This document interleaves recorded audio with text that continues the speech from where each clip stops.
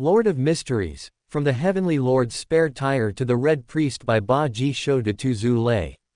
Chapter 126-150. Einhorn. That night, Robert and Avon shared a carriage, heading towards the outskirts of Backland. The old Earl's health has been very poor ever since his two successive heirs died unexpectedly. For years, he has been paving the way for me, working tirelessly and diligently. In the carriage, Robert spoke of the old Earl with a sigh of regret, while Avon was very curious about the old Earl. Robert, despite his youth, became a political titan, certainly due to his excellent talent, exceptional personal charm, and formidable ability. However, the old Earl's appreciation and cultivation were also indispensable factors. Without the old Earl's appreciation, Robert would not have had such a high starting point or achieved so many significant accomplishments. If anyone else had championed the grain bill last year, they would have been overthrown and destroyed by the other nobles. The reason Robert was not purged is largely due to the millennium reputation and status of the Ahova Earl's court, and the old Earl's influence in politics. According to Avon's understanding, the old Earl was also a prominent figure in politics when he was young. He once directly assisted the former King William Augustus in seizing historical opportunities, vigorously developing science and technology, expanding Loan's overseas colonies, and making immense contributions to Loan's development, turning Loan into a nation capable of competing with the Fasak Empire for supremacy on the North Continent. Unfortunately, after the current King Yangji III ascended the throne, he no longer trusted him, forcing him to exert influence only in the upper house. 10 years ago, the successive unexpected deaths of his two heirs dealt him an even heavier blow. However, just when everyone thought the Ahova Earl's court would decline, the old Earl unexpectedly chose Robert as his successor, and time proved how precision his vision was. Not long after, the carriage brought Robert and Avon to a vast estate. After passing a large fountain and garden, they arrived at the entrance of a villa. 2 rows of servants were lined up at the villa's entrance, awaiting Robert's arrival. After getting out of the carriage, while Robert greeted the welcoming butler, Avon curiously surveyed the estate in the night. He found it much larger than he had imagined. In the distance, there was a mill with a huge windmill, and with the gentle breeze, he could faintly smell a hint of wine, which was intoxicating. Seeing Avon's look of enchantment, Robert smiled and said, "The climate in the Backland region is often cloudy and rainy, with very short daylight hours. However, here in the suburbs, the clouds are thin, the sun is bright, and the temperature difference between day and night is extreme, making it very suitable for growing grapes and brewing wine. It is currently the season for winemaking, which is why you can smell the rich aroma of wine." Avon knew from his geography textbook that this area had an abnormal climate, and he also knew that if you continued 50 kilometers northwest along the Tassoc River, the climate would become the same as Backland again. The changes in this area have baffled climatologists and have been a century-long research topic for Loan geographers and climatologists. This is truly a good place for peaceful recuperation. The old Earl living here will surely recover his health. Avon glanced at the surrounding butler and servants and casually remarked, which brought a smile to the face of the welcoming butler. This made Avon realize that the old Earl was indeed very popular and respected. Although the Backland villa was more luxurious, Avon preferred this kind of large estate in the suburbs. Guided by the butler, Robert and Avon entered the grand villa, passed through the magnificent living room, and arrived at a spacious dining hall. In the dining hall, there was a long dining table that could seat dozens of people. At the end of the table sat an old man who appeared tall, with a full head of white hair and deep wrinkles on his face, yet he was skin and bones and wore pajamas. This old man was none other than the Earl Ahova. Seeing the arrival of Robert and Avon, he tremblingly picked up his handkerchief to wipe his mouth. And with a forced smile, he said, "You've arrived." Robert and Avon took off their coats, handed them to the attending servants, and then quickly stepped forward to greet him. "Hello, Earl. This is my younger brother. You met him when he was a child." The Earl Ahova held Robert's hand, looked Avon up and down, and nodded with a smile. "Your brother is a rare genius, and you are not bad either. The last time I saw you, you weren't even as tall as this table. Now I hear you've also embarked on the Meander pathway and are preparing to join the army. Of course, I can't catch up to my brother, I can only strive to follow. I do intend to join the army. I am currently serving in Military Intelligence Section 9 and have consumed the Hunter Pathway Magic Potion. Seeing that the Earl Ahova did not avoid mentioning Meander directly in front of the servants in the dining hall, Avon also had nothing to hide. He directly mentioned that he had consumed the Hunter Magic Potion to see if the long-standing Ahova Earl's court had any corresponding formula or materials. Hunter Pathway, the Earl Ahova muttered to himself in an inexplicable tone upon hearing Avon's words, then instructed the butler serving nearby. Go to my bedroom and bring me the box containing Tom's relics. After the butler left, the Earl Ahova asked Robert and Avon to sit down. Servants brought them tableware for dining, and then they began to chat about the current political situation in Backland while eating. Robert briefly explained the situation in Backland. When he mentioned that it was Avon who proposed the idea for the Government Employee Recruitment Act. The old Earl looked at Avon in surprise. When he learned that Avon had already comprehended the role-playing method on his own, the old Earl exclaimed, "Talent emerges in every generation." Mid-conversation, the estate's butler brought over a large silver box. The old Earl rummaged through it, then took out a small box and said, "My early departed heir also chose the Hunter Pathway. Inside this are the magic potion formula that I helped him collect. I heard you've already obtained the Pyromaniac Magic Potion formula from Military Intelligence Section 9, so what might be useful to you in here is this Conspirer formula. Tom no longer needs it, so I'll give it to you." With that, the old Earl Ahova pushed the small silver box across the table to Avon. Avon glanced at Robert, and seeing Robert nod, he then accepted the small box with trepidation, expressing his gratitude repeatedly. The dinner lasted a long time, with the old Earl, Robert, and Avon conversing extensively. After the servants cleared the table, the old Earl said to Robert, "You will be officially conferred by His Majesty tomorrow, becoming the rightful heir to the Ahova Earl's title. I have some things to tell you." With that, the old Earl looked at Avon, and Avon instantly understood the old Earl's meaning. He quickly stood up, claiming he was tired, and asked the butler to arrange a room for him to rest. After seeing the butler lead Avon away, the old Earl dismissed the other servants, then tremblingly tried to stand up. There were no other servants in the dining room at this time, so Robert quickly stood up to support him. "Come, let's go to the basement. There's something I want to show you there." Robert supported the old Earl alone, and under the old Earl's guidance, they arrived at a secluded room. Also at the old Earl's instruction, he found a mechanism on the bookshelf in the room, and finally, at the old Earl's signal, he twisted the mechanism, causing a staircase leading underground to appear in the room's floor. The staircase leading underground was wide enough for 4 or 5 people to descend side by side, and it was surprisingly clean, clearly indicating it was regularly cleaned. Robert, supporting the old Earl, slowly walked down. At the end, they found another secret door. The secret door triggered Robert's spirituality. It clearly had mystical power at work and could not be easily opened. What surprised Robert even more was that, according to his perception, the room where the secret chamber was located was already at the very edge of the villa. How could there still be space behind such a large door? This secret door was crafted by an extremely powerful craftsman at the request of our ancestor, using a traveler Meander characteristic. A door and a key were created separately. Without a key of the same origin, this door can absolutely not be opened. With that, the old Earl took out an ancient-looking ornament from his chest. If the old Earl hadn't said anything, no one would have guessed it was a key.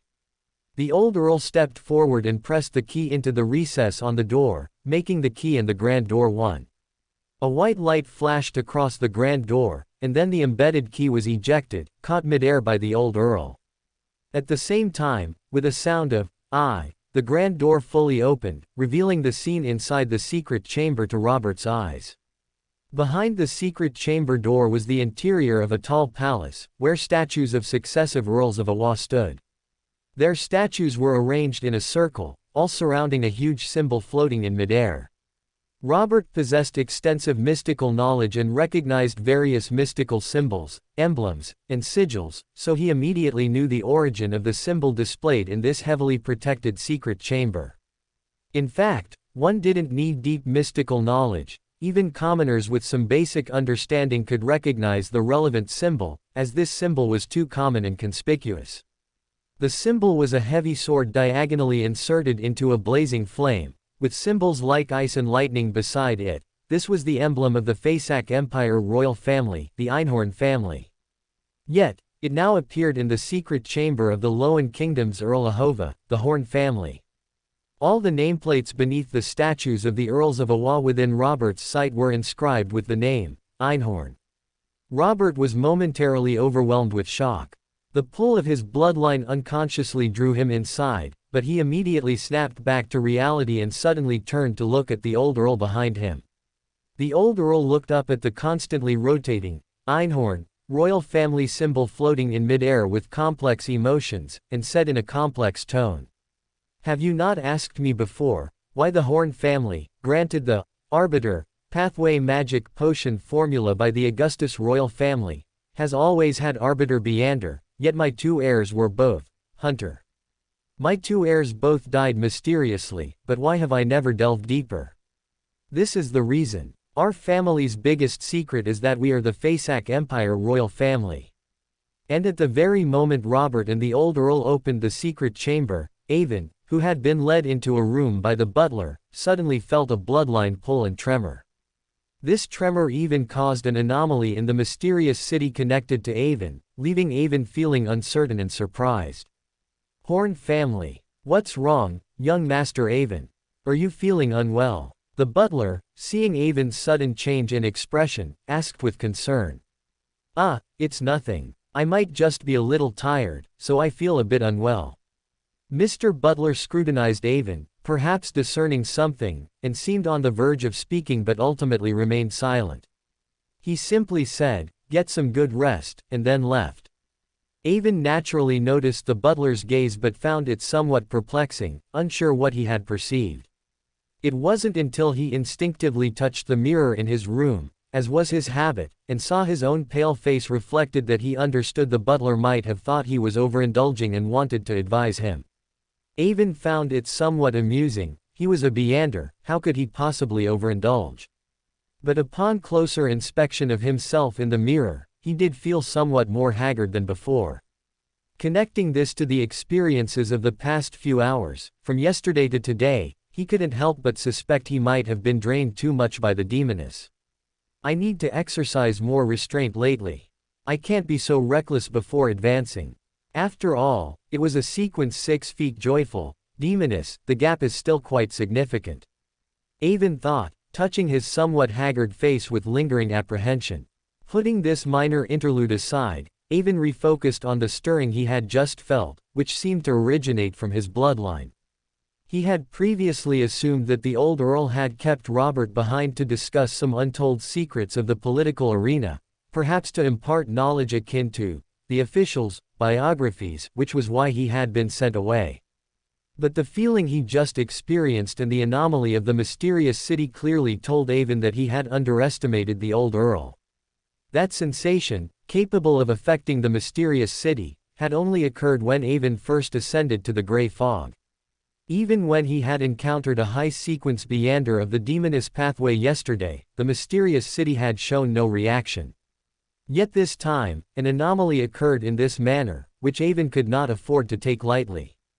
After all, the mysterious city was his reliance for survival in this dangerous world, so he had to be cautious. Unfortunately, he knew too little. Avon couldn't fathom the reason, so he could only shift his thinking and focus on his bloodline, as the recent commotion had not only triggered an anomaly in the mysterious city but also a stir within Avon's bloodline. Avon had not previously felt anything special about his Horn family bloodline, and influenced by his past life, he was not a proponent of bloodline theory. In his eyes, bloodline theory was even a feudal remnant. However, the longer he stayed in this world, the more Avon realized that in this world, bloodline theory was indeed the correct path, because the source of all order, the Beander characteristic, could be inherited, especially high-sequence Beander characteristics. Without some genetic factor, it was difficult to fully digest them, particularly when the Beander characteristic was passed down through the same bloodline for generations. For example, the high-level Beander characteristics of the Lewin kingdom were passed down within the royal family for generations, and generations of powerful individuals left the Augustus imprint on the Beander characteristics. In the end, for someone not of the Augustus family to attempt to use this Beander characteristic for advancement was almost a pipe dream. And even within the Augustus royal family, they had to seek out individuals who resembled their ancestors, much like the records concerning Sauron family in Emperor Rosel's diary. The feeling of bloodline agitation just now unequivocally proved that the Horn family bloodline was not so simple. Thinking of this, Avon couldn't help but let out a bitter laugh, for he had always been, in the midst of the mountain, never thinking in this direction. As long as one stepped out of the intellectual dead end and simply scrutinized the Horn family, one could actually discover many anomalies.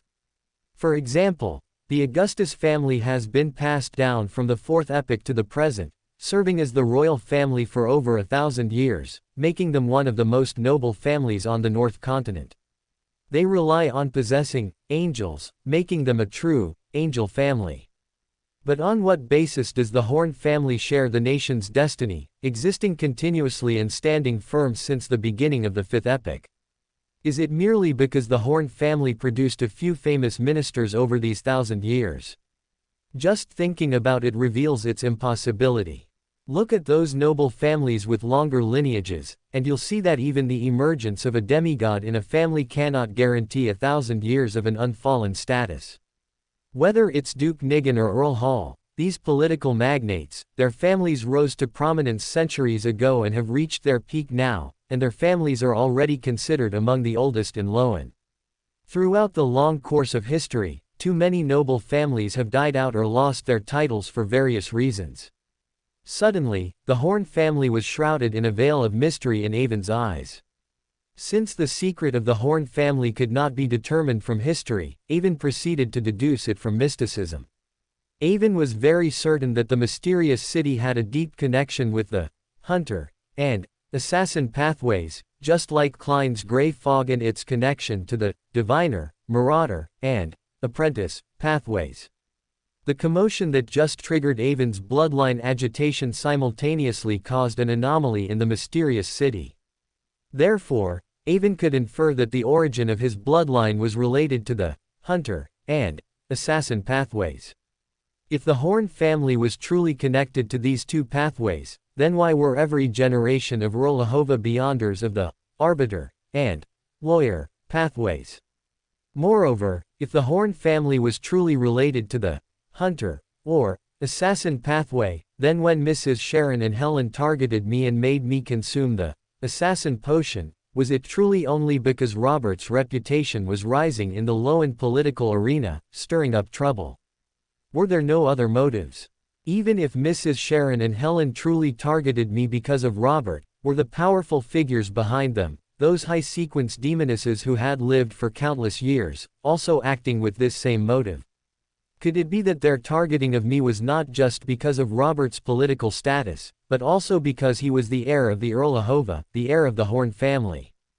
As Avon thought of this, he felt cold sweat break out on his forehead, but he quickly forced himself to calm down.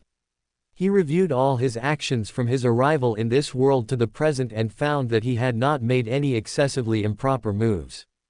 All improper actions were completed on the gray fog, and Avon had absolute faith in the gray fog's confidentiality measures. Moreover, the mysterious city's ability to confuse the mind was something even Adam and 008 could not discern, which Avon had verified, so none of his inner thoughts could possibly be leaked. Furthermore, the mysterious city's Beander rank was high enough to have a strong suppressive effect on demonesses, so no high-sequence demoness should be peeking at him, otherwise, he would have discovered it in his gray-white vision yesterday.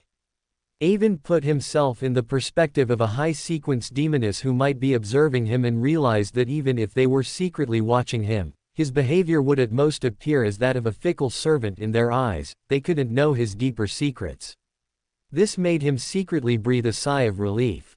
Although it might just be a conjecture, Avon nevertheless raised his internal alarm to the maximum, preparing to conduct a probe at an opportune moment. Beyonders of the assassin pathway are too concentrated, basically all gathered in the demonist sect and theosophy order, and their bloodline ties are close. It's highly unlikely that the Horn family's ancestors were demonesses who then turned back into men. Otherwise, the demonesses of the demonist sect would have long since come knocking out of jealousy, and the Horn family wouldn't dare to let family members leave Backland. Therefore, the possibility of the Horn family being related to the assassin pathway was basically ruled out by Avon. Then the Horn family could only be related to the hunter pathway, and there are actually few bloodline families that might control the hunter pathway. Avon first ruled out the Einhorn family, who control the hunter pathway, because they are still the Fasak Empire's royal family. If the Horn family was related to them, what reason would they have to run to the Luan kingdom? They couldn't just randomly claim them as ancestors because their surnames sounded somewhat similar, could they? After consideration, Avon also ruled out the Sauron family, because the Sauron family was the royal family of the former Intis kingdom, overthrown by Rosal 100 years ago, while the Horn family has existed in the Luan kingdom for 1,000 years. At that time, Rosal's might shook the North continent, subduing various nations. If the Horn family were truly a branch of the Sauron family, Rosal, with his personality, would surely have eradicated them completely. As for the Iron and Blood Cross Order, which controls the hunter pathway, that's even more impossible. They were only established a few hundred years ago. How could they be related to the Horn family? Moreover, the Iron and Blood Cross Order believes in the true creator. According to the Beyonder characteristic law, the Storm God and the true creator are mortal enemies. How could he allow the Horn family to exist peacefully in Loan for over 1,000 years? After much deliberation, Avon finally set his sights on the Medici family, which seemed to have gone extinct. Although the Medici family followed their ancestor in believing in the true creator, it's not impossible that some people rebelled after their ancestor Medici died and the true creator was sealed, right?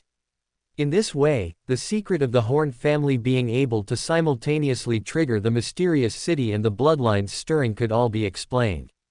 After all, it was once an angel family that possessed a king of angels. It's very reasonable for them to leave behind some hunter pathway treasures to protect their clansmen. This also explains why successive patriarchs of the Horn family were beyonders of the arbiter and lawyer pathways. Doing so could avoid suspicion, telling the Storm Church and the Augustus royal family, we, the Medici family, will absolutely not follow the old path again. The more Avon thought about it, the more reasonable it seemed, and the more he felt his conjecture was correct. But at the same time, his expression grew increasingly strange. If his family was indeed a descendant of the Medici family, then would his joining the Aurora Order count as returning to his roots? Then, would his previous plan to eliminate the Red Priest, Angel, which was a 3-in-1, be considered an act of rebellion and betrayal against his ancestors? Just as Avon was lost in wild thoughts, he heard a knock on his door. "Young Master Avon, have you rested well? Earl and young Master Robert are calling for you downstairs." When Avon came downstairs again in his formal attire, he was surprised to find that Robert seemed different from before, becoming even more imposing, which was clearly evident from the bowed heads of the surrounding servants. "We still need to go to the palace tomorrow morning to receive the conferment of nobility, so we cannot stay here much longer. Let's return to Backland now." Robert stood up and said directly when he saw Avon come down. It was then that Avon noticed Robert had already put on his coat. "Aren't we going to say goodbye to old Earl?" Avon asked curiously, as he did not see old Earl. "No need, he is very tired and has already returned to his bedroom to rest." Avon nodded silently and left the manor with Robert without saying anything more. In the carriage back to Backland, Robert held his cane and kept his eyes closed, resting. Avon had always wanted to ask what had just happened, but each time the words reached his lips, he swallowed them back down. Since old Earl had sent him away at that time, he clearly did not want too many people to know what he had told Robert. Robert should have also been instructed, so it was very likely that nothing could be asked of him. However, if he did not ask, Avon would be itching with curiosity. Perhaps sensing Avon's dilemma, Robert opened his eyes, looked at Avon, and said with a smile, "It is indeed something difficult to speak of. If you have the potential to become a demigod in the future, I will tell you the secret of the Horn family. If you ask me now, I cannot say, as it might bring you disaster." Avon was helpless, understanding that his brother had always been a man of his word, and he would not be able to get any useful information from him. After a while, Robert spoke to Avon again. "If Edsac Augustus intends to win you over and befriend you, you do not need to refuse, and can even show goodwill appropriately." Avon looked at Robert in surprise.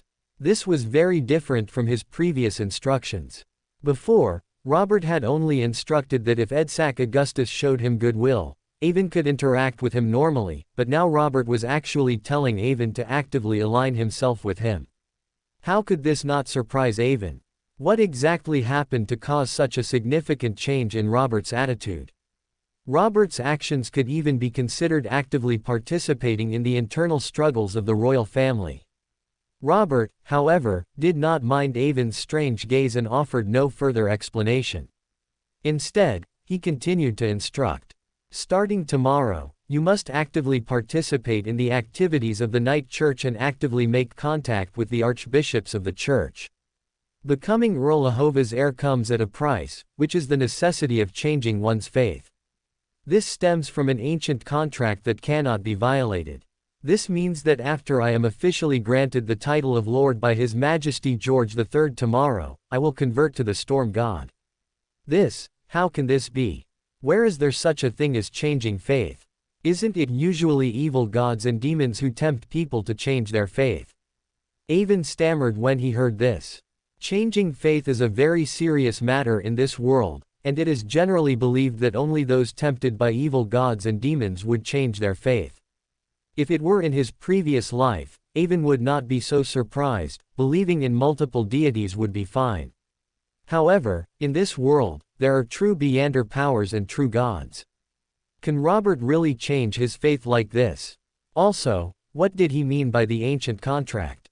Is there a contract that stipulates that the title of Earl Ahova can only be inherited by followers of the Storm God? Does this mean that his previous deduction was correct, that the Horn family is indeed the surviving Medici family? So, was the condition for the Loan Kingdom to accept the Horn family that they must convert to the Storm God? For a moment, Avon's mind was in a turmoil. This ancient contract was also something I had not anticipated before. Influenced by our parents, we have always been followers of the Evernight goddess. Now, my sudden conversion is indeed difficult to explain, but the Night Church is also aware of this ancient contract, so they will not delve deeply into it. However, even if they do not delve deeply, we cannot ignore their feelings. That is why you must actively participate in the activities of the Night Church. Contact Archbishop Anthony Stevenson, try your best to appease the Night Church, and at the same time demonstrate your value. Before, I never understood why, after I retired from the military with such high profile and actively participated in politics as a follower of the Evernight goddess, the church remained lukewarm towards me. I used to think it was because I was too strong, and combining forces with Earl Hall might overturn the power balance of the two major churches in the political arena, so the Evernight goddess's church did not want to provoke the Storm Church too much. Now I understand. As the heir of Earl Ahova entering the political arena, in the eyes of the Night Church, I would sooner or later convert and become a part of the Storm Church's influence in the political arena. Robert paused, saw Avon looking at him intently, chuckled slightly, and then continued. Both the Night Church and the Storm Church are expanding their influence in various fields within the Loan Kingdom. The relationship between the royal family and them is extremely complex, and the struggle for influence within military intelligence Section 9 is even more critical. The spokesperson for the Knight Church within military intelligence Section 9 was actually Mason Dill, who was executed by the royal family under the charge of rebellion. The previous king, William VI, was committed to reform, so he chose Mason Dill, who had deep ties with the Knight Church, as the royal family's spokesperson, uniting with the relatively enlightened Knight Church to suppress the conservative Storm Church and promote reform. However, after the current king's ascension, he killed Mason Dill under the charge of rebellion, purged related forces, and then turned to be relatively close to the Storm Church. The Knight Church's influence in military intelligence Section 9 suffered greatly, so your appearance at this time is opportune. If you can demonstrate your abilities, gain the recognition of the Knight Church, and integrate the remaining forces of Mason Dill, it will be of great benefit to your future development. This was originally what I was going to do. Mason Dill's daughter becoming your subordinate was an unexpected surprise. It's just that things are unpredictable. I can no longer proceed with this matter, but it would be a pity to give up such a significant position of power, so you shall do these things, and I will fully support you. Robert spoke a lot in one breath, even revealing many internal details and his previous arrangements that Avon had not known before. I know what to do. Recently, I've discovered some new clues that feel like a major case. I will report to Deputy Director Jonas as soon as possible and strive for independent investigative authority. Once I have independent investigative authority, I will have the right to mobilize investigators. During this time, I have also come into contact with many former subordinates of Mason Dill who are actively approaching me. At that time, I will split the case and distribute the credit to them. The subsequent commendation process will require your help, brother. Robert listened to Avon's clear and organized arrangements, smiled with satisfaction, and nodded in agreement. Watching Robert close his eyes to rest again, Avon couldn't help but sigh that after seeing old Earl tonight, everything seemed to have changed, bringing forth many questions. At the same time, Robert's logical behavior also underwent significant changes due to the shift in circumstances. But he didn't know the fundamental reason behind it, only having some vague guesses. Everything seemed unchanged, yet everything seemed to have changed completely. Tingnan, West District, Michelin Restaurant.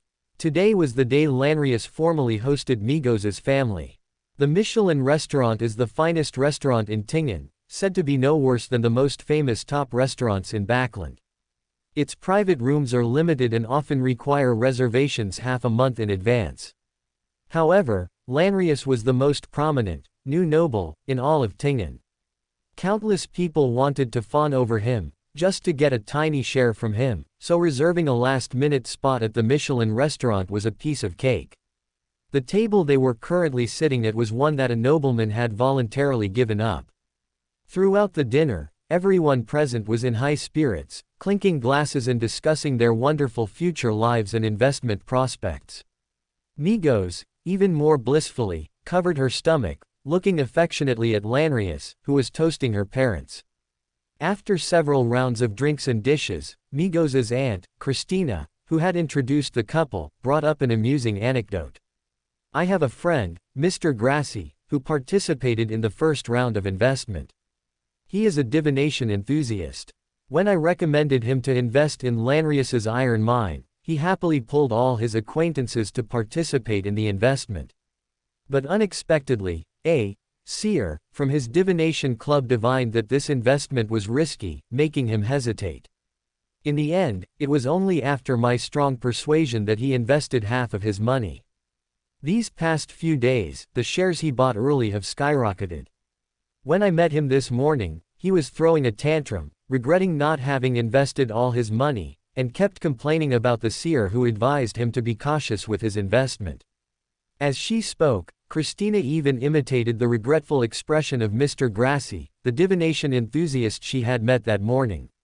I've heard about this too, but it's his own fault. The opportunity to get rich was right in front of him, yet he listened to others' opinions. He deserves not to make a fortune.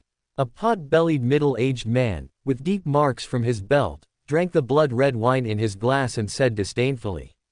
He was Migos' uncle, owned a small factory, and was the person who invested the most from Migos' family into Lanrius's iron mine.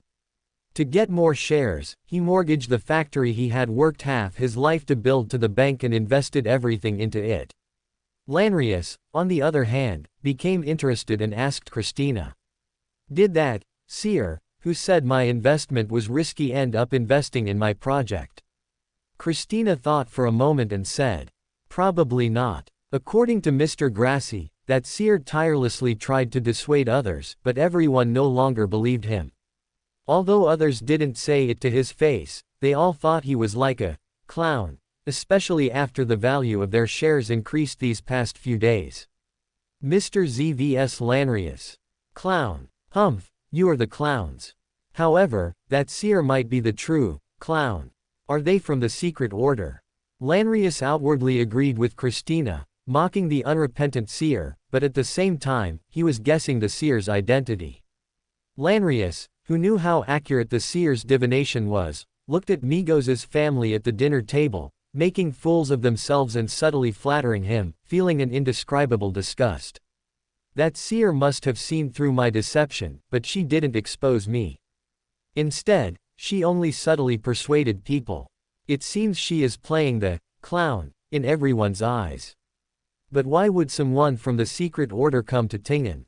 Although Tingen is a famous city in LotM, it's not important enough to send high-level spies to infiltrate, is it? Lanrius, who knew a lot about the Beyonder world, was aware that many members of the secret order held identities from the Intis Republic's 8th Bureau, so he was very surprised to see a seer here. If I had known there was a seer from Intis before, perhaps I could have cooperated with her. If I could use the power of a country to place the forged iron mine location on the southern continent, the effect of this deception might have been able to spread nationwide, unlike now where it's in Zylavis County, constantly worrying about being exposed.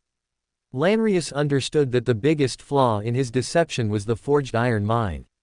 He had forged related certificates for the iron mine, forged the site, forged everything, but these were only to deceive some middle-class people out of their money, and they didn't have the ability to distinguish truth from falsehood.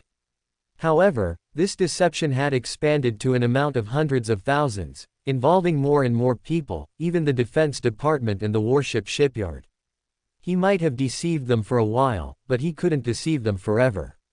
They would send people to Zylavis County to survey the iron mine sooner or later, so he had to leave tonight. Just as everyone was almost full, an employee Lanrius's company had hired these past 2 days burst into the restaurant and handed Lanrius a telegram. Under everyone's gaze, Lanrius frowned slightly, then quickly relaxed, and said to his fiancée's family. It's a telegram from Backland. The Parliament is about to enter recess, and the Defense Department's relevant budget has been cut a bit. The signed contract might have a change in amount, and they invited me to Backland for a face-to-face discussion. Migos' family did not suspect anything, as doing business with the government often involved changes due to new administrations or ministerial reshuffles. Encountering this situation was quite normal. Lanrius pondered for a moment and said to Migos, "My dear, this matter is very important. I think the sooner I go, the better.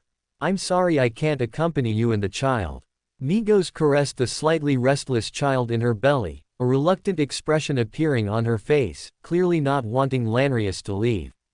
Their introducer, Christina, was very perceptive and quickly persuaded Migos, barely convincing her to give up the idea of accompanying him to Backland.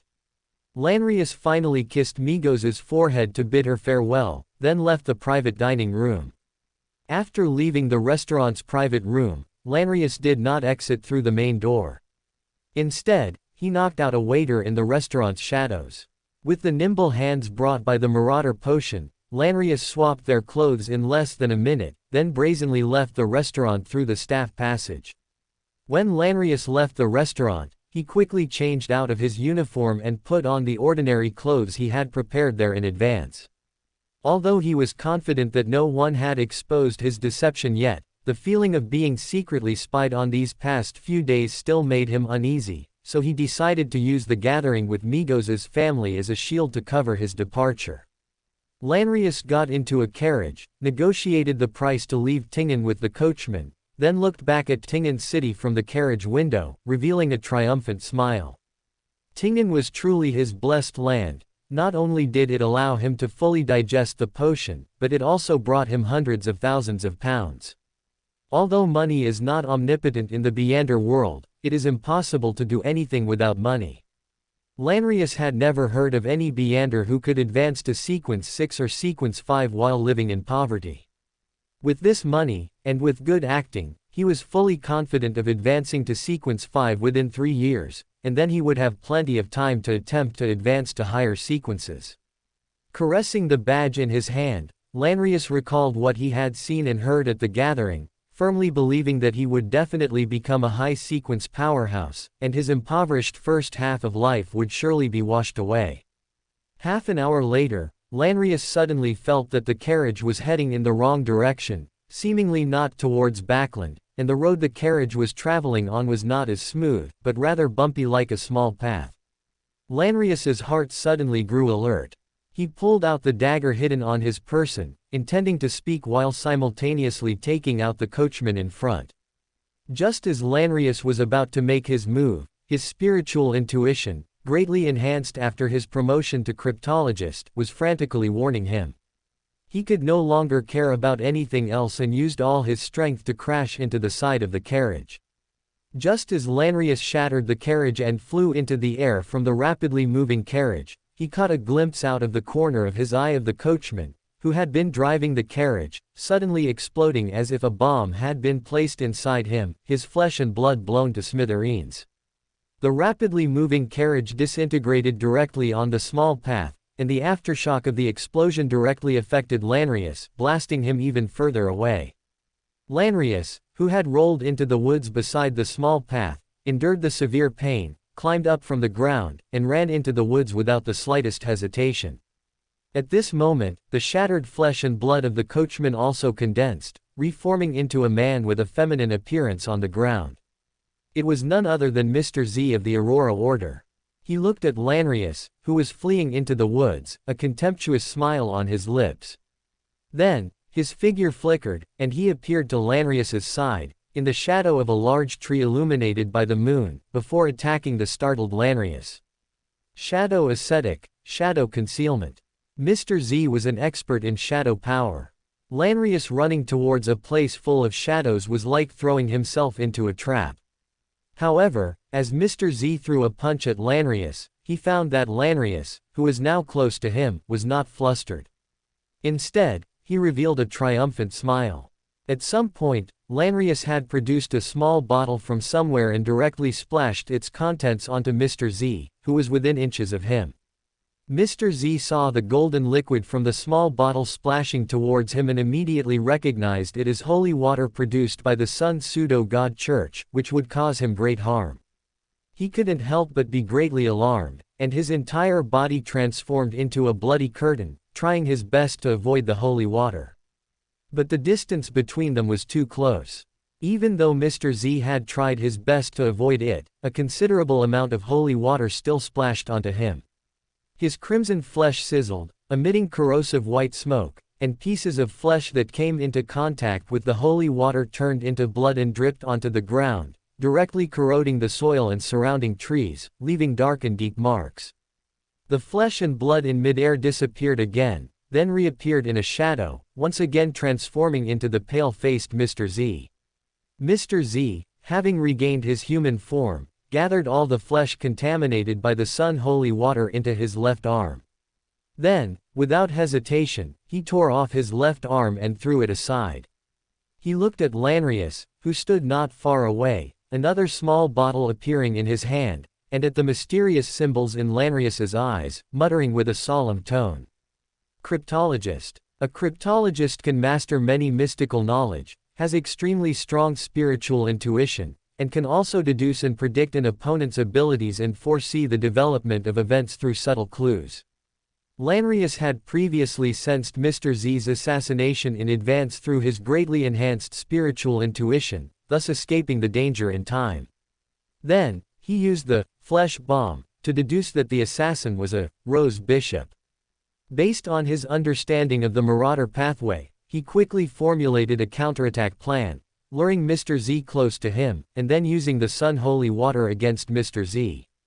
Lanrius had originally intended to display his characteristic mocking smile, engage Mr. Z in a verbal battle, and then create an opportunity to escape.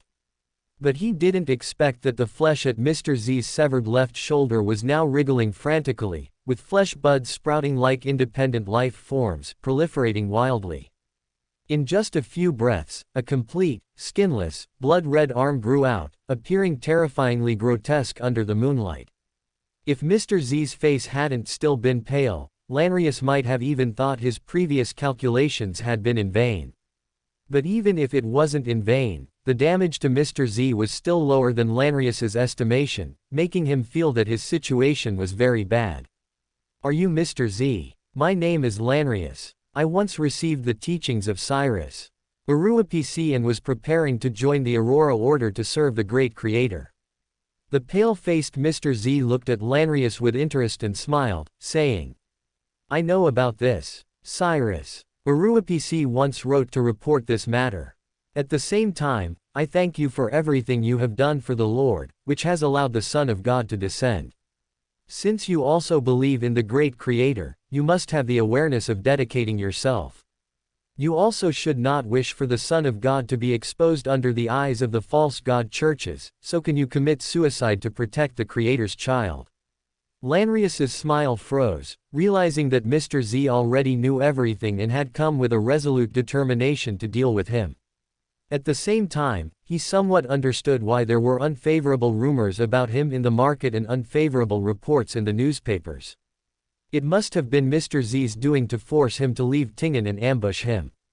Just as Lanrius was about to use words to buy himself an opportunity to escape, a small piece of flesh from the grass stealthily approached Lanrius. When Mr. Z transformed into a curtain of flesh and blood to evade and defend against the Sun Holy Water, he seized the opportunity to split off a piece of flesh, letting it fall to the ground, preparing for a sneak attack later.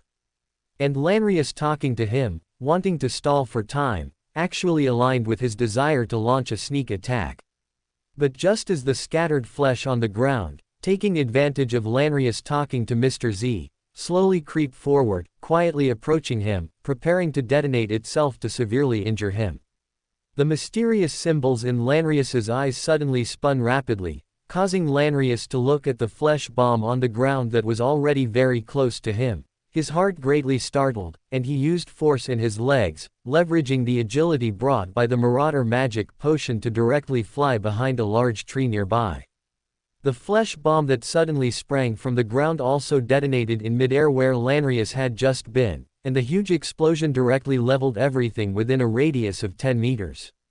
The large tree where Lanrius was hiding was also blown into several pieces, and he himself was affected by the huge shockwave. His internal injuries worsened, and although he tried his best to suppress it, a trace of fresh blood still seeped from the corner of his mouth. But Lanrius did not take the opportunity to escape. Instead, he extended his open right hand, revealing the flesh he had held in his hand at some unknown time, and then, with a frenzied smile, he touched the ring on his left hand to the flesh in his right hand. Mr. Z, who had flown forward, preparing to finish off Lanrius, saw this situation, his spirituality warning frantically, and his face changed drastically. He directly bit off one of his right fingers with his mouth and threw it aside. The discarded finger ignited directly in the air, a ball of black flame burned the entire finger, emitting a foul, burnt smell, then quickly disappeared, turning into gray dust. Mr. Z looked at the somewhat feminized Lanrius with a grim expression, looking at the ring on his finger, and said with a grim expression, "Which?" Mr. Z had originally thought he could easily take down Lanrius, but he hadn't expected Lanrius to have so many things on him. The gap between Sequence 6 and Sequence 7 was not as great as imagined. Lanrius, possessing a sealed artifact made from a Witch Beander characteristic, plus the ability of a cryptologist, was no longer someone who could be easily manipulated. "You've been monitoring me for several days. You wouldn't think I really didn't notice, or that I really didn't make any preparations, would you?" Lanrius looked at Mr. Z with a feminine gaze, sizing up his handsome face. Although he knew this was a side effect of the sealed artifact, he couldn't help but feel a hint of jealousy, a jealous desire to get him. Currently, all of Lanrius's equipment was purchased after he made money, which also made Lanrius, who had been accustomed to hard times and was afraid of poverty, realize the power of money ability. Remembering the hundreds of thousands of gold coins deposited in the Bakeland Bank, his heart grew even hotter, and at the same time, he hated Mr. Z, who ambushed him, even more. Just now, he had probed that Mr. Z was only a Rose Bishop of the Secret Analyst Pathway Sequence 6, and not the strongest shepherd below a demigod. Lanrius knew that Mr. Z already knew about the true creator's offspring, and there was no room for reconciliation between them. Only one person could leave here today. Someone has been monitoring you these past few days. What Lanrius didn't expect was that Mr. Z actually raised an eyebrow and retorted, clearly confused by what he had just said. As a cryptologist, Lanrius immediately discerned that Mr. Z was not lying, he truly hadn't been monitoring him.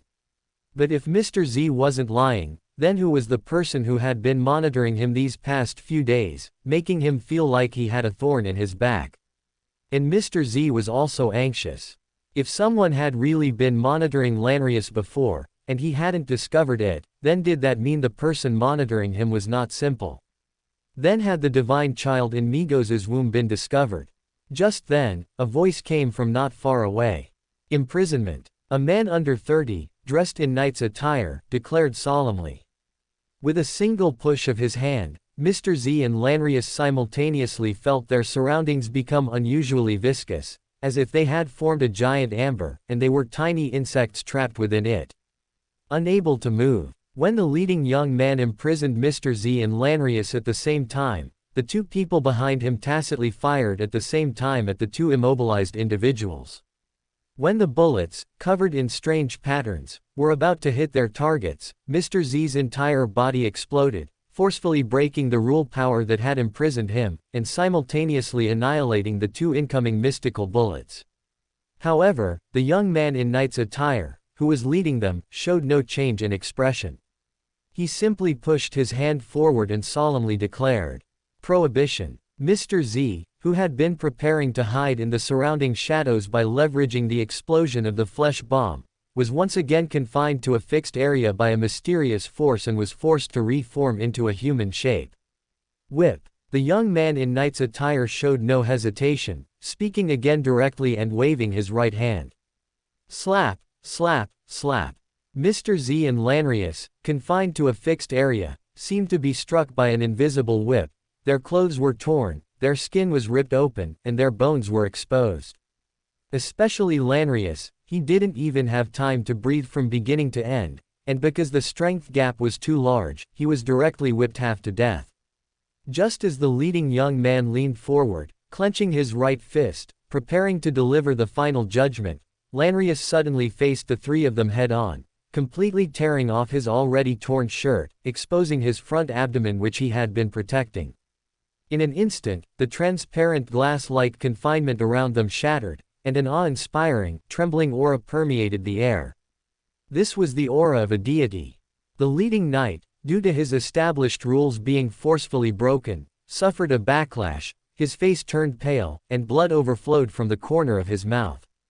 Before he could react again, his spiritual intuition warned frantically.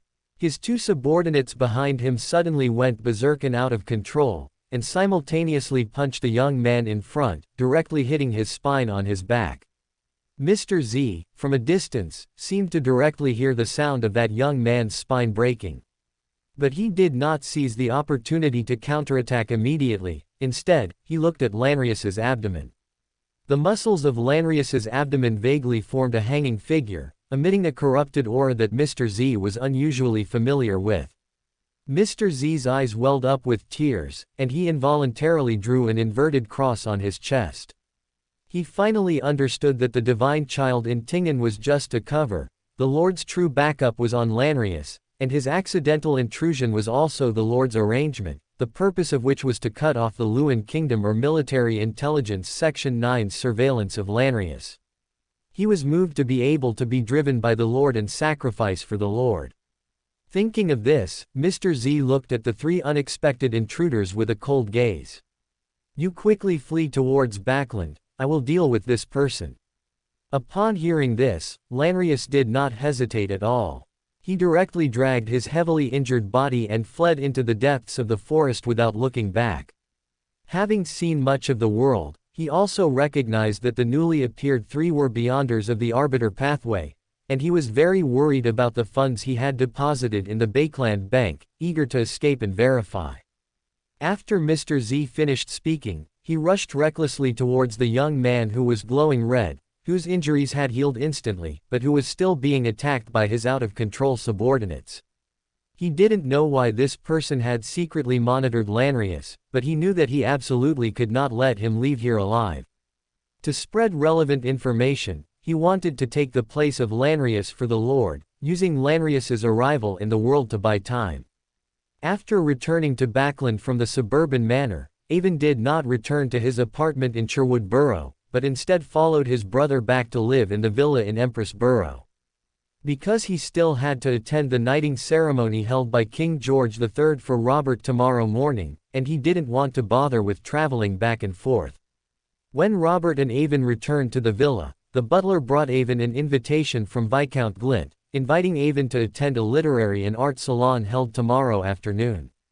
Avon's residence in Sherwood Borough was not widely known. Outsiders generally sent invitations to Avon to the Ahova Earl's Court in Empress Borough. Avon usually didn't want to pay much attention to such invitations, but remembering Furza's visit yesterday and the advice he gave her, Avon couldn't help but wonder in his heart if Furz and Audrey's first meeting wouldn't be at this salon. Avon was still very interested in this scene from the original work, and Viscount Glint had not sent him an invitation before. Was this unusually formal invitation this time because his previous suggestion to him about obtaining the apothecary magic potion formula from the Earth Mother Church was not going well? Avon also wanted to inquire about Bishop Utravsky's condition, so he put away the invitation. The butler had prepared the room Avon had previously stayed in for him to rest. Avon, familiar with the routine, took a shower and lay on the bed, routinely flipping through Lord of the Mysteries in his mind, wanting to understand the situation in Tingen. Small rumors of the Lanrius deception began to spread in the streets and alleys. This was spread by Mr. Z. He wanted Lanrius to flee in a hurry, and he would take Migos away amidst the chaos. A telegram from Backland changed the content of the Tingen Honest People's report. Lanrius, from the information in the newspaper, realized that important figures were beginning to suspect him and prepared to accelerate his withdrawal. At the same time, facing the risk of running out of food, the workers remembered the government's support for factory owners to lower minimum wages a few years ago. Deciding not to wait for the negotiation results, they launched a general strike. Bloody clashes occurred between the military police and the workers, covering up all news unfavorable to Lanrius. The spread rumors did not have the desired effect, but the resentment brought by the general strike of workers was very suitable for the growth of the evil god's offspring in Migos' belly. Mr. Z decided to let Migos continue to stay in Tingen, nurturing the evil god's offspring with the omnipresent hatred and resentment, so Lanrius could not be caught. Mr. Z decided to kill him. Lanrius, who left the city overnight, was ambushed by Mr. Z, but having obtained a large amount of money, he was no longer what he used to be. Mr. Z's ambush was unsuccessful. Members of the Luan Kingdom Royal Guard, who suddenly appeared, cornered Mr. Z and Lanrius, and they faced the threat of death. Many layers are painted below, and new content has been added. Lanrius actually had the true creator's seed on him, and this caused the two people who had previously been monitoring Lanrius to instantly lose control and attack their superior. To cover Lanrius's retreat, Mr. Z sacrificed his own life to severely injure the mysterious disciplinary knight. Welcome to Fanfic Audiobook, your go-to place for immersive audiobooks. If you enjoy the content, don't forget to like the video and subscribe to our channel for more amazing stories. And please support the author by link in description. Why would members of the Royal Guard go to Tingen City? Shouldn't it be Military Intelligence Section 9, or a hunting dog, raised by some big shot? Why would the royal family get involved in this dirty business? After Avon finished reading Ince Zangwill's new script, this question immediately popped into his mind because it was too unusual. Although Lord Robert's write-off plan had received the joint approval of King George III, Duke Nigan, and Earl Hall, this matter was still too dishonorable. Once exposed, it would benefit no one. Therefore, the person sent to execute the mission of making Lanrius disappear should not be someone who could be directly linked to the big shots. King George III should not have gotten involved in this matter, yet he sent his own royal guard to carry out this mission. This was definitely not to silence Lanrius, instead, it indicated a desire to hold Lanrius in hand. King George III wanted to control the lifelines of all relevant personnel. In the entire write-off plan, Lanrius was the top priority because he had to take all the blame and bear all the crimes that were not his. Therefore, he could not be arrested and appear in public, giving him a chance to speak, because the charges were placed on him, and there would inevitably be loopholes. He could not die suddenly, otherwise everyone would suspect the inside story and believe that someone was plotting behind the scenes. So Lanrius could only disappear silently, and the rest of the matter would be fabricated by the Defense Department, investigators. Whether it was said that Lanrius was an Intis spy or a great swindler who appeared once in several centuries, it would all be up to the investigators. However, King George III's action was very interesting. He approved the write-off plan, but he wanted to hold Lanrius in his hands. Did the other military big shots know? Did Duke Nigan know? Did Earl Hall know? Did his own brother Lord Robert know? Lanrius could be said to be the list of officials in the world of mysteries, a piece of incriminating evidence that could be used to bring down a large number of people through public means. Did George III discuss with others about wanting to obtain Lanrius? Even if George III was full of justice and prepared to use Lanrius to expose a major case, so many people were considered the foundation of his rule. If they all fell, could he bear it? Not to mention the counterattack of these people joining forces, it was not impossible to replace a king, and there were precedents. Moreover, from the original work, no matter how one looked at it, George III did not seem like a good king who upheld justice. Instead, he seemed more like a peerless villain who colluded with the demoness and brewed a shocking conspiracy. If he wanted to obtain Lanrius not for the sake of justice, then it could only be to achieve some unspeakable goals. Connecting this to the Backland smog incident that might break out in a few months, and to the fact that he was forced to compromise by the three major churches afterward, Avon seemed to vaguely grasp something, but also found it incredible, because this could not bring him real benefits. Avon could only put this matter aside in his heart. Knock, knock, knock. Avon's room door was knocked. He got out of bed, opened the door, and found that it was Mr. Hope. Lord Robert has something to discuss with you. Avon guessed what it was and did not change his clothes, following Mr. Hope to Lord Robert's study in his pajamas. When Avon entered Lord Robert's study, he saw Lord Robert also wearing pajamas, holding a pipe in his mouth, and looking at a telegram. Seeing Avon enter, he handed the telegram to Avon and then said, "Today, Tingen experienced a citywide general strike. Military, police and workers clashed, killing more than 20 people and injuring more than 200. Tingen is already preparing for a curfew tonight, and this matter will be reported tomorrow. In less than 2 days, the entire North Continent and Southern Continent will know." Avon already knew about the Tingen matter, so he just glanced at the telegram, put it down, and then said, "The Tingen matter will be resolved in a day or two. How is the Lanrius situation? Has he been brought under control?" After I received the telegram, I immediately had people contact the relevant personnel to inquire about Lanrius's situation. We will know soon. The relevant cases should be exposed in the next 2 days, and we should also think about how to govern Tingen afterward, as it is also our foundation. This is easy. The impact of this scam is actually very simple. The depletion of circulating funds in the market, with capitalists and factory owners mortgaging their assets to banks. Once the scam is exposed, the shares in the hands of capitalists and factory owners become worthless, yet they lose their assets, leading to widespread bankruptcies, which in turn triggers a credit crisis. Banks may also face runs from the public due to large amounts of bad debts, eventually unable to pay out money, leading to bank bankruptcies and a mess. Avon had anticipated these matters, so he spoke eloquently. Lord Robert took a puff from his pipe and then gestured for Avon to continue. So the most important thing is confidence. We cannot let the public know that factory owners are about to go bankrupt due to loans, and even if they do know, we must make them believe that someone is providing a safety net. During this time, you had Mr. Hope obtain so much evidence.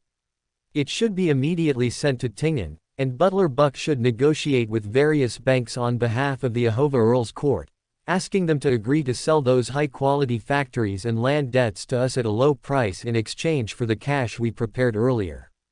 Of course, we cannot take everything, we must leave some for others. After obtaining the creditors' rights, we should immediately send people to take over the relevant factories, keep them running normally, and tell those factory owners that if they do not agree to the takeover, we will immediately demand repayment. If they help us smoothly take over the factories and perform well, we can retain them as senior executives. After the scam is completely exposed, first pay the workers at least 2 weeks' wages, and spread the news that the Ahova Earls Court has acquired the factories. Do not mention other things. As long as the public is not panicked, everything will be easy to handle. Finally, Mayor Dennis and Councillor Manazin should be immediately arrested and brought to court to quell the public outrage of the middle class.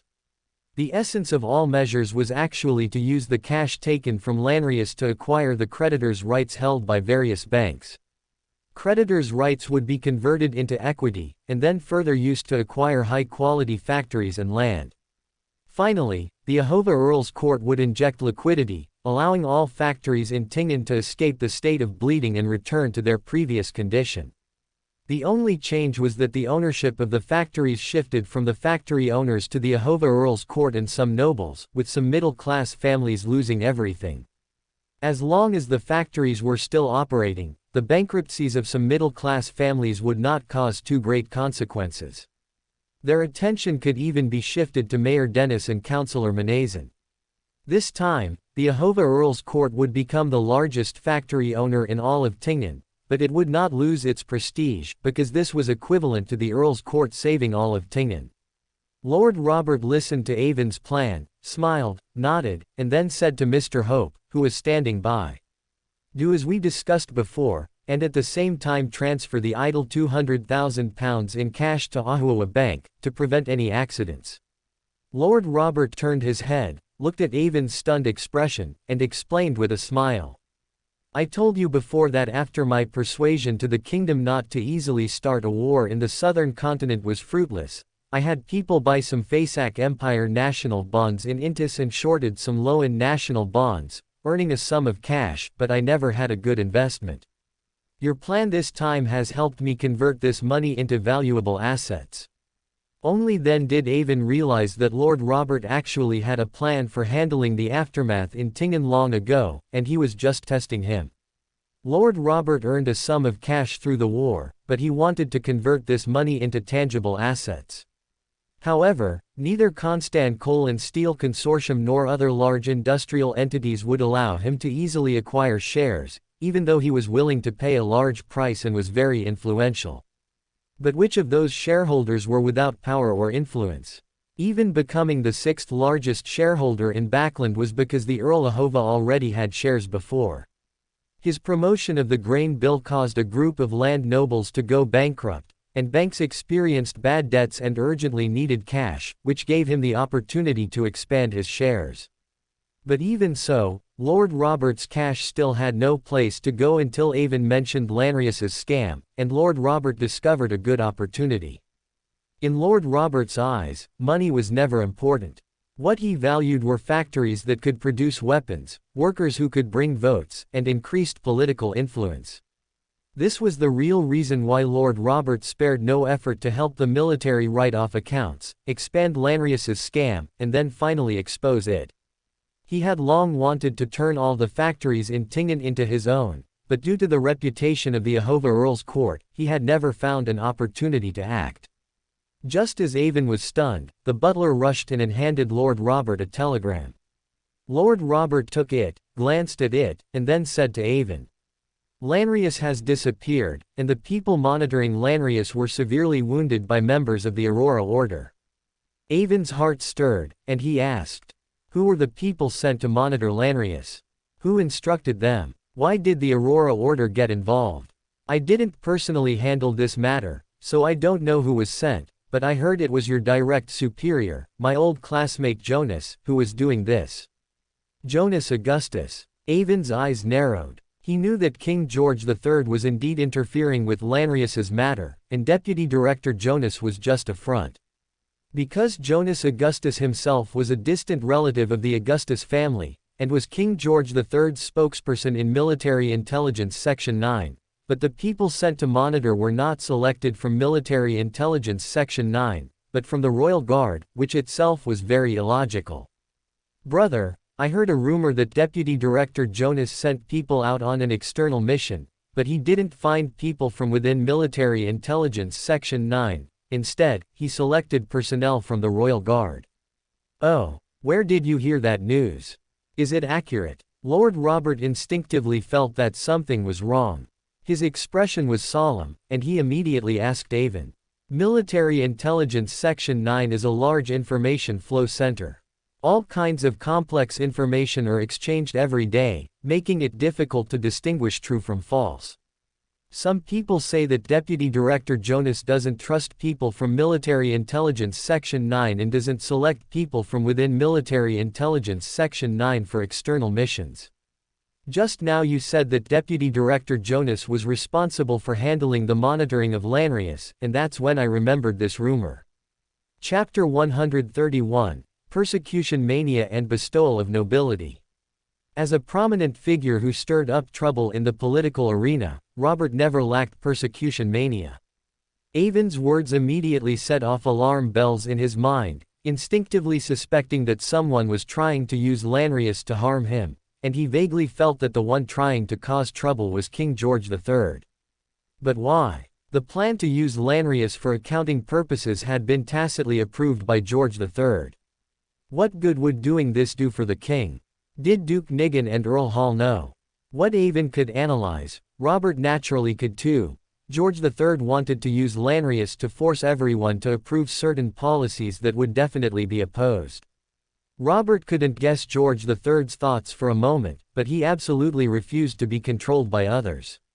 No matter what conspiracy was behind it, it had to be stopped. Robert immediately led Avon downstairs to the telegraph room in the basement and said to Mr. Hope, who was supervising the telegraph to Tingen City, "Send telegrams to Duke Nigan and Earl Hall, asking if they know about Lanrius's situation, and if they've heard any rumors about Royal Guard members monitoring Lanrius.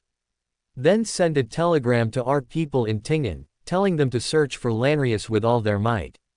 Once found, immediately take control of him. If anyone obstructs, ignore them, no matter who they are."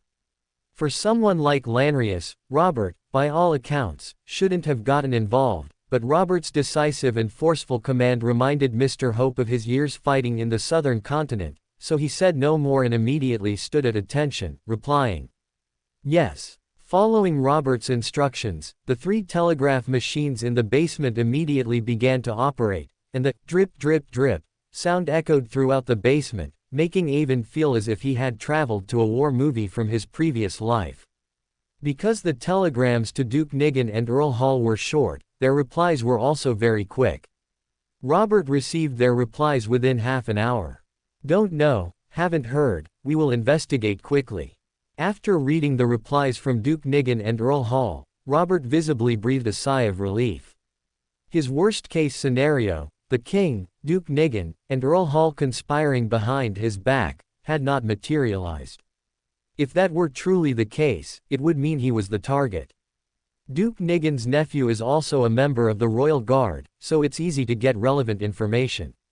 It won't be long before we know who accepted Deputy Director Jonas's request to monitor Lanrius. In Robert's words, he deliberately emphasized the word request, clearly understanding that this matter would ultimately be untraceable. Even if they found Royal Guard members monitoring Lanrius, it would ultimately be attributed to Deputy Director Jonas's private request and would absolutely not implicate King George III.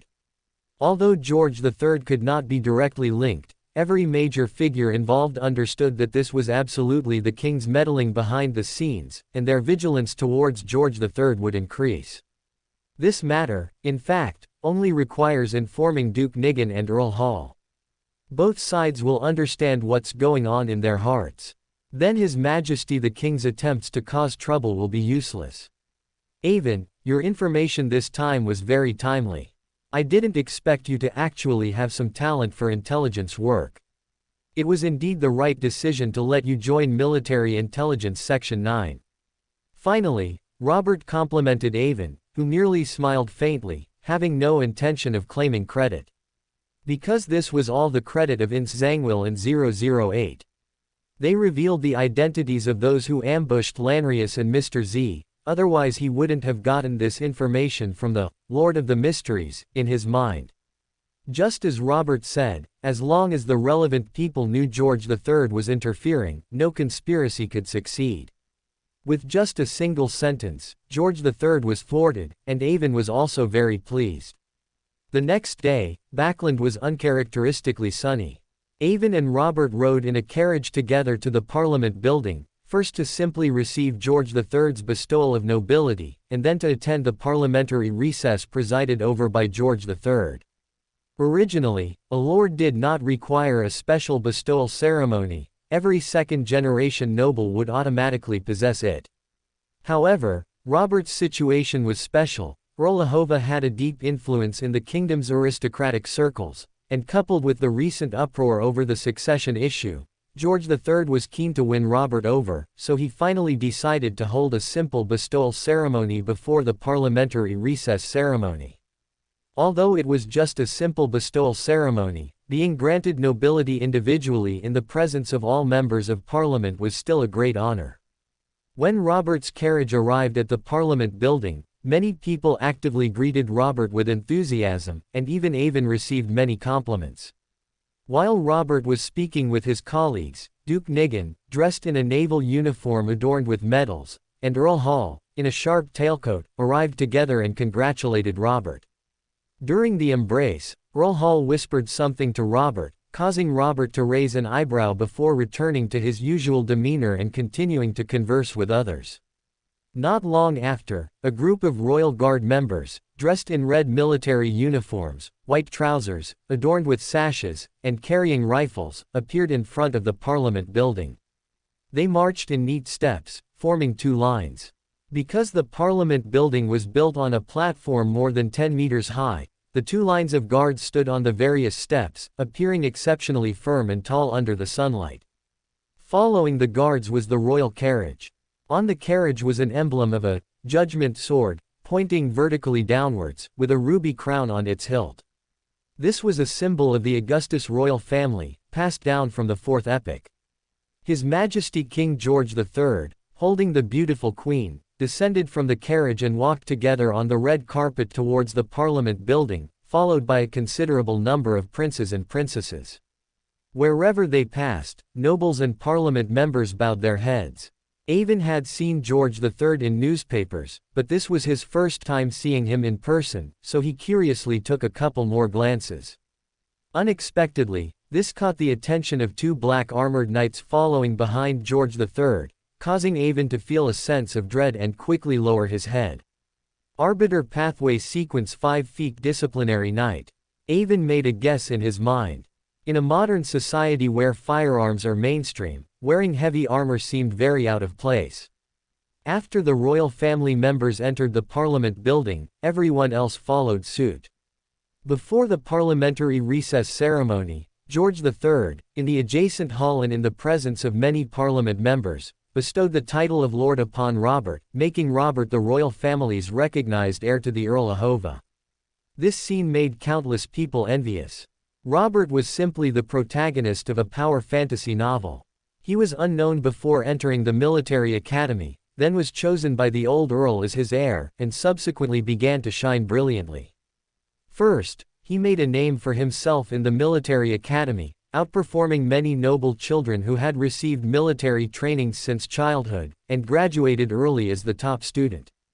Then, he displayed great prowess in the southern continent, capturing generals and flags, and earning military honors. Subsequently, he resolutely abandoned the military for politics, stirring up trouble in the political arena.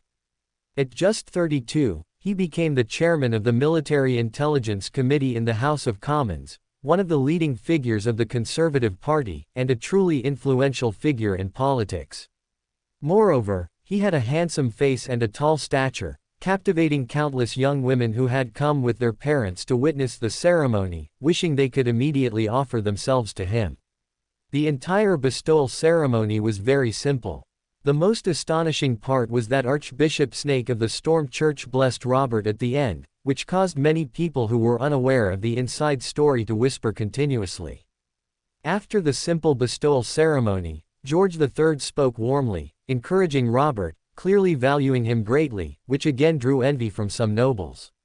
Robert naturally spoke some polite words of loyalty to the king, mutually flattering each other.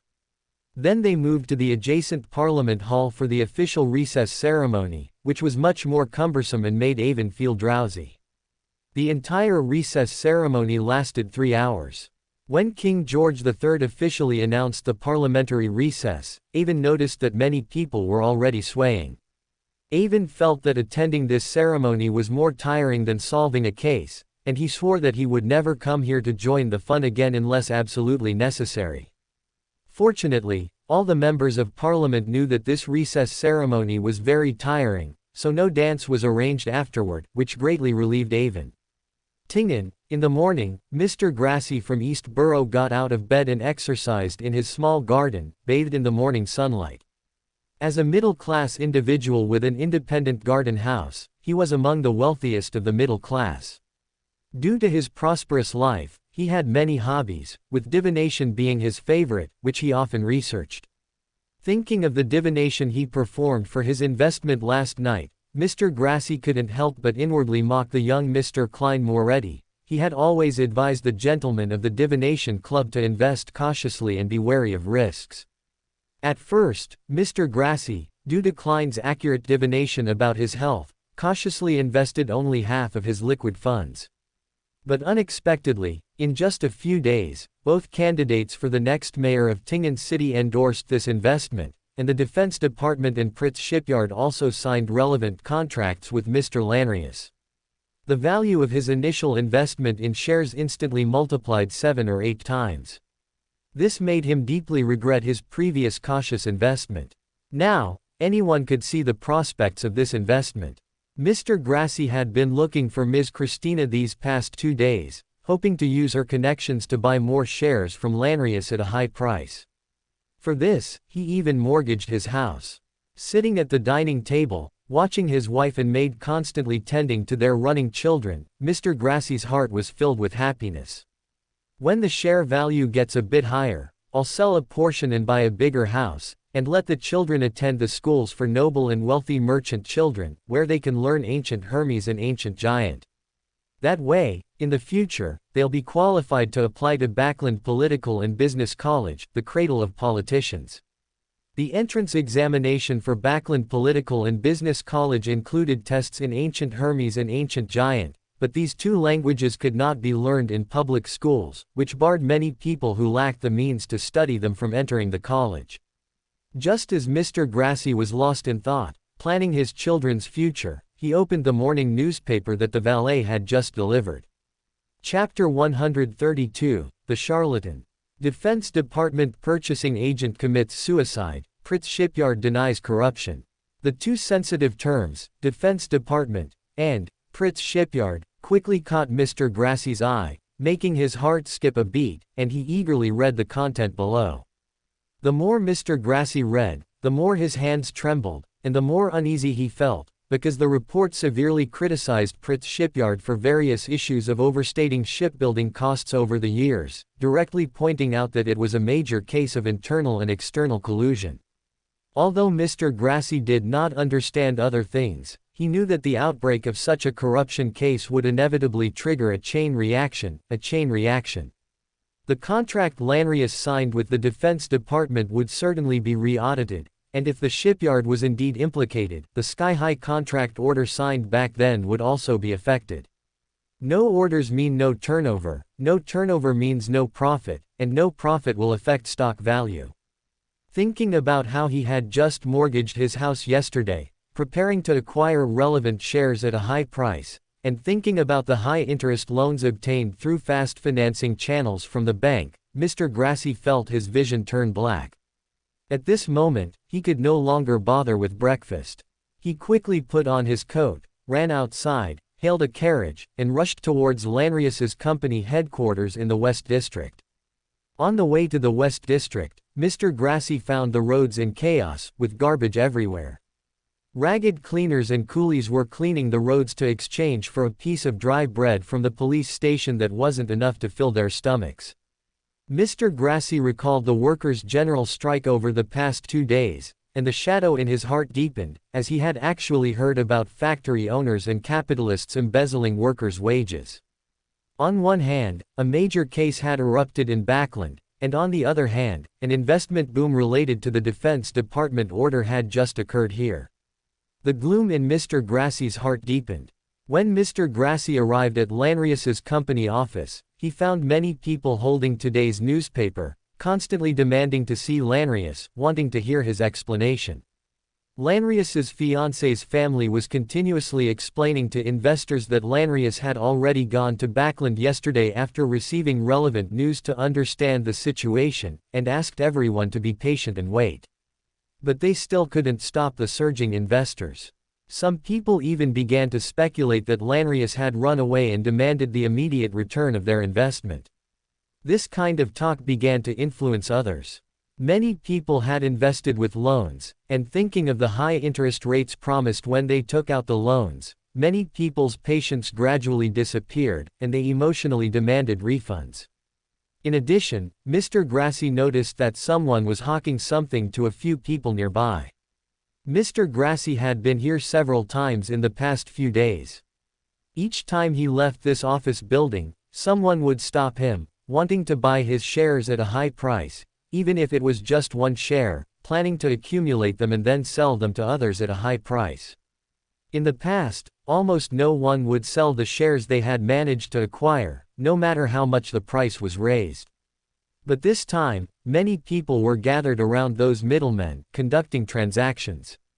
Mr. Grassy adjusted his hat, walked forward, and prepared to find out how much these middlemen were willing to pay for the shares. The result of his inquiry greatly surprised Mr. Grassy, because these middlemen were prepared to buy the shares at 20% of the price, far lower than the previous price, which was 50% above the market price. One gentleman angrily stated that such a price was too low, and even if the Defense Department order was lost in the short term, the value of the iron mine owned by Lanrius's company was far more than that.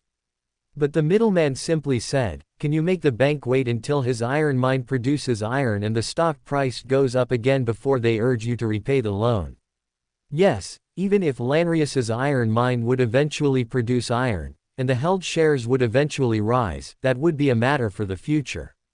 Banks are vampires, how could they grant such a long repayment period? They would certainly use every means to force debtors to repay. Ultimately, the stock value during this period was inflated, the price itself was very high. These people all invested with loans, and once the bubble burst, they would be unable to repay their loans. Mr. Grassy was now very hesitant about whether to sell the shares he had invested in earlier. These shares were bought a long time ago, and even if sold at 20% of the price, it would still be a small profit. If he repaid the loan for the house he had just mortgaged yesterday in advance, the interest would not be a single cent less, which would result in a small loss for him.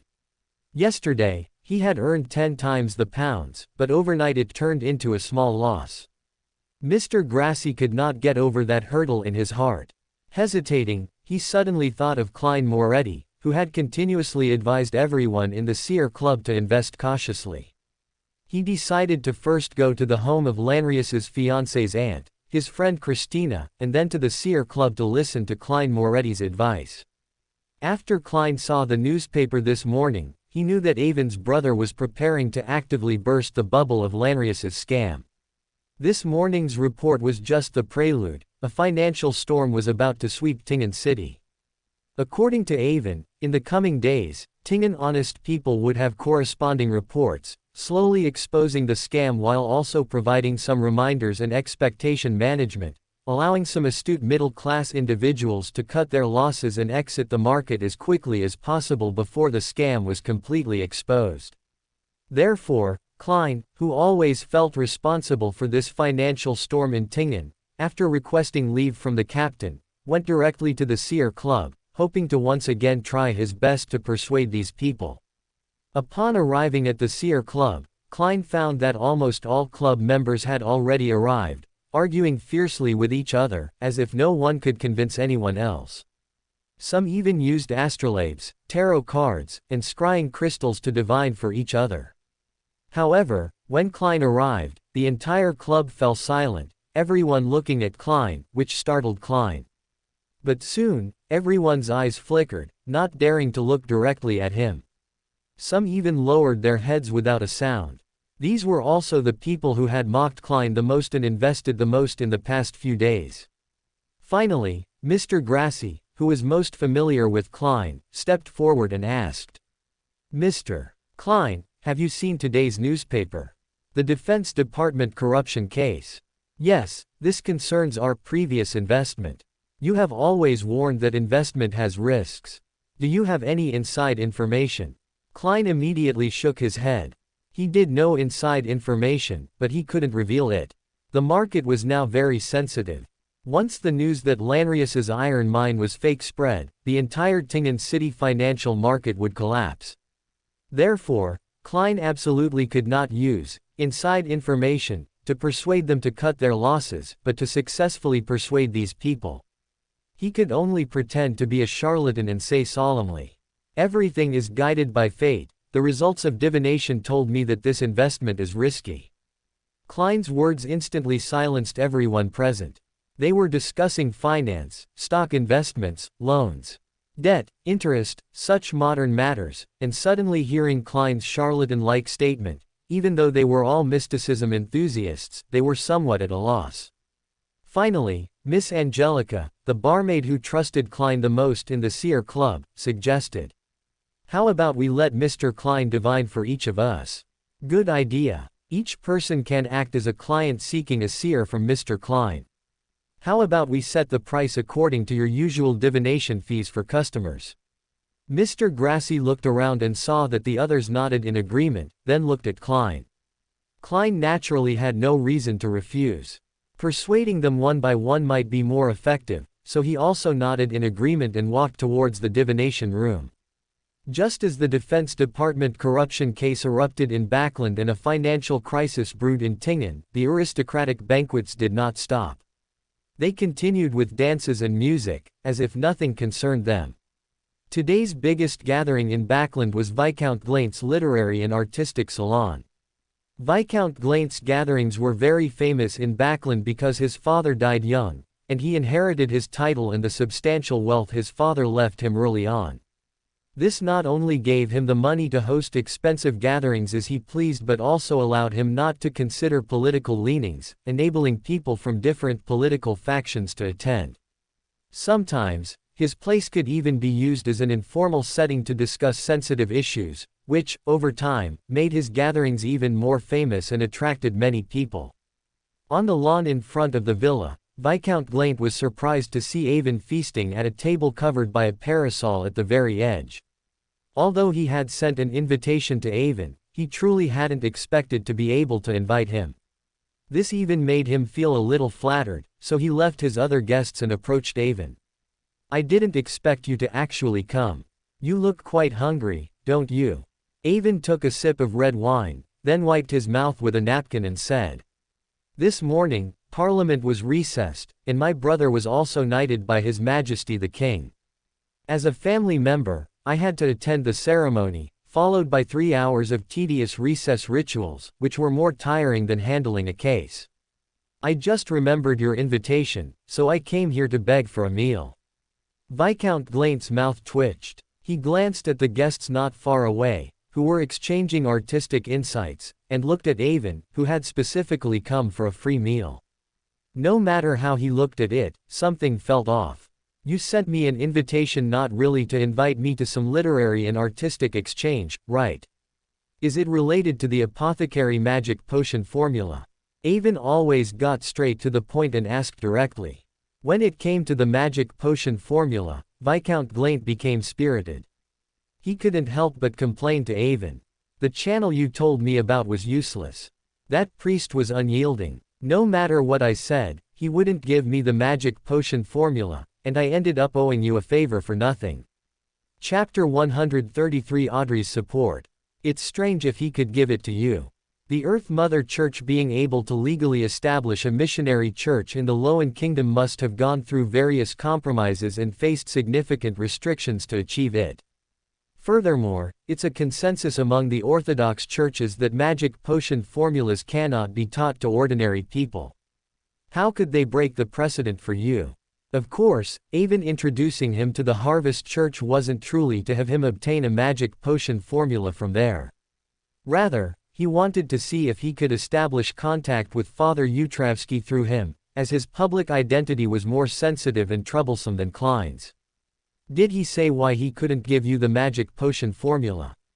Did he say anything about wanting you to believe in the Earth Mother or join the Harvest Church? No. After he refused to sell me the magic potion formula, I tentatively asked if I could join the Harvest Church. He said they could only spread their faith among ordinary people, which was one of the conditions for him to preach in Backland.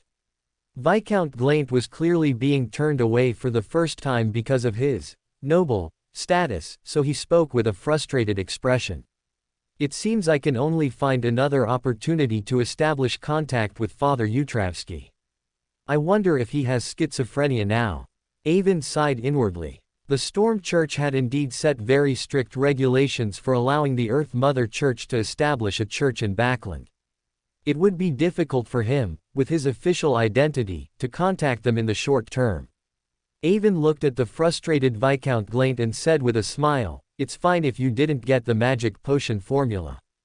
There's nothing to it. I have another channel that might allow you to become an apothecary." What channel? Why didn't you tell me last time? Although Viscount Glaint was eager to continue probing Avon for information about the apothecary magic potion formula, he didn't hold much hope. Unexpectedly, a new path opened up, which made him marvel at Avon's extensive connections.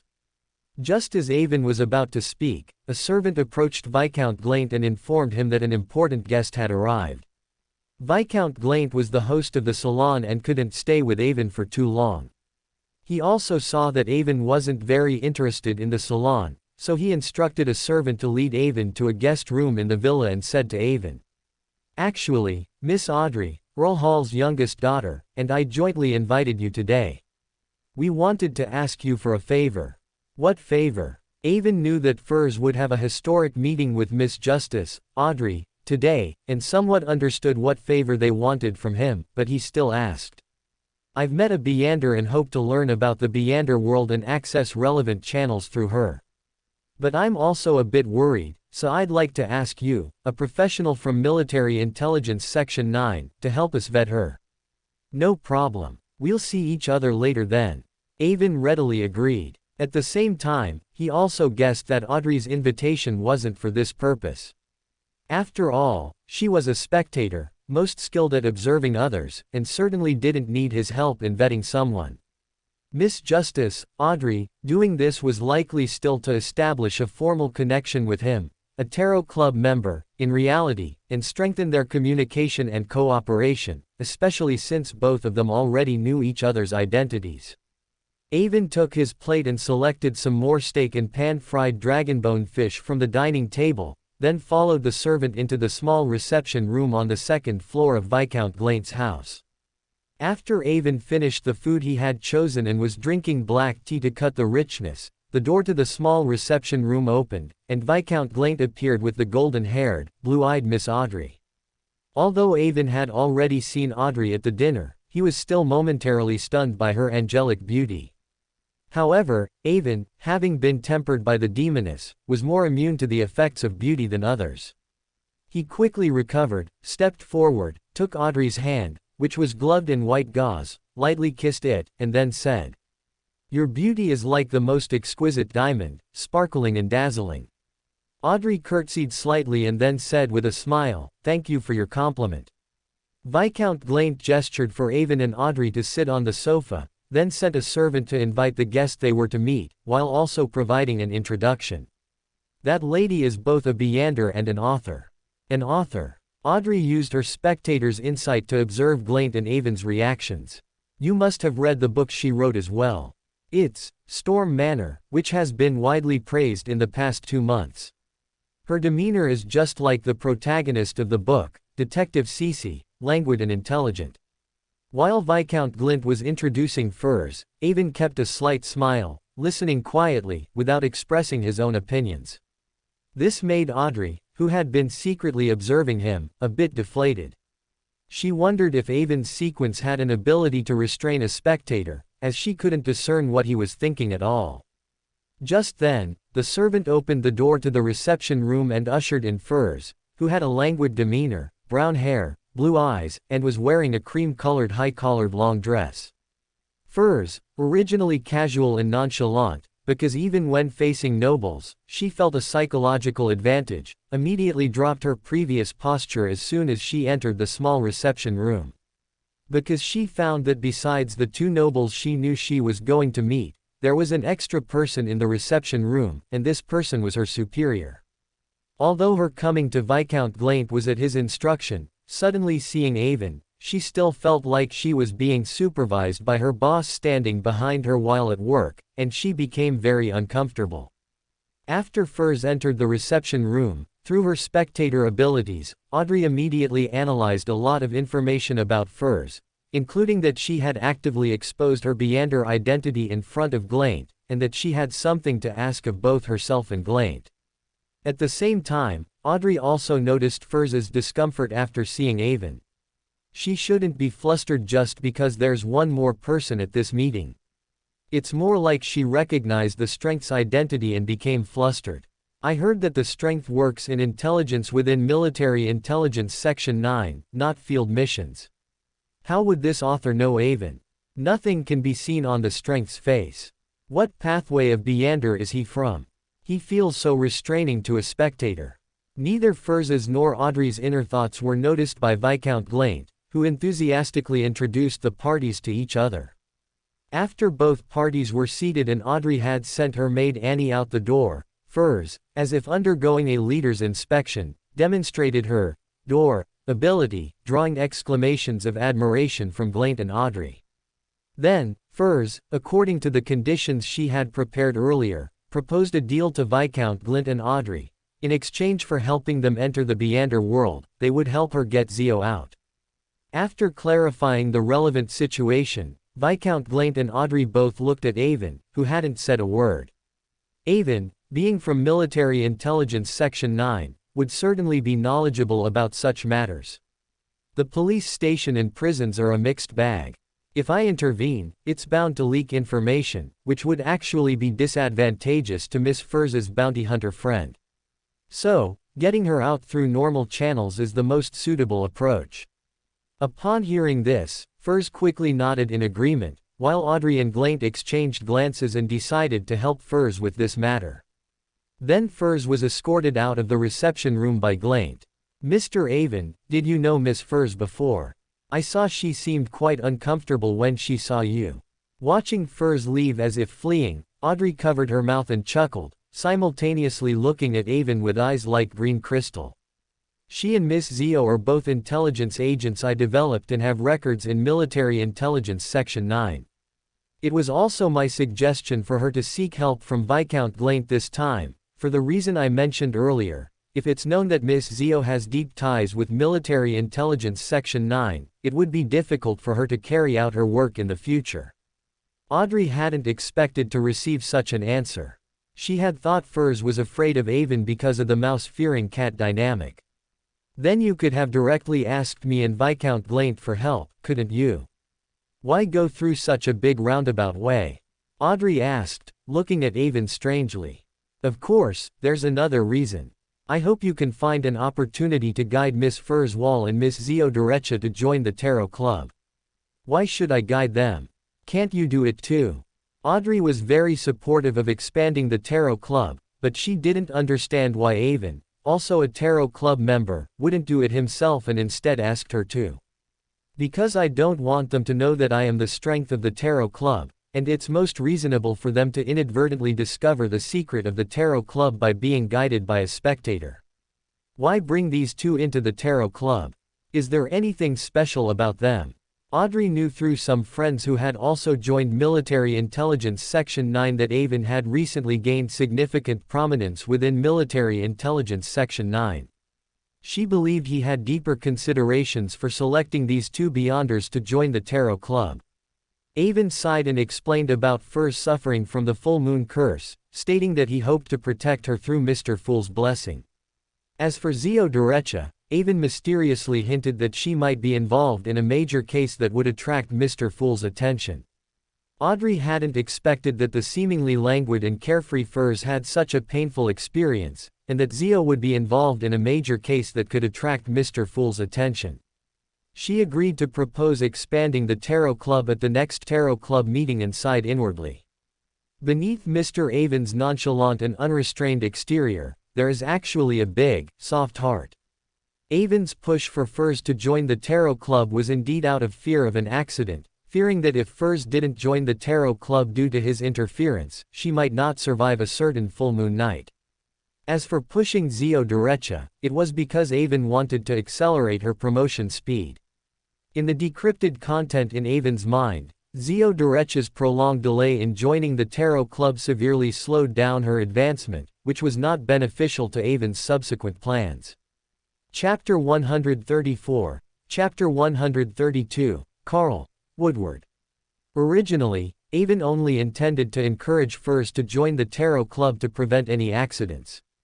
However, what Robert said yesterday about becoming the spokesperson for the Church of the Night Goddess in Military Intelligence Section 9 made Avon consider bringing Zio into the Tarot Club earlier.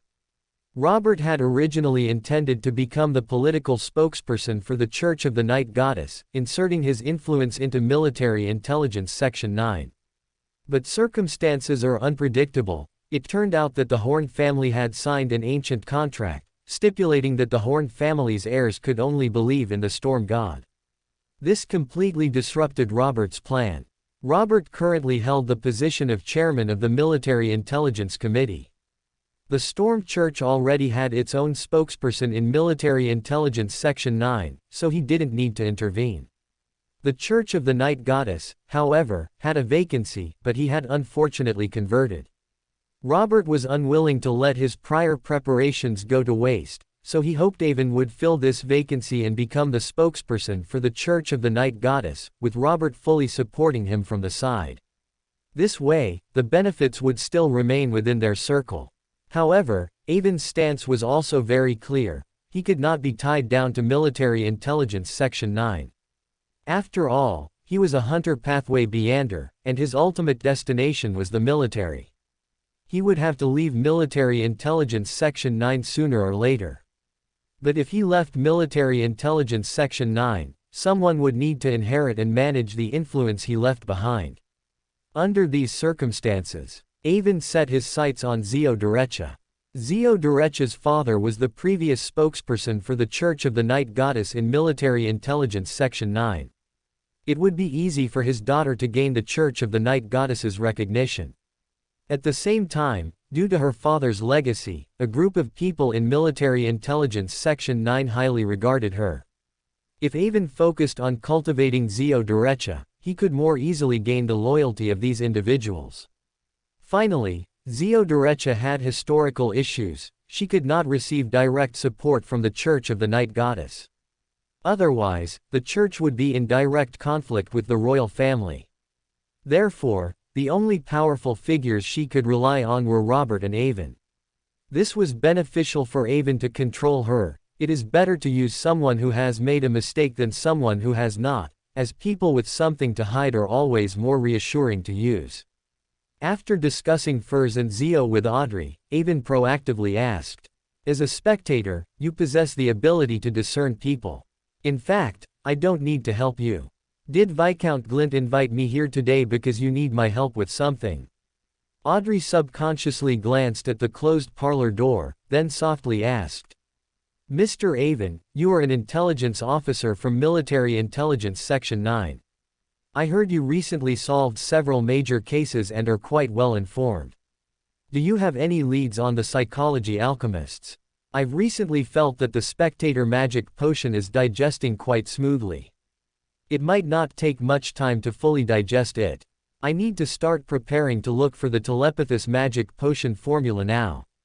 Can you help me find it?" Avon knew that in a few weeks, the son would join the Tarot Club and become a source of promotion materials for many Tarot Club members, and he would sell the telepathous formula to Audrey. But thinking of Klein's request for him to collect materials for the clown, he decided to give this opportunity to him. "I have a friend who might know the telepathous magic potion formula. I can write to him to inquire.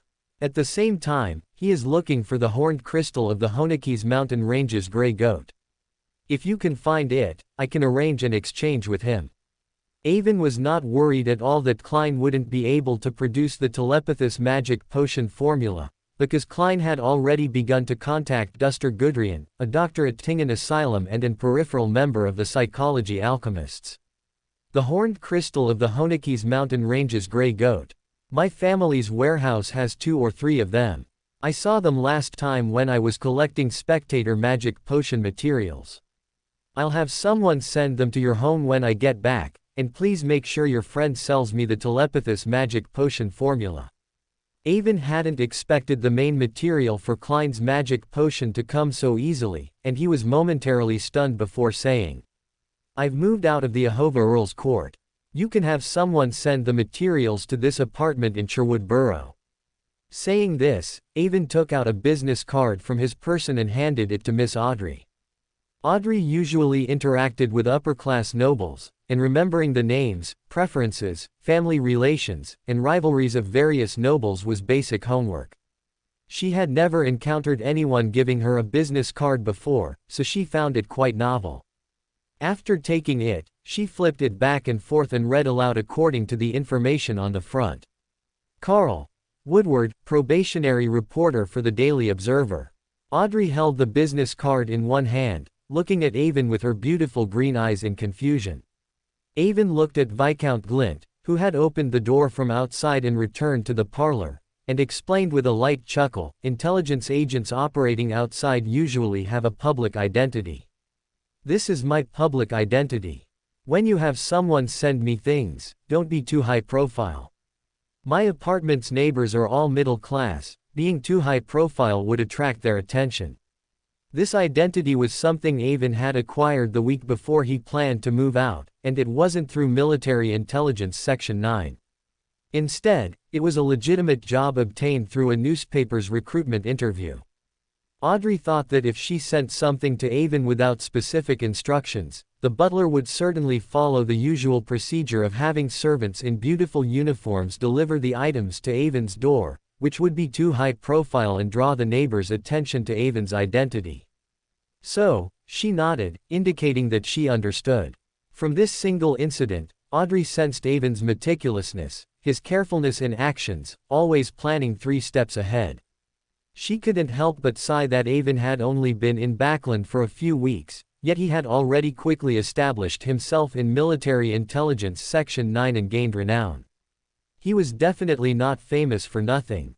"What are you two talking about? What about not being too high profile when sending things?"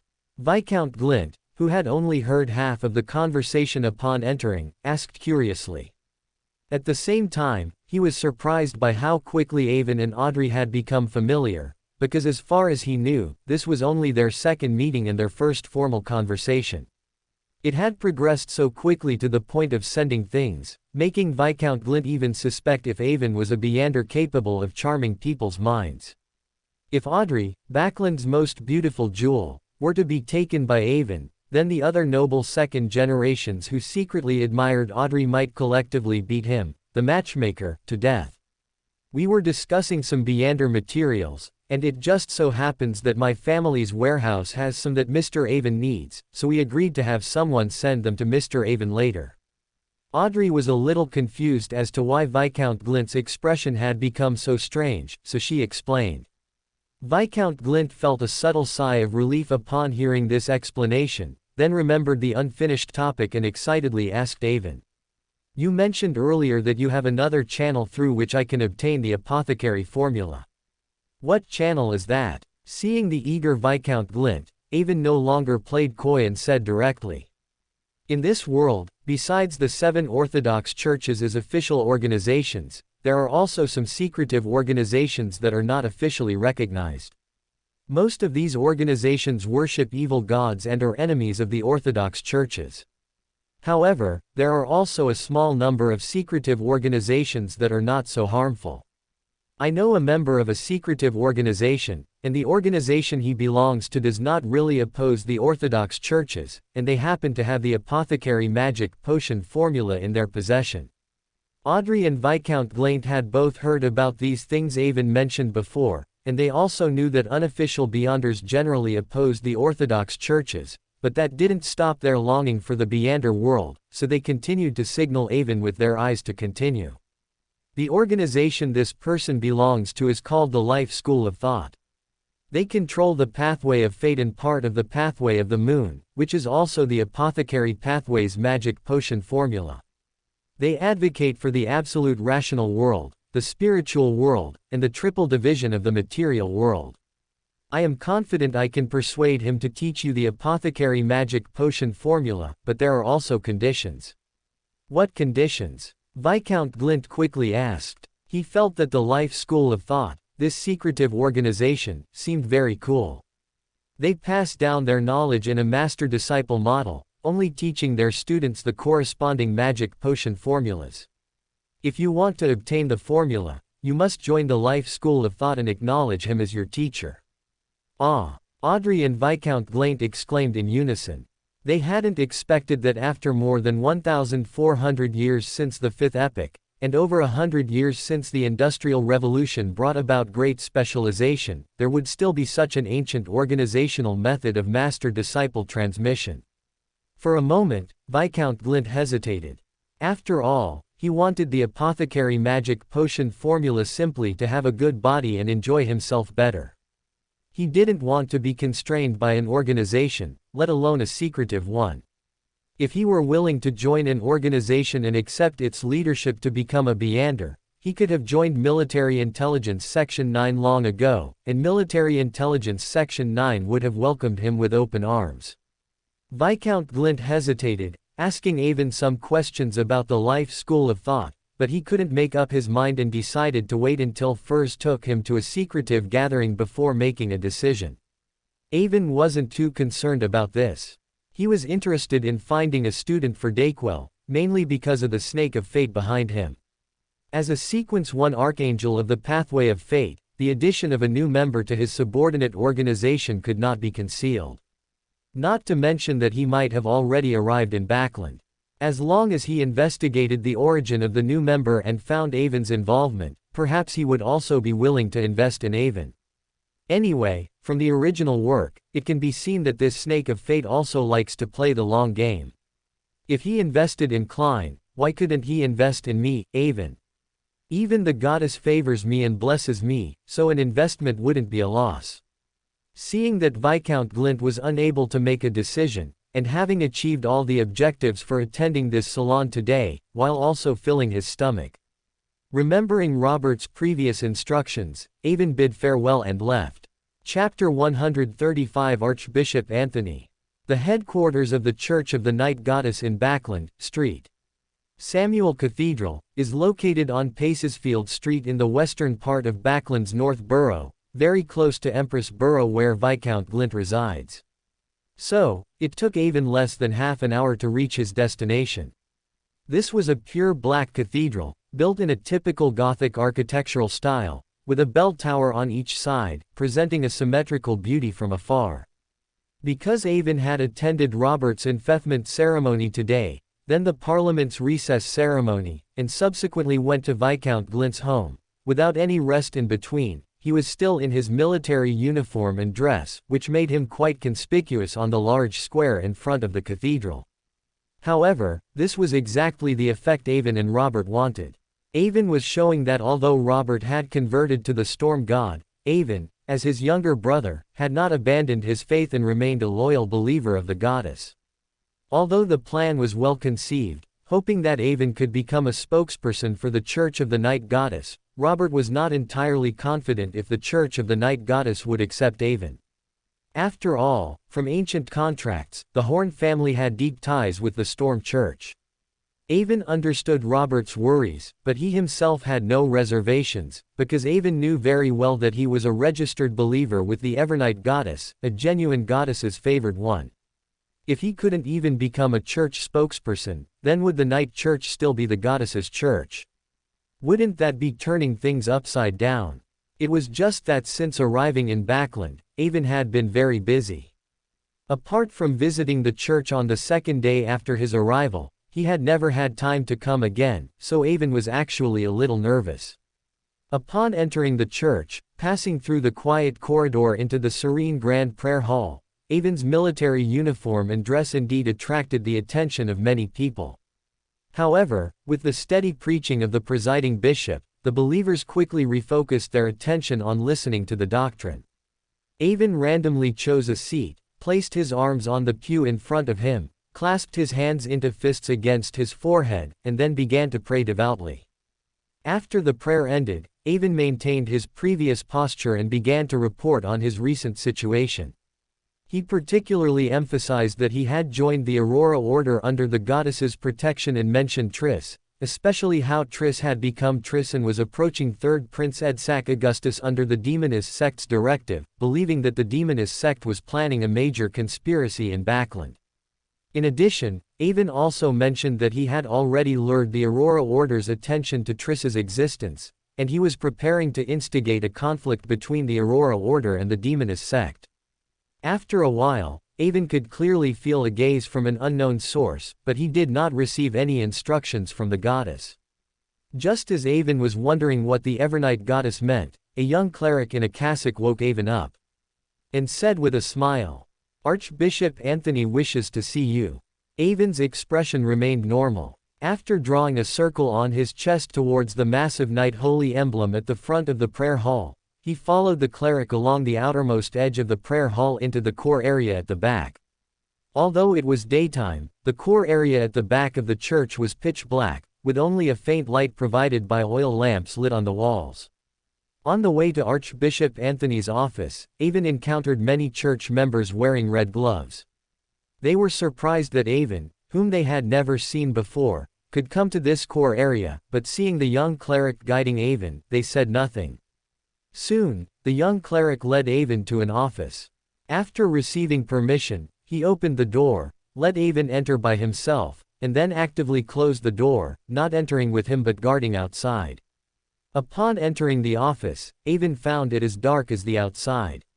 Sitting behind a large desk was a man with an extremely clean appearance, no stray whiskers, deep eyes, who, even in a black and red archbishop's cassock, did not give off a dark or gloomy feeling. However, facing him directly, Avon felt an uncontrollable tremor from deep within, as if his spirituality was infected by fear, as if he was facing the darkest gaze. But these emotions only dominated Avon for a moment before he suddenly became sober, his heart filled with infinite tranquility. Avon knew this was the goddess's blessing at work, and Avon's reaction also made Archbishop Anthony Stevenson nod secretly. Nothing could better demonstrate the identity of the goddess's favored one than this reaction. So the archbishop took the initiative to stand up, drew a circle on his chest, and said, "Good day, Your Grace." Avon didn't expect a demigod to be so unpretentious. He quickly drew a circle on his chest, somewhat flustered, and said, "Good day, Your Grace." After they both sat down, Archbishop Anthony sighed and said, "Your brother is very talented, and I think highly of him." Unfortunately, the Horn family has an ancient contract with the Storm Church. And the church is also a witness, so we can only miss out. What's this contract about? I asked my brother, but he wouldn't say. Can you tell me? Avon had pressed Robert last night about what the old Earl had told him and what had caused his bloodline to stir, but Robert hadn't given him a straight answer. This is a private matter of the Horn family. If your brother hasn't told you, then it's not appropriate for me to interfere. Avon sighed, knowing that his idea of probing Archbishop Anthony for the Horn family's secrets was a bust. I already know the purpose of your visit. This list contains some fringe individuals who can be useful to you. You may contact them. Avon took the list handed to him by Archbishop Anthony, flipped through it, and then put it down. Then he frankly told the Archbishop, I am a hunter pathway beyander, and I will definitely join the army eventually. These people will also need a leader in the future. What do you think of Zio Derecha? Mason Dill's daughter. Just from this sentence, Avon knew that Zio Derecha had always been under Archbishop Anthony's protection. This also explained why, after Mason Dill was executed for treason, so many people in his family mysteriously died, yet his daughter Zio and his son remained unharmed. Ultimately, it was due to the Church of the Night Goddess's secret protection. From this perspective, the Church of the Night Goddess is very humane, and it's no wonder that Klein and Leonard sought revenge so steadfastly after the Tingen incident. Archbishop Anthony hesitated for a moment, then said, You should know that Mason Dill's matter is not simple. Even now, the church doesn't know the inside story. Aren't you worried that this choice will provoke a backlash from the royal family? Avon understood Archbishop Anthony's concern. He shook his head and said meaningfully, A great change is coming, and the situation is bleak. Besides, Zio is currently just an arbiter. No one knows how things will develop in the future. Archbishop Anthony's heart stirred, feeling that Avon might know some inside information, and was about to open his mouth to ask, but after thinking about it, he ultimately did not speak, only expressing support for Avon's decision. After discussing some matters with Archbishop Anthony, Avon stood up to take his leave. Leaving Archbishop Anthony's office, Avon saw a young cleric writing something behind a desk. He walked up to him and said, Delu cleric, the Archbishop wants you to be my contact person from now on. The young Delu cleric showed no surprise and immediately said, I live at 5 Pin Street, North Borough. You can find me anytime. Avon nodded to acknowledge, then, escorted by Delu cleric, left the core area of the church along the route he had entered. On the way, Avon saw a woman pass by, wearing a black hooded robe, with blue eyeshadow and blush, exuding an eerie and alluring beauty. Avon felt that this woman seemed a bit familiar, so he looked at her twice, but he didn't expect to incur her displeasure, and she glared back at him. Daily, this is Archbishop Anthony's guest. Do not be rude. HMPH. Daly snorted coldly and walked towards the Archbishop's office, ignoring Delu cleric and Avon. So she is Daly. Has she been transferred to the Backland diocese already? Avon thought to himself. Daly was just transferred to the Backland diocese. Several colleagues pursued her, but she showed no interest, Delu cleric said, awkwardly rubbing his nose, also reminding Avon not to waste his efforts, as Daly was not a frivolous person. Avon merely smiled faintly and said, I just felt that lady looked familiar, nothing else. Oh, right. Daly was transferred from Tingen. You're from the same hometown, so you might have met somewhere. Delu cleric suddenly realized, automatically finding a reason for Avon's sense of familiarity, and Avon remained noncommittal. After leaving the church, Avon hailed a carriage and returned to his apartment in Sherwood Borough. After changing out of his military uniform in the apartment, Avon rested for a while. Not long after, the materials sent by Miss Audrey arrived. Opening the box containing the materials, he saw a palm-sized gray goat horn, as if scaled down proportionally, transparent and glistening throughout, with layers of peculiar patterns vaguely visible inside.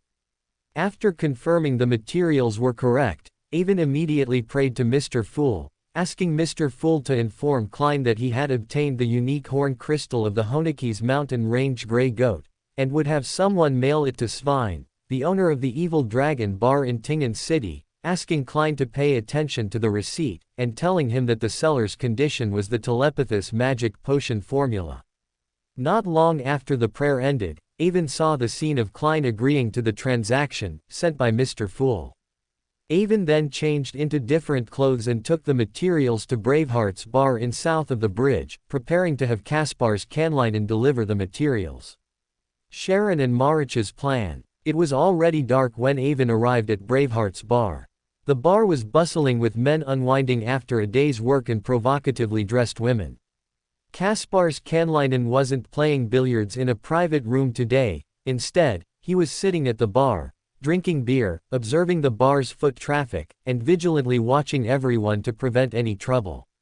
Avon walked up to him and slapped him hard on the back, startling him. "How did you sneak up on me like that? You nearly scared my old heart out of my chest. Why aren't you playing billiards in the private room today? With so many people helping you keep an eye on things, do you still need to do it yourself?" Avon pointed at the menacing brawlers scattered throughout the bar and asked curiously. "The East Borough hasn't been peaceful lately. Several gangs have undergone internal purges, and some of their leaders seem to have become beyonders like you, appearing quite ambitious. Although this is the Backland Bridge district, who knows if those people will try to expand their influence here. If they send people to cause trouble, of course, I have to watch." Kaspar's Kanlinen complained while motioning to the bar staff to bring Avon a cold beer. Avon's heart stirred as he recalled that Klein's first kill after arriving in Backland was eliminating a gang leader. That gang leader was a Beyander of the Hunter Pathway, supported by the Intis ambassador in Backland as a Black Hand. Was the change in East Borough gang leadership related to this? He picked up the beer and took a sip, relieving some of the heat he felt, then Avon tentatively asked, "Oh, Beyonders are involved in such matters. Are there any obvious characteristics that prove it was done by Beyonders?"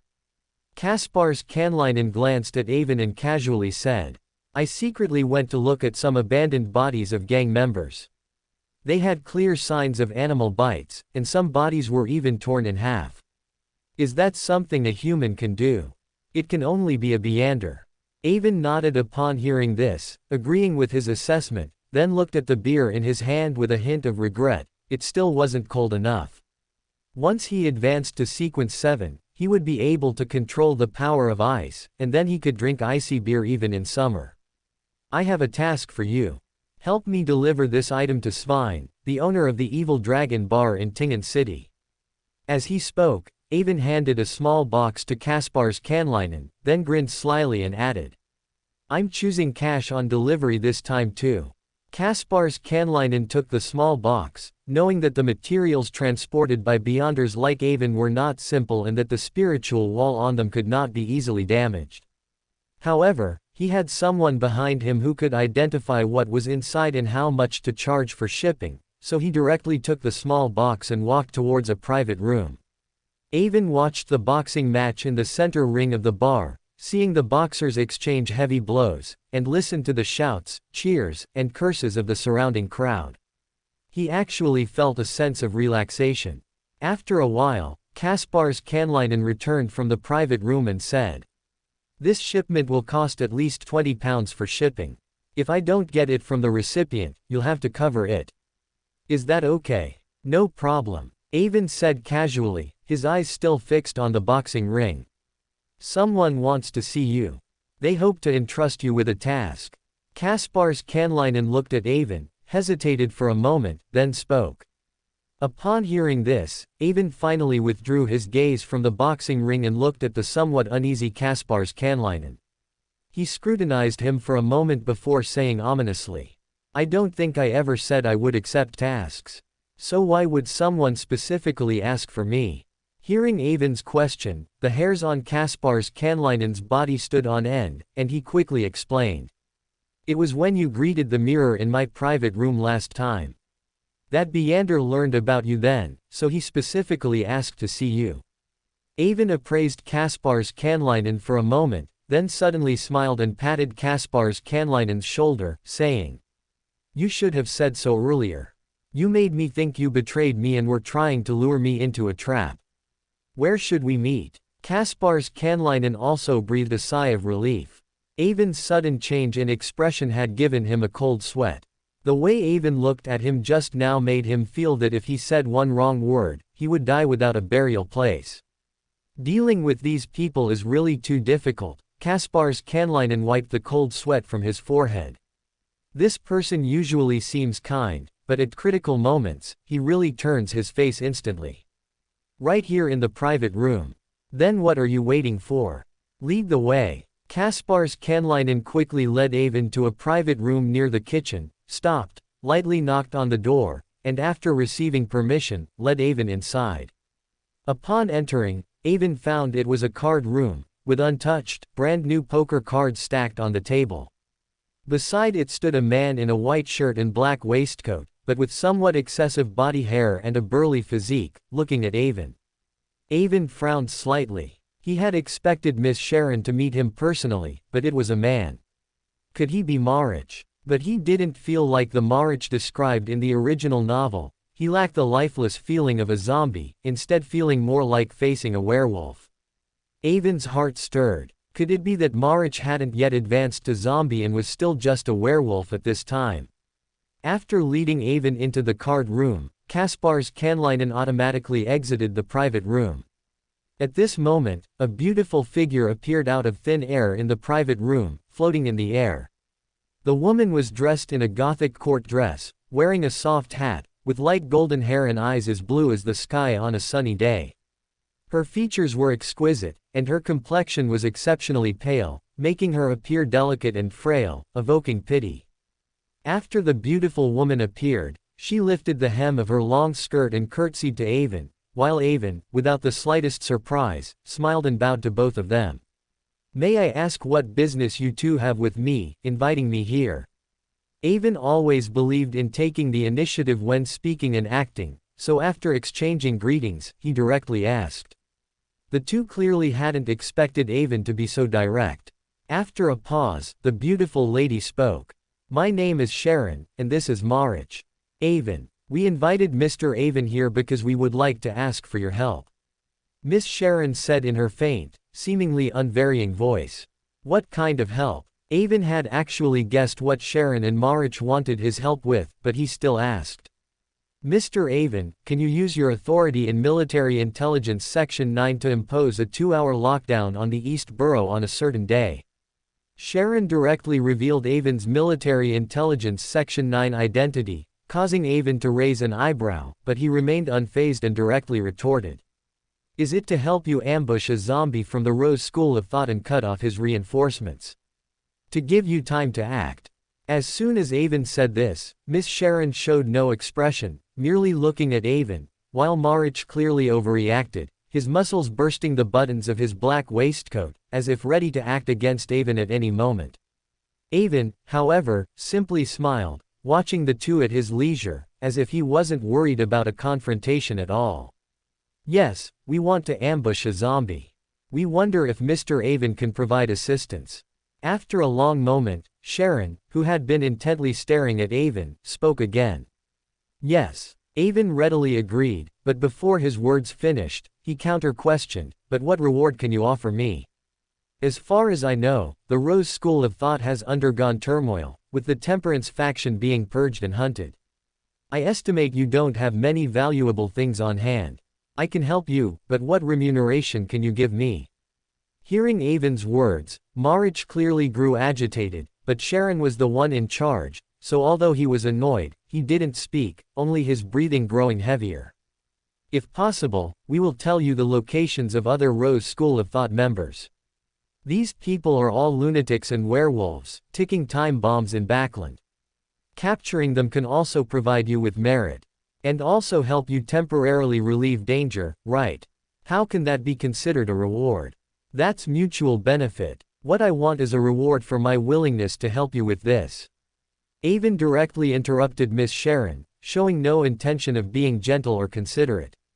Miss Sharon fell silent again, because in fact, they truly had nothing they could offer Avon as payment.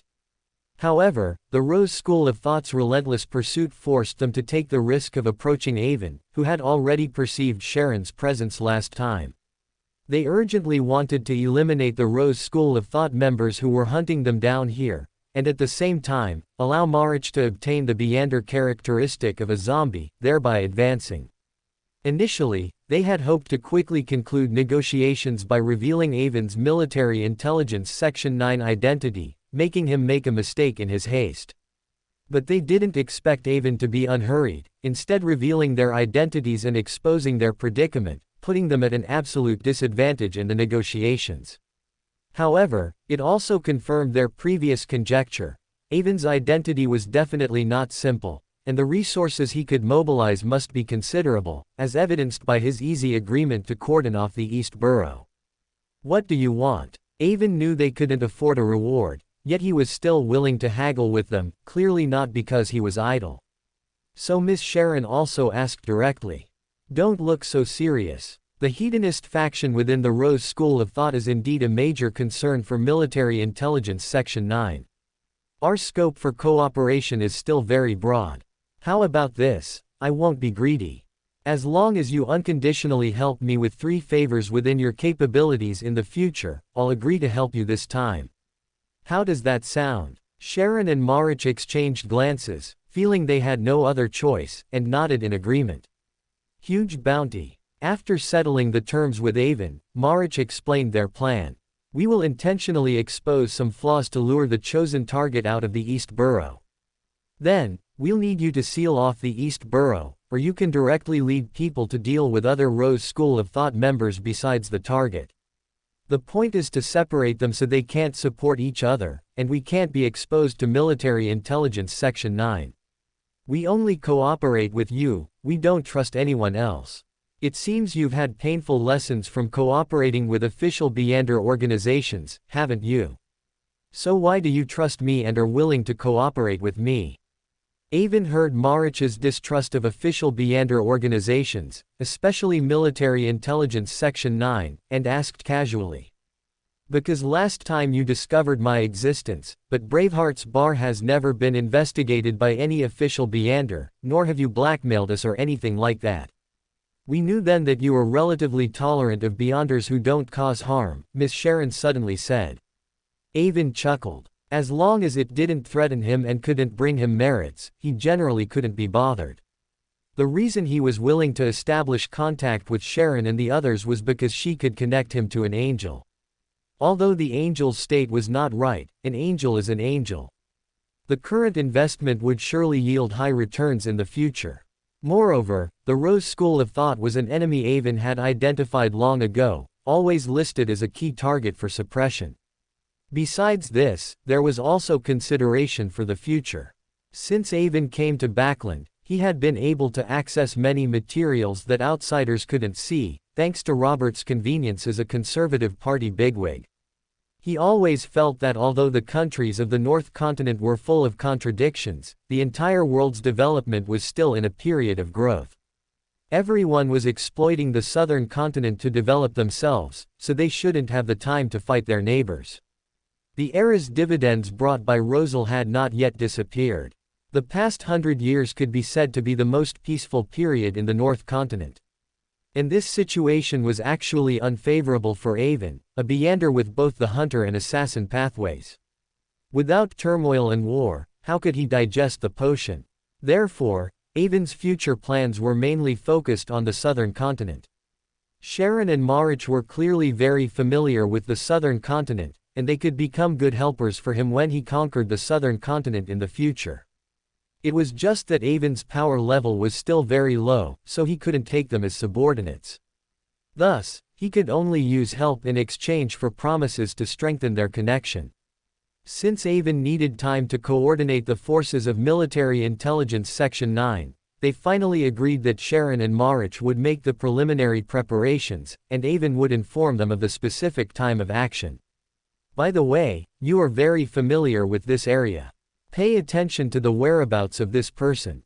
He is a swindler, rumored to have defrauded hundreds of thousands of pounds from Tingen City in Ahova County, and many important figures are involved behind him. If you can find him, it will count as fulfilling one of your promises to me. However, I also want to remind you that he carries the true Creator's divinity. Even if you find him, do not act rashly. Before leaving, Avon took out a sketch of Lanrius, showed it to Sharon and Marich, and gave an introduction. As expected, when Avon mentioned hundreds of thousands of pounds, Marich's mouth dropped open, and he gasped. Even the usually expressionless Sharon swayed, her pupils constricting, which made Avon chuckle inwardly. It wasn't until Avon mentioned that Lanrius had the true creator's divinity that they were pulled out of their fantasy, realizing that this person was very dangerous. They nodded to indicate they wouldn't act recklessly, then rolled up the sketch. This morning, Military Intelligence Section 9 issued a mission to all intelligence officers to find Lanrius at all costs. Whoever found Lanrius, a field officer would be promoted 1 rank on the spot, and a junior officer would be promoted 3 ranks on the spot. The reward was unprecedented, which immediately swayed Avon, who was originally in Military Intelligence Section 9 just for the military rank. However, Avon could also understand the urgency in the hearts of Military Intelligence Section 9, or the bigwigs behind Military Intelligence Section 9. The plan to write off accounts using the Lanrius scam was originally going smoothly, but they messed up on controlling Lanrius. If any force caught Lanrius at this time, and someone with ulterior motives fanned the flames, none of the bigwigs related to the military would escape, and even bigwigs like Duke Nigan and Earl Hall would lose face. According to Avon's knowledge, Duke Nigan, Earl Hall, and Robert met directly with George III in a room in Parliament after the closing ceremony of Parliament. What they discussed specifically was unknown. It was only known that after their discussion, George III removed a deputy captain of the Royal Guard from his post, clearly a scapegoat, and then Military Intelligence Section 9 issued the strongest and highest reward bounty order in history. Avon heard that Military Intelligence Section 9 was completely boiling now. All intelligence officers were leveraging their connections and relationships, frantically searching for Lanrius's whereabouts. He even heard that Military Intelligence Section 9 internally planned to use a very powerful sealed artifact to predict where Lanrius would appear out of thin air. Avon found this both amusing and frustrating, but he wasn't worried about Lanrius being found prematurely, especially through mystical means. Because Lanrius carried the true creator's divinity, and this time Lanrius used his divinity to break the rules, it might have allowed the true creator to gain deeper control over him. Any mystical means targeting Lanrius would be targeting the true creator. It would be fortunate not to be contaminated in return, let alone obtain effective information. What made Avon strange, however, was that from Military Intelligence Section 9's actions, they truly seemed to be completely unaware that Lanrius carried the true creator's divinity. Otherwise, they wouldn't be searching for Lanrius with such a grand display. Was it the person severely injured by Mr. Z who couldn't speak of the true creator, or did someone conceal the relevant information? If it's the former, then so be it, but if it's the latter, then it can only be George III concealing the news.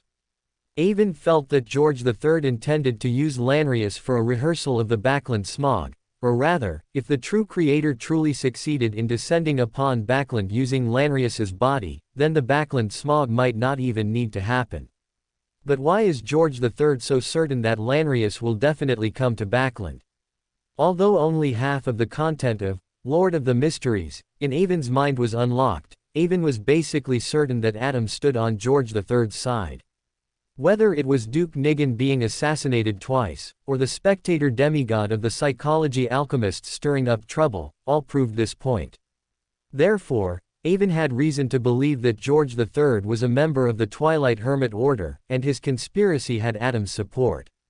So, will Lanrius's definite arrival in Backland this time be his arrangement? Regardless of whether it was Adam's arrangement, Avon decided to find Lanrius and kill him, not for anything else, but to prevent the future plot from deviating too much from what he knew, which would weaken his control over the future plot. As for how to find Lanrius, Avon had already thought it through: find him through the Aurora Order. Now that Lanrius was exposed to various forces, his safety became a big problem. The true creator would definitely dispatch personnel to protect him, this vessel for divine descent. Dispatching a demigod would cause too much commotion and might expose them faster. The strongest below a demigod, Mr. Would be the best choice. Next, Avon would leverage the information asymmetry that others didn't know about Lanrius carrying the true creator's divinity, to firmly fix his gaze on Mr. A. This might also be an opportunity. I've always wanted the Aurora Order to notice Triss, this, primordial one, Demoness's vessel for divine descent, but I couldn't explicitly say so. If I find Lanrius and bring Triss before him, I don't believe the true creator wouldn't see Triss's specialness. Then I won't have to rack my brains anymore, both bosses will directly face off in the middle. Just thinking about it makes me excited. Avon had a flash of inspiration, thinking that if a historic meeting between Triss and Lanrius could be achieved, the scene would definitely be lively. However, for now, Avon could only think about it. The first thing to do was how to keep a close eye on Mr. A task that even Avon might not be able to do well, let alone others. After much thought, Avon decided that before he became a Sequence 7, he would trouble Theosophy Order to keep an eye on Mr. A. The reason was easy to find. Just say that the Demoness sect wanted to form a strategic partnership with the Aurora Order, mutually taking the blame and supporting each other, and Lanrius was the key figure. Avon didn't believe that the Demoness of Theosophy Order could restrain their curiosity and explore the secrets within. The reason for not involving the Demoness sect was mainly to prevent them from having too deep a connection with George III, which might make George III realize that Lanrius's secret had been leaked. Having made up his mind, Avon had already walked into a secluded alley and knocked on a door. Today was also the day when Eye of Wisdom, Isengard Stanton, held another Beander gathering. Avon wanted to know if the lawyer girl had brought the Beander item made by the craftsman demigod. When Avon entered the living room, he happened to hear the lawyer girl promoting the weapon she brought today. This weapon is called Warrior Gauntlet. Wearing it allows you to directly become a warrior skilled in combat, possessing superhuman strength and agility, mastering various schools of fighting techniques, and becoming proficient with all kinds of weapons.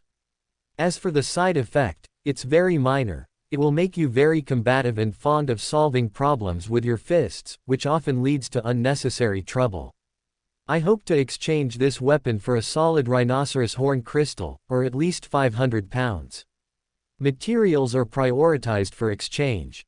The effect of this Beander weapon is very good, and its side effect is very small, especially for low sequence Beyonders who are not good at combat. This is a perfect Beander weapon. So, the bidding immediately entered a heated phase, but unfortunately, no one could produce the materials. The lawyer girl finally had to reluctantly accept 800 pounds. Identity revealed. I have potions that can quickly stop bleeding, tranquilizers that can calm people, and berserker potions that can make people excited.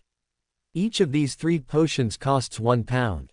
I also have excellent secret potions that can make men display their might and women beg for mercy, turning you into Beyonders in bed at 17 or 18. Each costs 2 pounds, and if it doesn't work, you get a full refund.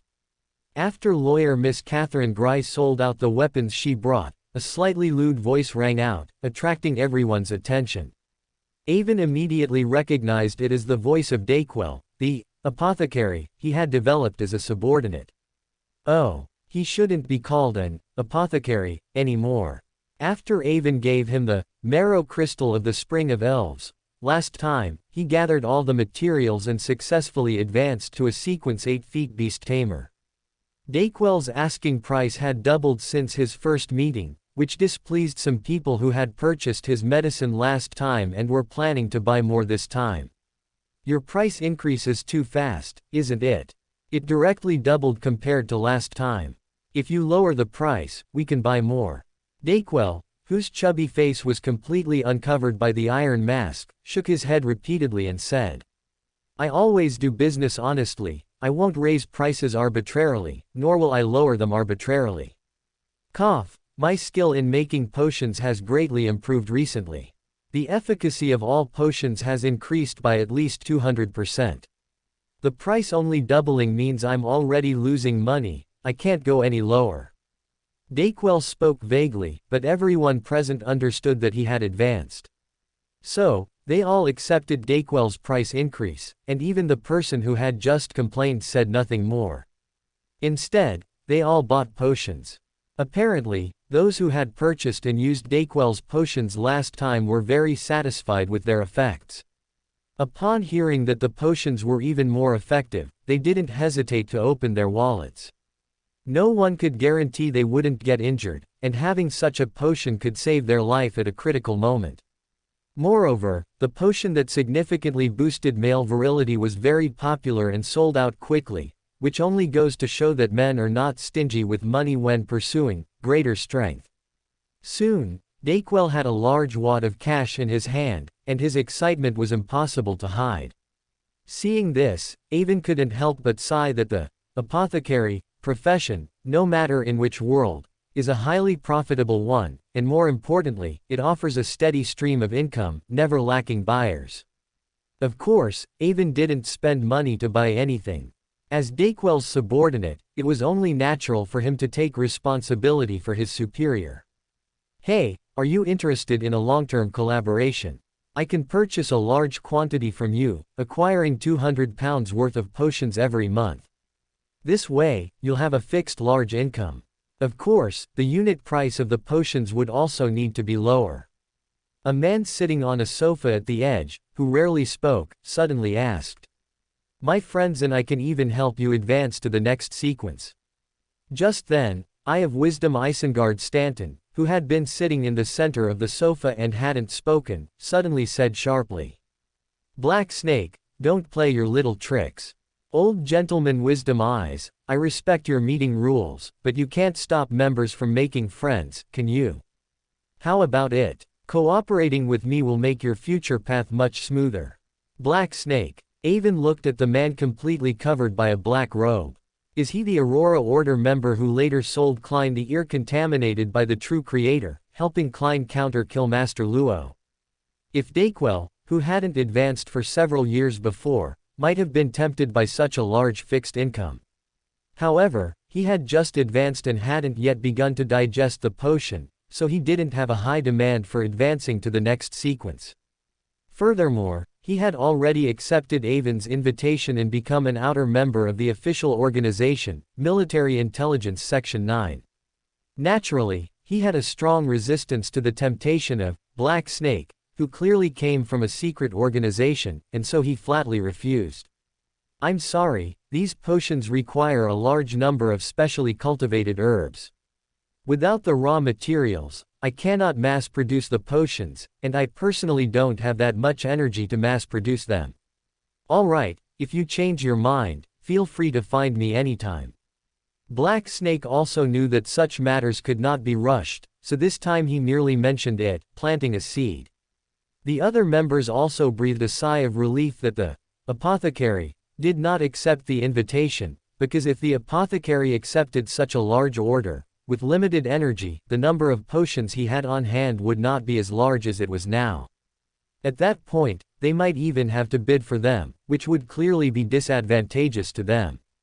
As time passed, the people at the gathering completed their transactions and entered the exchange phase. Avon took this opportunity to distribute Lanrius's portrait, completing Military Intelligence Section 9's mission. The news that Lanrius had at least hundreds of thousands of pounds in cash stimulated everyone at the gathering.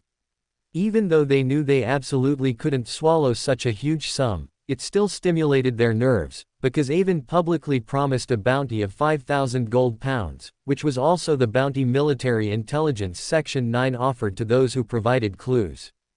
And lawyer Miss Catherine Gray and Dayquel realized that Avon was the one who issued the task. Not long after, with no more information to exchange at the gathering, everyone left the meeting place one by one under Eye of Wisdom's arrangement.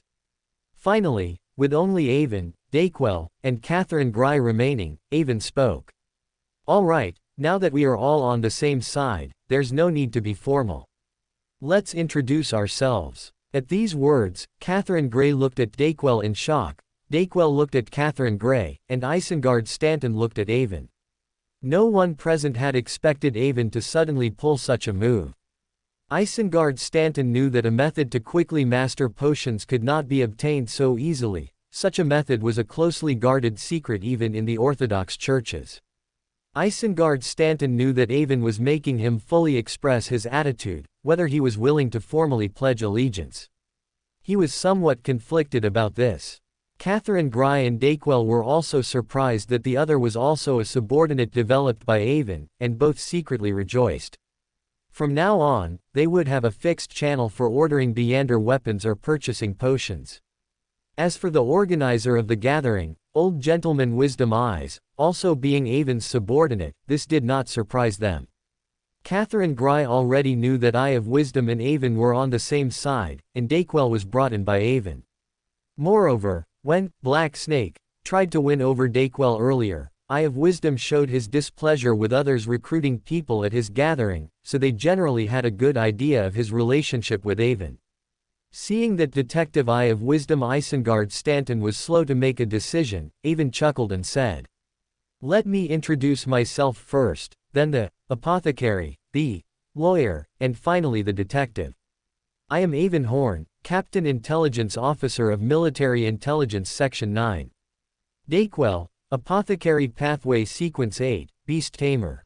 Catherine Gry, Lawyer Pathway Sequence 9, Lawyer." After they finished their self-introductions, they all looked at Eye of Wisdom, who was still sitting in the middle of the sofa, making Isengard Stanton smile bitterly. Avon's words directly enlightened Isengard Stanton. There were only 4 people present, and everyone else had revealed their identities, while Isengard Stanton was still keeping his secret. This could cause others to be wary, and it was even possible for them to suddenly turn hostile. Lawyer Miss and Apothecary Mr. would from then on be wary of the gatherings he hosted, and might reduce their attendance, or even stop coming altogether. Without these 2 important figures, the quality and level of his gathering would drop significantly, and the influence of the gathering would also decline, making it meaningless for him to organize such gatherings anymore. At the same time, Avon directly pointed out his identity as a detective, which was to tell him, "You have no secrets in front of me, why not just follow me?" Sighing inwardly, Isengard Stanton said solemnly, "Isengard Stanton, Reader Pathway Sequence 7, Detective, also known as Detective. Ah, I know you. You are the most respected detective in Backland. I've heard of your reputation." Kathleen Gry, who had studied at Backland University for several years and was very familiar with Backland, exclaimed directly. She was well aware of Isengard Stanton's renown in the detective world. "My mentor is Professor Will from Backland University. He mentioned you and admitted that he was completely convinced after losing to you in court." Listening to Catherine Gry's exclamation, Avon couldn't help but shake his head. She exposed herself too thoroughly. Isengard Stanton and Dacquell could easily find out all her information if they put their minds to it. Although Avon asked everyone to introduce themselves, they did not remove their masks, which was to maintain a bit of distance. Dacquell, who was not as familiar with Backland, did not have such a big reaction. Instead, he was still thinking about Kathleen Gry's self-introduction and similarly judged that she had a craftsman behind her, and it was also clear that she had been recruited by Avon. Professor Will is too kind. His loss in court this time was not due to his performance, but due to the police's failure in gathering evidence. Isengard Stanton humbly responded to Catherine Gry's relayed praise from her mentor, then turned to Avon and handed him a pile of documents, saying, "These are the investigation results I made after investigating the list you gave me some time ago. At this point, I have completed all the tasks you assigned. Shouldn't you fulfill your previous promise and give me the promised reward?" Avon heard the emotion in Isengard Stanton's tone but didn't care. He took the documents, casually flipped through 2 pages, looked at them, and then said with a smile, "Of course, I always keep my word." Subsequently, Avon publicly described the role-playing method, emphasizing its key points. Catherine Gry and Dacquell had no reaction to this. They both had backing and had been taught the role-playing method. Isengard Stanton, after all, was a smart man. He had actually vaguely realized before that there was a discernible pattern to mastering potions. Avon's words broke through the last layer of the window paper, making him suddenly think of many things. However, What emerged in his heart after learning the role-playing method was not excitement and joy, but rather anger and sorrow.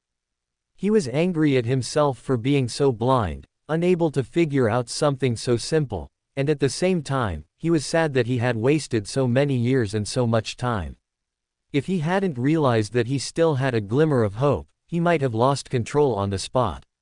Vampire and glorious guardian. Isengard Stanton's sorrow was evident, and both Catherine Gry and Dacquell noticed, which left them puzzled. Avon, who had watched many movies in his previous life, somewhat understood his feelings. He wanted to comfort him but didn't know how, so he could only proactively ask Catherine Gry to divert attention. "Have you finished the Beander item you mentioned last time?" "It's done. It's right in here." Catherine Gry's attention was drawn back from Isengard Stanton by Avon. At the same time, she took out a small box from under her chair. Avon took the small box and opened it, finding a necklace inside, primarily featuring a large yellow gemstone. The large yellow gemstone was connected to the main necklace by more than a dozen small, thin chains made of tiny diamonds. Each small, thin chain shimmered like a brilliant galaxy, and each tiny diamond sparkled like a star, emitting a charming glow. Even if it wasn't a Beander weapon, it was dazzling enough as an ornament. Next to the necklace was a folded piece of paper detailing its various functions. Glorious Guardian, created from the Guardian Beander characteristic of Sequence 5 of the Warrior Pathway. It can prevent the wearer from being confused by illusion-type spells. When the wearer injects spirituality, it can fill an area of 40 to 50 meters around them with pure, holy morning light. This morning light can dispel illusions, possesses a slight ability to disperse wraiths and specters, and can even weaken evil spirits. It can eliminate negative and evil energies, but in the domain of holiness and light, it is still inferior to a light supplicant. Except when facing wraiths and specters, its mystery is very low. Injecting a large amount of spirituality can cause the necklace to emit wave after wave of morning-like light, releasing a storm of light. They are dense, countless, forming a shimmering and violent, sharp hurricane that can sweep forward. A terrifying blow filled with destructive meaning that can cut all shadows and all evil within the covered area into pieces. It can directly destroy human bodies, eliminate wraiths, and even injure evil spirits, but the cost is that the glorious guardian cannot be used again within 3 hours. At the same time, when using glorious guardian, a full body armor automatically appears on the wearer, including gauntlets, breastplate, and a crowned helmet. This armor has no noticeable weight and will not hinder movement. It can be triggered reactively upon encountering an attack. Furthermore, when the user abandons all offense and focuses on defense, the defense is very difficult to break through regardless of the nature of the attack. Side effects. After using it in combat, the wearer will become exceptionally combative, wanting to destroy all enemies. They will not stop until their goal is achieved or they are severely injured. At the same time, it places high demands on the user's spirituality. Beyonders below Sequence 7 can only use it for 10 minutes, while those at Sequence 7 and above can use it for 20 minutes, with exceptions for those skilled in spirituality. Avon couldn't help but click his tongue after reading the introduction. This Beander item was simply too perfect for him. It not only retained the strongest attack below the demigod level of the warrior pathway, the Storm of Light, but also fully preserved the Guardian's unique guard. Most importantly, it could also automatically protect the wearer in an emergency. One must know that both the hunter and the assassin are known for high offense and low defense. With this sealed artifact, Avon could almost be called an all-around Beander, with no weaknesses whatsoever.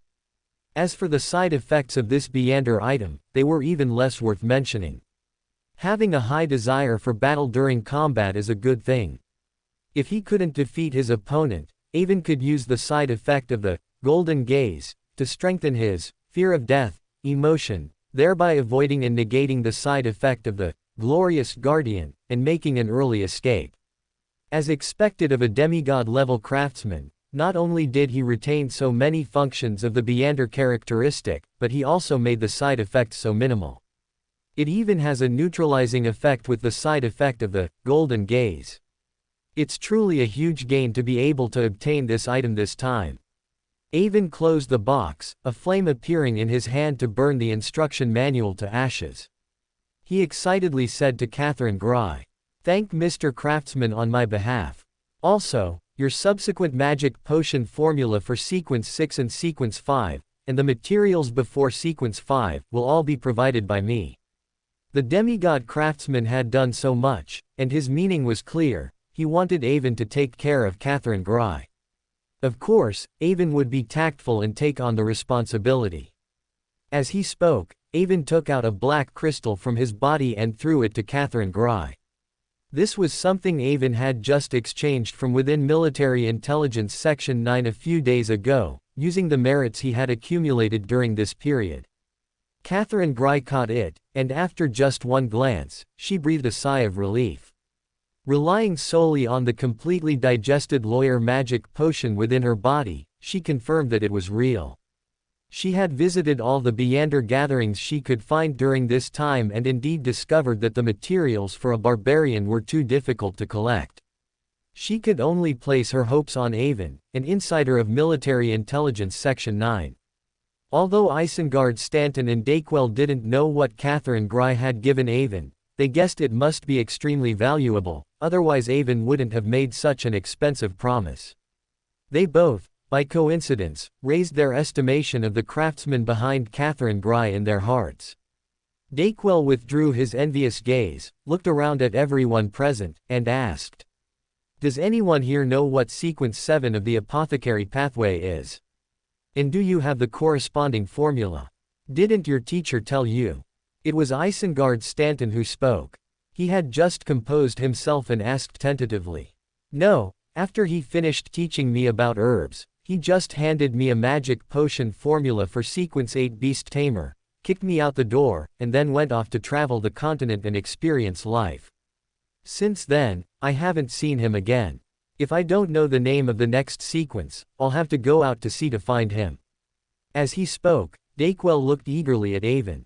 His meaning was that Avon was the boss and had the responsibility to solve his subordinates' problems.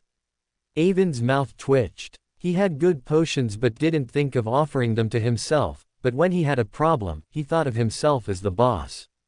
However, this information wasn't valuable, so Avon saw no harm in telling him. He then said, "Sequence 7 of the apothecary pathway is vampire. Obtaining the materials for promotion is very troublesome, because it will attract the hostility and pursuit of the sanguine." Catherine Gry was clearly intrigued by the information Avon spoke of, and she secretly observed Dacquell, wondering what he would be like after promoting to a vampire. Influenced by Emperor Rosal, the development of literature in this world was exceptionally prosperous, and the legendary vampires were frequent guests in various literary works. Although vampires in literary works included protagonists, villains, and some even major villains, the image of vampires became increasingly consistent: young, elegant, and evil, all of them handsome men and beautiful women. Catherine Gry truly couldn't imagine what Dacquell would be like if he promoted to a vampire. Her mind involuntarily conjured an image of a big fat man with a pair of bat wings on his back, struggling to flap them, flying between cities, and occasionally running out of strength and having to rest on a rooftop. This made her expression towards Dacquell increasingly strange, making Dacquell feel more and more uncomfortable. He quickly pressed Avon. Why would my promotion to vampire provoke the hostility and pursuit of the sanguine?" "Because the promotion material to become a vampire is the sanguine's blood essence. Every time a human becomes a vampire, it means a sanguine has died. At the same time, if the sanguine can kill a vampire, it means the sanguine gains a new life. The sanguine are natural beyonders, born at Sequence 7, but without blood essence, they cannot give birth to little vampires, so." Avon thoroughly described the conflict between vampires and the sanguine. Although he didn't finish his words, everyone understood the sanguine's attitude towards vampires. "Damn it, is the apothecary pathway so treacherous? How am I supposed to advance now? I should have chosen that pathway that represents luck instead." Dacquell wailed in his heart, lamenting the injustice of fate towards him. He decided he could only take things one step at a time, first playing the role of a beast tamer well, digesting the magic potion, and then thinking about other things. You all know that I have become a beast tamer and need to act out the role. After a few days of thinking, I believe that taming Beander animals will definitely be the most effective. Do you know where there are Beander animals? Or rather, can any of you help me catch a Beander animal? And it's best if it's not too dangerous, the price is negotiable. Apparently, the recent popularity of his potions had given Dayquil a lot of confidence. He even said that the price was negotiable. Avon had originally been prepared to act profound and assure him of Military Intelligence Section 9's protection when he asked if he could receive it, but he didn't expect him to stop asking. The reason Avon was confident in protecting him was, firstly, because he had an official identity, and the Sanguine also had to behave as vampires within the framework of the LotM Kingdom and would not turn hostile over Dayquil. This could be seen from the original work. Another reason was that his brother, Robert, had once told him that the Horn family had a cooperation with the Sanguine hidden in Backland. Both sides had been mutually beneficial for over 1,000 years and would continue to cooperate. The content of the cooperation included, but was not limited to, jointly building hospitals, with the Sanguine obtaining the blood needed for daily life, and the Horn family gaining influence in the medical field. The Horn family provided financial services to the Sanguine for a long time, even without collateral, because their long lives were a guarantee, especially for long-term loans, borrowing new to pay old. These Sanguine were simply the most perfect clients. It was precisely because of such stable and loyal borrowers that the Horn family had not declined for 1,000 years. The Horn family, with such close ties to the Sanguine, was more than capable of protecting a Dayquil. I don't know where there are Beander animals, but I can give you a suggestion. Purchase a Sequence 9 formula, collect the materials, mix it into a magic potion, and then feed it to an animal you choose. As long as that animal survives, it will become the Beander animal you want. Aphrodisiac potion. Your beast tamer ability should provide a bonus effect for ordinary animals drinking potions, maximizing their success rate. Of course, nothing is 100% successful, everything depends on your own choice. The apothecary was stunned for a few seconds after hearing Avon's suggestion. After a while, he sighed and said, "It's already difficult for me to save money and collect materials for myself. Now I have to take on a burden. How much of a family fortune does one need to be so extravagant? I should have chosen the pathway that brings good luck. I've never seen my teacher short on money. You don't need a huge family fortune, just a family with a mine or a bank." Avon muttered to himself, but didn't say it out loud. Then why did you choose to become an apothecary in the first place? Kathleen Gry, who was inexperienced in the world, asked curiously. Once I knew that an apothecary could concoct potions to enhance that ability, I didn't hesitate for a moment to choose to become an apothecary. This is a man's choice. Kathleen Gry clearly hadn't expected such an answer and was momentarily stunned. To alleviate the sudden awkward atmosphere, Isengard Stanton quickly said to Avon, "I will write down 2 types of materials. Please help me check if Military Intelligence Section 9 has collected them internally. If they do, I am willing to exchange them for 2081. If there's only one material, I'd also like to ask you to help me exchange for it using merits. I will repay you later." After learning about the role-playing method, Isengard Stanton was confident he could successfully digest the detective potion within a month, as he had been a detective for a long time and was only one step away from a breakthrough. Avon nodded, then raised the investigation report Isengard Stanton had just given him and said, "You don't owe me anything. If all these people can be captured, I will commend you. The merits you receive will be more than enough to acquire one material, even if not both." Isengard Stanton nodded, indicating he would fully assist Avon. He then took out a pen and paper, wrote down the materials he needed, and handed them to Avon. Avon took it and saw it read, 1 Elder Tree Heart and 1000 Arts Phantom Crystal. Note. Borrowed from Mysteries, starting as a reader. The 1000 Arts Phantom Crystal was one thing, but he hadn't expected it to also require an Elder Tree Heart. Avon chuckled to himself. This elder tree truly was a treasure from head to toe. Its fruit was the main material for the Spectator Pathways Psychiatrist, its root crystal was the main material for the Sun Pathways Sequence 6 Notary, and now its heart had become the main material for the Reader Pathways Sequence 6 Polymath. No wonder Treants were a powerful race in the first epoch, truly embodying inclusiveness. After Isengard Stanton and Avon finished their conversation, there was nothing left for anyone present to discuss, and they quickly dispersed. Dayquil, being perceptive, approached Avon after Kathleen Gry left and slipped 2 potions into his hand, quietly telling Avon that these were concentrated essences, urging Avon to try them. He also hinted that they could not only boost, but also replenish vitality, and make up for physical deficiencies. It was then that Avon realized Dayquil had long noticed his recent excessive indulgence. He would have just taken the medicine himself, but seeing Dayquil's ambiguous gaze, Avon felt a bit of indignant embarrassment and wanted to punch him. But in the end, he decided not to bother, for the sake of the potions in his hand. Feigning authority, Avon waved Dayquil away. Then, under Isengard Stanton's playful gaze, he brazenly walked away with his head held high as if nothing had happened. Avon returned to his Cherwood Borough apartment with the box containing Guardian of Radiance, and hid it in a secret compartment he had set up. He then took out a clump of hair, touched it on the mirror, and after feeling the reaction from the mirror, confirmed that Helen had agreed to his request for a meeting. He then changed into a suitable outfit, hesitated for a moment, and left with one of the potions Dayquil had given him. Soon, Avon arrived at the hotel in the West District where Helen had a long-term suite. After entering the hotel, he found a secluded corner and downed the potion Dayquil had given him. Avon had expected the potion to take effect slowly, but to his surprise, he felt it immediately after drinking it. He felt a rush of heat to his head, his lower body engorged, and his whole body became feverish. Damn, is the medicine that strong? Avon secretly groaned. His clothes were custom-made and very well-fitting, he usually had to pay attention to his posture, otherwise, they would look bad.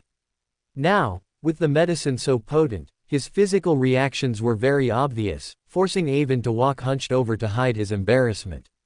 Ignoring the kind greetings of the bellhop, he quickly arrived at Helen's room and knocked on the door. Helen, as a demoness of pleasure, opened the door and instantly recognized Avon's state. She let out a silvery laugh and welcomed the utterly mortified Avon into the room. Once inside, the exasperated Avon grabbed Helen, swept her into his arms, and ran towards the large bed in the suite. Helen offered no resistance throughout, her eyes half closed, enjoying Avon's onslaught. A long time later, Helen, her smooth, beautiful back bare, lay on Avon, drawing circles on his chest. Avon, now in sage mode, smiled and said, "You didn't come to me today just because you found a good aphrodisiac to get back at me from before, did you?" Helen's words made Avon feel a surge of awkwardness. After all, being caught taking medicine by a casual partner would be embarrassing for any man in any world. Looking at the increasingly radiant Helen, Avon couldn't help but sigh inwardly. There are only exhausted oxen, never barren land. But Avon was Avon, his skin was thick enough. He directly ignored Helen's teasing and then said, "Of course not. I'm here to inform you of something. The demoness sect might enter into deep cooperation with the Aurora Order. I don't know the specifics, but I only know that Mr. A from the Aurora Order is in charge of this matter. They've already had several meetings and should have reached some agreements. I also accidentally learned about this from Natasha. I can't investigate further, you'll have to investigate from the periphery yourself." "Oh, cooperate with those people from the Aurora Order. Aren't they afraid of being led astray by the Aurora Order?" Upon hearing that the demoness sect was going to cooperate with the Aurora Order, Helen seemed to recall something and sat up, laughing heartily. Looking at the 2 large snowy peaks on Helen's chest, Avon felt a reaction again, but to gain the attention of Theosophy Order, he quickly shifted his gaze and continued. "I was also a bit confused at first. The Aurora Order's way of thinking is quite peculiar. Aren't they afraid of things going wrong by cooperating with them? But I checked Military Intelligence Section 9's information on the Aurora Order and felt that the Demonist sect's search for cooperation with the Aurora Order might be a carefully considered arrangement. Oh, why do you say that? Avon's words piqued Helen's interest. The Aurora Order's tenet is that the seven deities are merely slightly powerful angels, and all glory belongs to the true Creator. Therefore, they constantly create terror incidents solely for the true Creator's descent. Their faith is extremely fanatical, and they act without regard for consequences. From the perspective of the Demonist sect, or from the perspective of all other secret organizations, the Aurora Order is a very suitable scapegoat. Moreover, from the information I've found, not only do secret organizations like to make them scapegoats, but in fact, the LotM political arena, military, nobility, and military intelligence Section 9, whenever there's something they can't resolve or want to cover up, they like to pin it on the Aurora Order. If I'm not mistaken, the Demonist sect might be planning something big, and it's possible they'll pin the blame on the Aurora Order. And this big event should be very beneficial to the Aurora Order. Helen's expression began to turn serious as she listened to Avon's analysis. This reminded her of her mother's previous judgment, that the Demonist sect was plotting for the Augustus family's conqueror Beander characteristic. Thus, she grew increasingly concerned about the cooperation between the Demonist sect and the Aurora Order. Since you got this information from the Demonist sect, I can't investigate the Demonist sect from the periphery again, otherwise, it might make them suspect an internal leak. But if I investigate the Aurora Order, Mr. A is a shepherd, and he's not that easy to deal with. Helen pondered for a moment, then said to Avon, "You don't need to worry about this matter. I will find a way to investigate it. For now, focus on Triss and Edsac Augustus. This might be the key to the Demonist sect's plot." Seeing that Helen was beginning to take the news of the Demonist sect's cooperation with the Aurora Order seriously, Avon secretly breathed a sigh of relief. Then, striking while the iron was hot, he leaned over, picked up his clothes that had fallen under the bed, took out a sketch from them, and said to Helen, "This morning, Military Intelligence Section 9 issued its highest bounty mission ever, to find this person. If I can complete this mission, it will greatly help my undercover work in Military Intelligence Section 9 and raise my status. I believe Theosophy Order should have many intelligence channels in Backland. Please help me look for him. I will also tell the Demonist sect about this and ask them to help look." Helen took the sketch from Avon's hand, glanced at it, and then asked curiously, "Who is this, that Military Intelligence Section 9 is making such a fuss?" Avon didn't tell Helen anything else, only recounting how Lanrius had swindled hundreds of thousands in cash from Tingen. As expected, he heard Helen's heavy breathing. Even a secret organization with an angel needs a large amount of money to maintain its structure. So, Helen's eyes gleaming was no surprise to Avon. Moreover, Avon noticed Helen's lapse in composure, her slightly parted lips exuding a unique charm that made his body even more excited. Thus, Avon took advantage of Helen's distraction, flipped over, pinned her beneath him, and began the second round of their contest. Who would win remained to be seen. The Tingen storm. Ever since the Defense Department corruption case broke out, Military Intelligence Section 9 and the Internal Military Oversight Departments directly took over, and every day the newspapers would reveal eye-catching news. As the news accumulated, everyone gradually turned their attention to one person. Now, all the people in the LotM Kingdom knew one thing. That was, an unparalleled swindler, possessing multiple disguised identities and skilled in makeup, had thoroughly duped the entire Defense Department procurement section, ultimately leading to the LotM Kingdom's largest corruption case. For this, General Merlin, the defense minister, resigned in disgrace. Many individuals within the Defense Department were taken away during work, and Pritz shipyard was entered by an investigation team to undergo a comprehensive investigation. As the investigation deepened, the important figures in LotM all received a secret investigation report from Military Intelligence Section 9.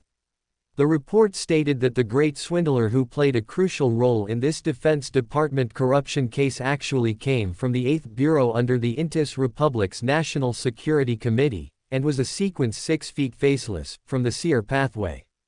His mission was to corrupt the military and the upper echelons of the shipyard, collect relevant intelligence, and retaliate against the Loan Kingdom for seizing Byron's city from Intis.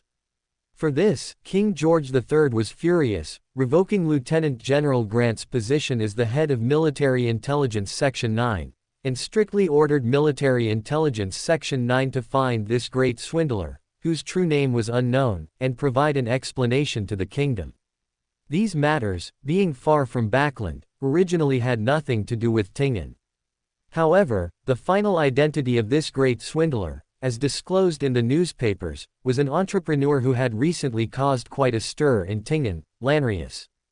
When the Tingen honest people republished the exclusive bylined article by Carl Woodward, a reporter for the Daily Observer, it caused an uproar in Tingen City.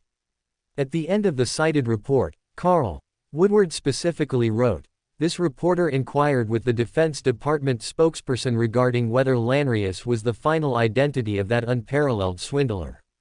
As of this report's publication, no response has yet been received." This sentence was considered the last glimmer of hope for those who saw the report, as the official confirmation had not yet been made. However, the final comforting effect was not as desired.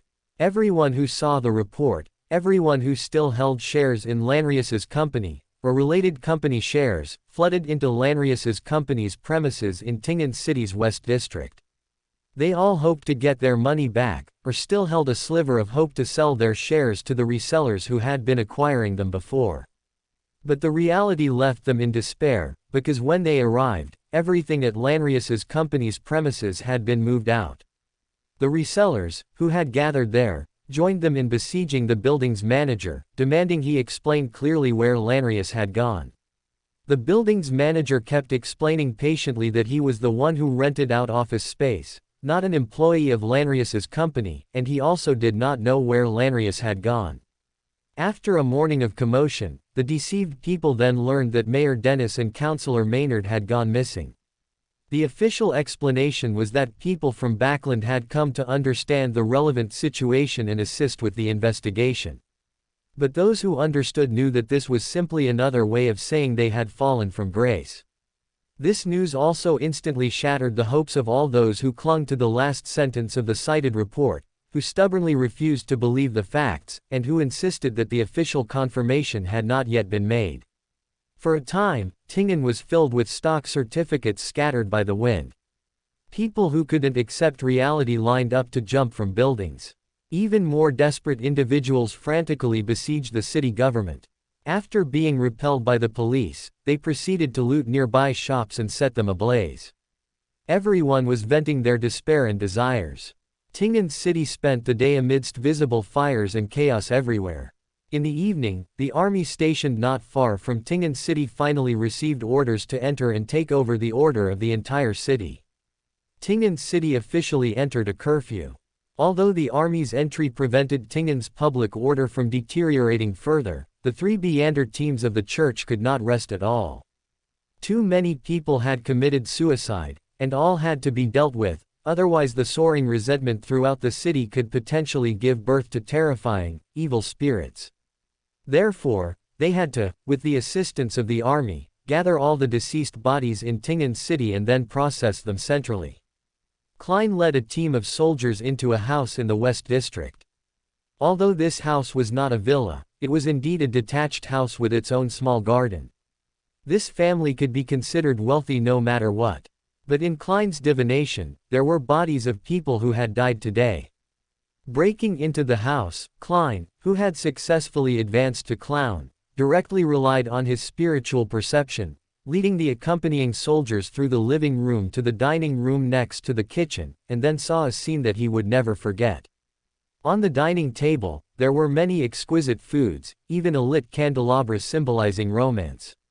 The surroundings were adorned with decorations only seen during the New Year, presenting a warm scene typical of a New Year's party dinner. It was just a pity that the people attending the dinner were all sprawled crookedly on the dining table, with blood flowing from their mouths and noses, utterly silent. The husband and wife held hands tightly, facing each other, and the three children held knives and forks, as if they were still eating delicious food at the last moment. One little girl was even smiling, holding a brand new doll in her hand. Klein looked at the family at the dining table, and after a preliminary check, found no influence of mystical power. He then closed his eyes to perform divination. The cause of this family's death. Klein silently repeated the content to be divined 7 times, and then entered a dream. In the dream, Klein saw the husband attending Lanrius's investment presentation, half-believingly investing 100 gold pounds. Following that, Lanrius became famous in Tingen, with Mayor Dennis and Councillor Manazin representing the government on stage. His initial investment of 100 gold pounds yielded a return of over 10, even dozens of times. Watching the value of his shares grow higher and higher, the husband couldn't resist the temptation of huge profits and converted all his assets, investments, and house into cash, investing everything into it. However, in less than a week, everything turned to nothing. Standing outside Lanrius's company premises, watching all the people shouting, "Refund," the husband desperately threw away the stock certificates in his hand and left distraught. The husband returned home and informed his wife that Lanrius's investment was a scam. The two embraced and cried bitterly, finally deciding to commit suicide together. The husband and wife took out the last of their cash, paid their housemaid a week's wages and sent her away, then used the remaining money to purchase ingredients, made one last dinner, and then mixed sleeping pills into it. They let the children fall asleep first, then, enduring the pain, forced poison down each child's throat, one by one. They did this simply because they were afraid the children would suffer too much if they drank the poison themselves.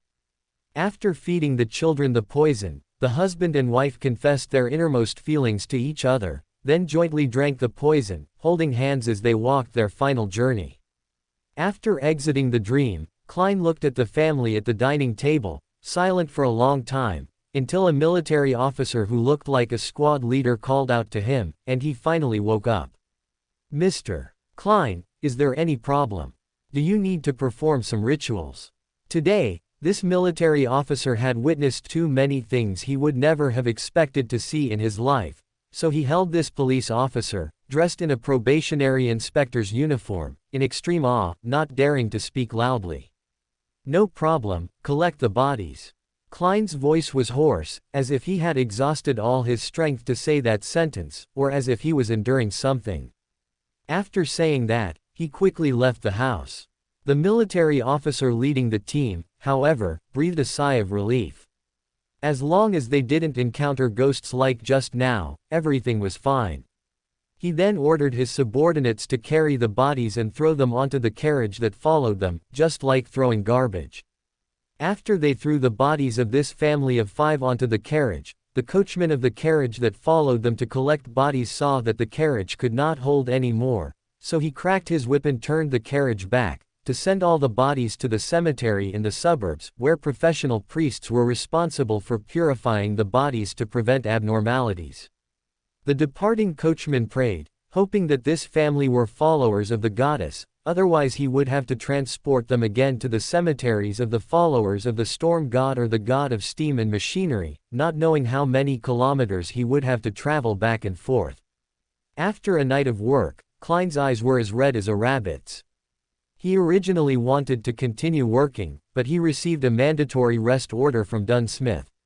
When meeting Leonard, who was also in a very bad mood, Klein said with a bitter smile, "What exactly did the two of us do in the past 2 weeks? All of this could have been avoided. I feel like we are clowns, manipulated by shameless fate. We wanted to save Tingen, but we personally destroyed the hope of survival and the beautiful lives of these people. Are we really doing the right thing?" Leonard looked at the suffering Klein, at a loss for words for a moment, but finally could only say in a hoarse voice, "If we did nothing, then Tingen would face an even more terrifying disaster. No one who is drowning will give up struggling, even if they know doing so might make them die faster." Klein nodded, saying nothing more. He hurried past Leonard, wanting only to go home and get a good night's sleep. Watching Klein leave like a wolf, Leonard lowered his head, muttering something, even seeming to argue, but finally calmed down and continued to lead the army's soldiers, searching various houses to see if anyone had committed suicide at home. At the same time, the storm in Tingen seemed unrelated to Backland. For the people of Backland, Tingen was just a small place, and any changes there were merely a storm in a teacup for them, without any empathy. The military control of Tingen was less interesting than the arrests or suicides of high-ranking Defense Department officials. The countless inside stories that emerged during that time allowed the public to feast on gossip to their heart's content, truly satisfying. The chaos in Backland and the turmoil at Prit's shipyard finally attracted the attention of intelligence agencies from various countries. They simultaneously strictly ordered their personnel lurking in Backland, at all costs, to seize this opportunity to obtain relevant information about the Prit's ironclad warship. Backland, the city of spies, suddenly became filled with shadows of espionage. Arrest. Detective Zarel had been riding high lately. Thanks to the intelligence network he built, primarily composed of street children, he obtained a lot of useful information during the recent turmoil in the LotM Kingdom's military. This earned him successive commendations, and he was very proud of his unconventional approach to intelligence gathering. Just recently, his superiors, impressed by his intelligence-gathering abilities, issued a very important order, using the chaos caused by the major corruption case at Prit's shipyard as an opportunity. He was to quickly steal relevant data and blueprints for the ironclad ships. While he was still pondering how to complete the mission and where to start, his most outstanding young intelligence agent, Ian Wright, brought him good news. Ian Wright discovered that an accountant and an engineer from Prit's shipyard had secretly stored some items at the Backland Great Library. Soon after, both individuals were taken away for investigation by relevant auditors. Ian Wright found a hidden document among the vast collection of books in the library and delivered it to Zarel. It turned out to be cost data and partial blueprints for the ironclad ship. This discovery filled Zarel with joy. He immediately reported it to his superior and instructed Ian Wright to exert all efforts in finding other hidden documents in the library. The relevant data had been divided into several parts and concealed throughout the library. Zarel felt that after achieving such a great achievement, he should be considered to have performed a meritorious service and could return home to retire with a full pension. He had been in the LotM Kingdom for 17 years, living every day behind a mask, almost forgetting who he was. He longed to live in the sunlight again and taste his hometown's dishes. Just as Zarel was envisioning his beautiful future, while walking in an alley, he suddenly felt his vision blur, his mind go numb, and a thick layer of glass seemed to surround him. He watched the small bird he had just startled fly away with unusually slow wing beats, and his own thoughts gradually became sluggish.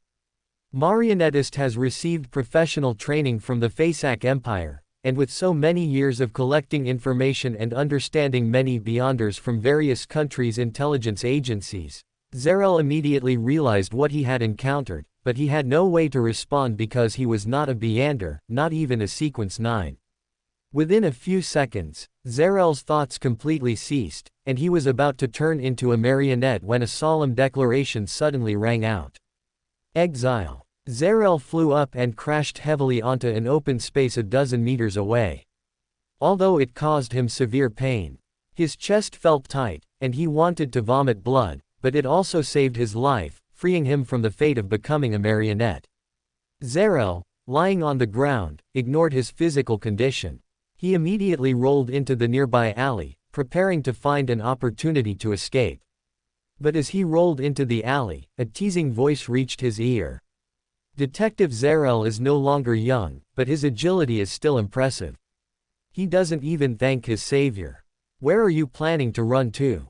Hearing this, Zarel twisted his neck with difficulty and saw a handsome young man in the alley who looked only in his 20s. Accompanied by a girl no taller than 1.5 meters with slightly unrefined features, and several tall, imposing subordinates.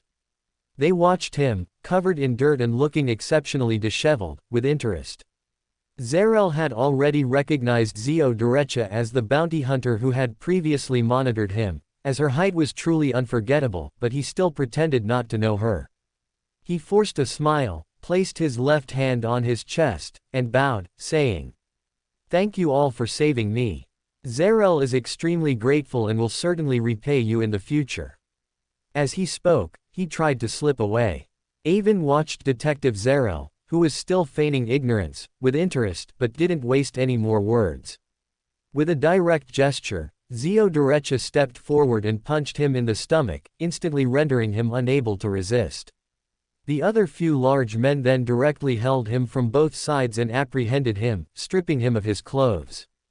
Avon took the cheap suit, felt it with his hand, and immediately discovered the poison sewn into the collar. Then he said with a smile, "Send this great detective to the safe house I prepared nearby. You can start interrogating him, I'll be there shortly." The large men said nothing more and simply carried the unsteady Zarel away, while Avon and Zio Derecha pursued in one direction.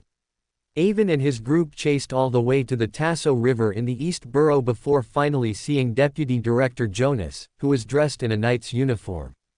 He still got away. He has a sealed artifact from the sailor pathway on him, which makes him like a fish in water in this environment. Seeing Avon arrive, Deputy Director Jonas explained, "We couldn't bring more sealed artifacts or more personnel, otherwise it would be obvious that we were setting an ambush. Zarel's attack already indicates that my previous guess was correct. Zarel's superior or someone close to his superior is an Intis intelligence agent. Otherwise, they couldn't have learned so quickly that Zarel obtained the ironclad ship blueprints. Since we've decided to capture the rat embedded in the Fasak Empire's intelligence department, we cannot let the Intis people suspect that we already know the relevant information. We can only disguise this rescue of Detective Zarel as an accident. So, in a way, not catching this marionettist this time is a good thing." Deputy Director Jonas looked at Avon, who was speaking eloquently beside him, and couldn't help but nod, simultaneously praising in his heart that Avon was naturally suited for intelligence work. He had been in Backland for less than a month and had already solved several major spy cases. And captured several deeply entrenched intelligence teams from various countries. This time, he even boldly deduced, through archives and a retrospective analysis of Zarel's past operations, that there was an Intis spy among Zarel's superiors or important figures around them, and designed this screening operation. This made Deputy Director Jonas, who was the same age as Robert, feel a sense of being washed away by the younger generation, once again. "Your Excellency, Major General, can you identify this marionettist?" Avon asked curiously, clearly very interested in this person. "It should be Rosago, the Intis intelligence deputy to the ambassador to the Loan Kingdom, Bakerland. This person can change faces and has a lot of escape skills, making him very difficult to deal with." Although Deputy Director Jonas was primarily responsible for counter-espionage against the Fasak Empire, he still knew the general information, so he immediately guessed who his opponent had just been. "I'm going to interrogate Zarel right away. If I can get any relevant information, I'll report it to you immediately. At that time, I'll need you to activate your hidden forces in Forsak for screening. Whether to choose to recruit him or use this to strike at the intelligence networks of Forsak and Intis, the decision is yours." Avon's words were equivalent to handing over the Intis rat embedded in the Fasak Empire's intelligence department to Jonas for handling. For Jonas, who had recently faced trouble because he allowed the royal guard to interfere with Lanrius's surveillance, this was nothing short of a godsend. Jonas looked deeply at Avon, the smile on his face growing stronger. He did not decline Avon's goodwill because he truly needed to achieve results during this period. The longer Lanrius remained missing, the greater the pressure he currently faced. "Avon, your achievements during this period are evident to all. Sometimes seniority is important, it can guarantee loyalty. But for meritorious personnel who have performed outstanding service, they should not be limited by age and seniority. That is a waste of life, a waste of talent. After this matter is completed, I will directly submit a report to His Majesty the King, striving to get you commended as soon as possible." Leaders, even when rewarding subordinates, generally wouldn't be so direct. On one hand, they want to maintain control over their subordinates, and on the other, they want to prevent unfulfilled promises from causing disloyalty among their subordinates. However, Avon was no ordinary person. His brother was the head of the military and intelligence in the council. Avon's commendation report could not be held up by the Military and Intelligence Committee. Furthermore, since Avon was giving him such a huge credit, if he didn't quickly make a promise and continued to manipulate Avon, Robert would not spare him. Moreover, Jonas was being questioned because George III interfered with the Lanrius matter. George III would not impede Avon's commendation at this time to make things difficult for Jonas. Instead, he would strongly promote it to alleviate Jonas's pressure. That's why Jonas explicitly stated the reward for this mission in advance this time. "Thank you for your cultivation, Your Excellency, Major General. Your subordinate will certainly redouble his efforts and live up to your nurturing." Jonas was very satisfied with Avon's attitude. Who doesn't like to hear good words? Deputy Director Jonas left. He was primarily responsible for counter-espionage against the Fasak Empire in the Loan Kingdom. To identify that hidden Intis spy, he also needed to coordinate with the external intelligence chief on how to eat this cake and prevent others from getting a piece. This would test his wisdom, so he was very busy. And these matters were no longer Avon's concern. Avon had already prepared the meal and brought it to Jonas's mouth. If Jonas starved to death in the end, no one could save him, and it wouldn't affect Avon either. Everyone who knew the inside story would only curse Jonas. "We gave you a chance, but you were useless." In fact, after confirming that Zarel's superior or someone close to him was a hidden Intis spy, Zarel's value was already very small. His testimony would at most only help Loan narrow down the scope of their search and identification, and wouldn't provide much help, as he simply didn't know his superior would defect. However, in Avon's eyes, Zarel still had great value, not just because of the street children intelligence system he built, but also because his fabricated identity was too good. So good that if Avon didn't have a habit of pursuing things to the end and specifically sent Isengard Stanton's assistant to investigate his 5 generations, he would never have thought that he was actually a Forsation.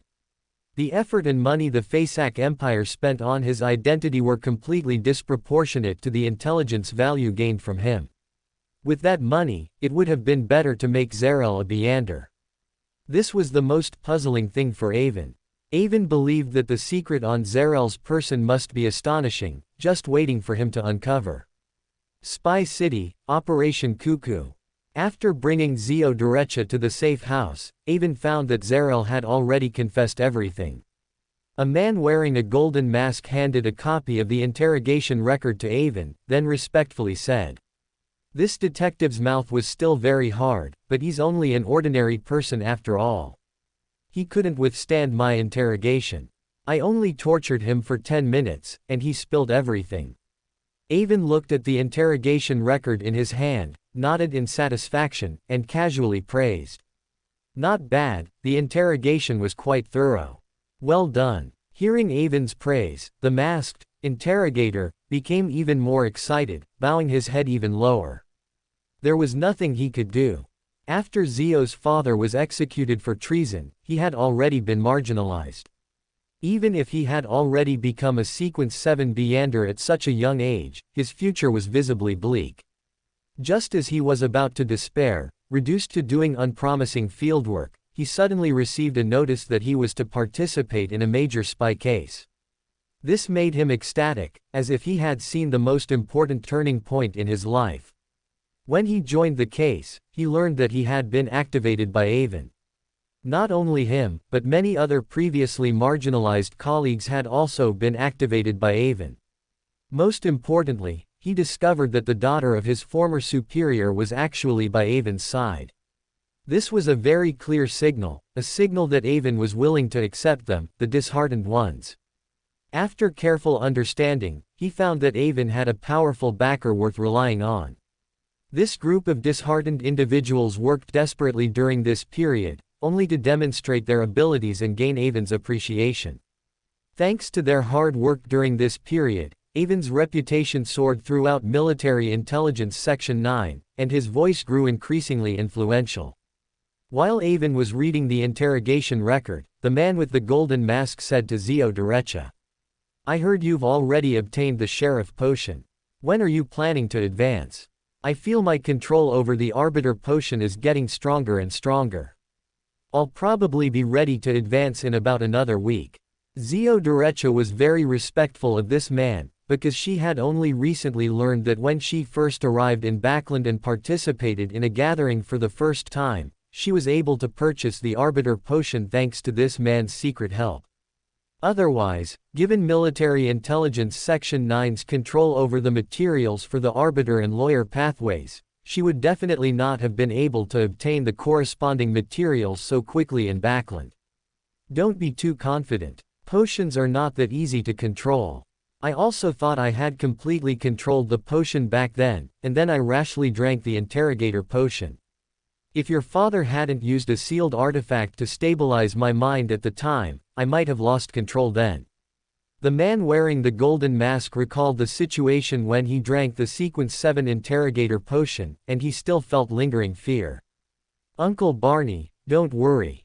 I won't act rashly. Listening to Barney's words of concern, Zio Derecha felt a long-lost warmth in her heart, and her tender face became even softer. This interrogation record is very detailed, no problems.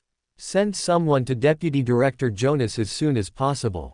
You wait outside for a moment. I still have some things I want to ask Zarel.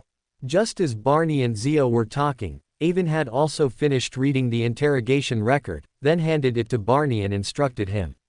Submitting the interrogation record meant closing the case, but what did it mean to interrogate Zarel separately? However, Barney knew that his relationship with Avon wasn't that close, so he didn't ask any further questions. He simply did as Avon instructed. Zio Derecha was also puzzled by Avon's actions, but she still followed him into the safe house at Avon's signal. Inside the safe house, Zarel sat on a chair, constantly gasping for breath. The sweat pouring from his body soaked his clothes as if he had just been caught in a downpour. Signaling the two arbiter guards watching Zarel to leave, Avon sat across from Zarel at the table, composed, and asked. You should know who ambushed you today, right? I know, it should be people from Intis's 8th Intelligence Bureau. Speaking of which, I should thank you for saving me, otherwise I would be a dead man by now. After all, people from the 8th Bureau are good at divination and like to get information from dead people. Knowing that this young man in front of him was the one in charge, coupled with Zio Derecha standing by, made him realize that he might have been exposed and monitored weeks ago. So Zarel tried to force a smile, trying to please Avon. Watching Zarel trying to curry favor with him, Avon found it amusing. Do you know why we were able to arrive in time and save your life? After all, that marionettist is not easy to deal with, and we can't have our deputy director guarding you every day, can we? Isn't it because you used me as bait to set up an ambush for that marionettist? Zarel couldn't help but roll his eyes, slandering Avon in his heart. He thought that the reason Intis sent such a high-level Beander to kill him was because Military Intelligence Section 9, who had been tracking him for a long time, intentionally leaked the information he obtained about the ironclad warship, just to lure this marionettist. He even didn't rule out that the ironclad warship information was a trap set by Military Intelligence Section 9. Although Zarel slandered Avon in his heart, he didn't dare to say it out loud, remaining silent and hesitant. But Avon seemed to have seen through his thoughts. Tapping his finger on the nearby table and smiling, he said. It's exactly as you thought, the ironclad warship information was indeed a bait I set, but it wasn't to lure that marionettist. Otherwise, if we had been fully prepared today, how could he have escaped? Once we track him down, even a demigod, we can deal with. You should be very clear about this. Escaped. How could you let a marionettist escape? What was the true purpose of this trap you set? Zarel also truly didn't expect that the marionettist who ambushed him would actually escape Military Intelligence Section 9's pursuit. This was completely illogical. Avon enjoyed seeing others surprised, and said with a smile, "Let me give you another hint. The content of this bait, which is the ironclad warship-related information, besides my superior deputy director Jonas, myself, and the little informant who got you this intelligence, no one else knows what the content of this information is. That little informant has been closely monitored by us since he got that information, and we haven't found any signs of him passing information to anyone. So, who do you think leaked this information and attracted the Intis people so quickly? Even if Intis's 8th Bureau had a dog's nose, their sense of smell shouldn't be that keen, should it? After Avon finished speaking, Zarel's eyes lost their focus, and he stood there in a daze, because Avon's words were already very clear. No one in Backland who knew the content of this intelligence could have leaked it, so the information could only have been leaked from his superior, whom he contacted via telegram. It could be someone around his superior, but it's more likely to be his superior himself. Because their telegrams could only be translated with a code, and although he was not a Beander, just an ordinary person, his security clearance was very high. According to regulations, his telegrams could only be translated personally by his superior, and absolutely not by anyone else. And his superior was the highest-ranking official in the Fasak Empire responsible for intelligence in the Loan Kingdom, and he didn't need to be accountable to anyone else. So, it was only possible that his superior leaked the ironclad warship-related intelligence.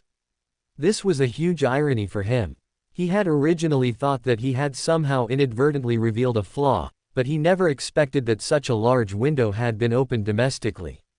He even wanted to report this matter to the Fasak Empire, but after glancing around and thinking about his current situation, he couldn't help but feel sorrowful and forced a bitter smile. It seems you already have a clue and know who betrayed you. Avon saw Zarel's bitter smile and guessed that he already had a suspicion, so he asked. Zarel looked at Avon, knowing that he had lost to this young man, or rather, his superior and Intis's 8th Bureau had both lost to this young man. Although he didn't know how Avon knew that Intis had a high-ranking mole in the Fasak Empire's intelligence department, the screening operation he carried out was flawless, which also convinced Zarel. At the same time, he had no intention of covering up for the superior who betrayed him, so he directly told the truth. My superior is Peterov Andley, the head of the Fasak Empire's Imperial Guard's Loan Intelligence Department. Only he knows how to decrypt my telegrams, no one else could possibly know. So, it must have been him who betrayed me. He had expected Avon to be greatly surprised upon hearing this news. After all, being responsible for intelligence work against an entire country already meant reaching the highest echelons of the intelligence department. But to Zarel's surprise, Avon merely said, "Oh," and then said nothing more, not even asking the small girl who had been standing there, now wide-eyed, to go out and relay the information. It was as if the intelligence he had just provided was as insignificant as tomorrow's egg price fluctuations. Avon saw Zarel's surprise and explained casually. I conducted a thorough investigation into you and found that your security clearance is very high. The Fasak Empire has invested a lot of effort in you. So, after guessing that your superior might be an Intis spy, Peterov Andley was already on my suspect list. Therefore, whether you confess or not, we will screen him and eventually find out who betrayed you. After all, we also have people stationed in Forsak. Upon hearing this, Zarel thought for a moment, then couldn't help but nod with a bitter smile, because Avon was telling the truth. All right, the foreplay is over. Let's get to the main topic. You said you're grateful we saved your life, but I think you're being too honest, because you've hidden a lot of things. You certainly didn't lie during your confession, but you selectively concealed information, and what I'm interested in is what you've hidden. The cuckoo. Hearing Avon's words, Zarel's body tensed, and his pupils contracted, as if he recalled the feeling of living hell during his interrogation just now. He quickly defended himself. I didn't hide anything. I've already revealed all the missions I received after arriving in Backland. If you don't believe me, you can check. Avon watched Zarel's vigorous defense without getting angry. Without turning his head, he directly took a document from the table behind him, threw it to him, and said, "This is what my people found when investigating your identity in Dichi County. Take a good look." Zarel picked up the document that had landed on him and began to flip through it. The more he read, the more he trembled, and the more frightened he became. Seeing Zarel remain silent, Avon sneered and said, "After discovering your spy identity, I initially thought you were a Dichi County native recruited by a foreign intelligence agency, because your eating habits, lifestyle, and spoken accent showed no foreign characteristics whatsoever. So, regarding you, I initially planned to send people to your hometown to investigate if you had any relatives, to see if there was any possibility of recruiting you. Although the Fasak Empire went to great lengths to conceal your identity and maintained the strictest secrecy, after all, more than 10 years have passed. Some of the original security measures actually developed loopholes, allowing my people to find clues and discover a period of blank time in your resume, thereby proving that you are definitely not a Lonus." This then raised several questions. The Fasak Empire spent so much effort meticulously disguising you as a Lonus, arranging your identity, and fabricating your experiences. They must have placed great hopes on you, entrusting you with an important mission. For example, having you infiltrate Military Intelligence Section 9, the government, or the palace as an ordinary person, because the scrutiny for Beyonders entering these departments is far higher than for ordinary people. However, after checking your background, we found that you have always kept a respectful distance from Military Intelligence Section 9 and the palace. At the same time, from the information you provided, your intelligence work has mostly been far from the core areas of Backland. This can be seen from the trivial cases you took as a detective, such as finding cats and dogs, catching adulterers, and providing protection. The Fasak Empire spent so much time and energy creating the perfect identity for you, but why didn't they let you do the most valuable work? Also, how were you trained? How were you able to disguise yourself so much like a Lonus? Mr. Zarel, I wonder if you can satisfy my curiosity." Zarel remained silent, and Avon was not in a hurry. He even looked up at a spider in the corner of the ceiling, watching how it spun its web to hunt. Zarel might have received professional training, but that was over a decade ago. Long-term ordinary life had worn down his will, and the trivial matters of daily life had further eroded his passion. Otherwise, he wouldn't have confessed so quickly. His superior's betrayal became the final hammer blow that shattered his psychological defenses.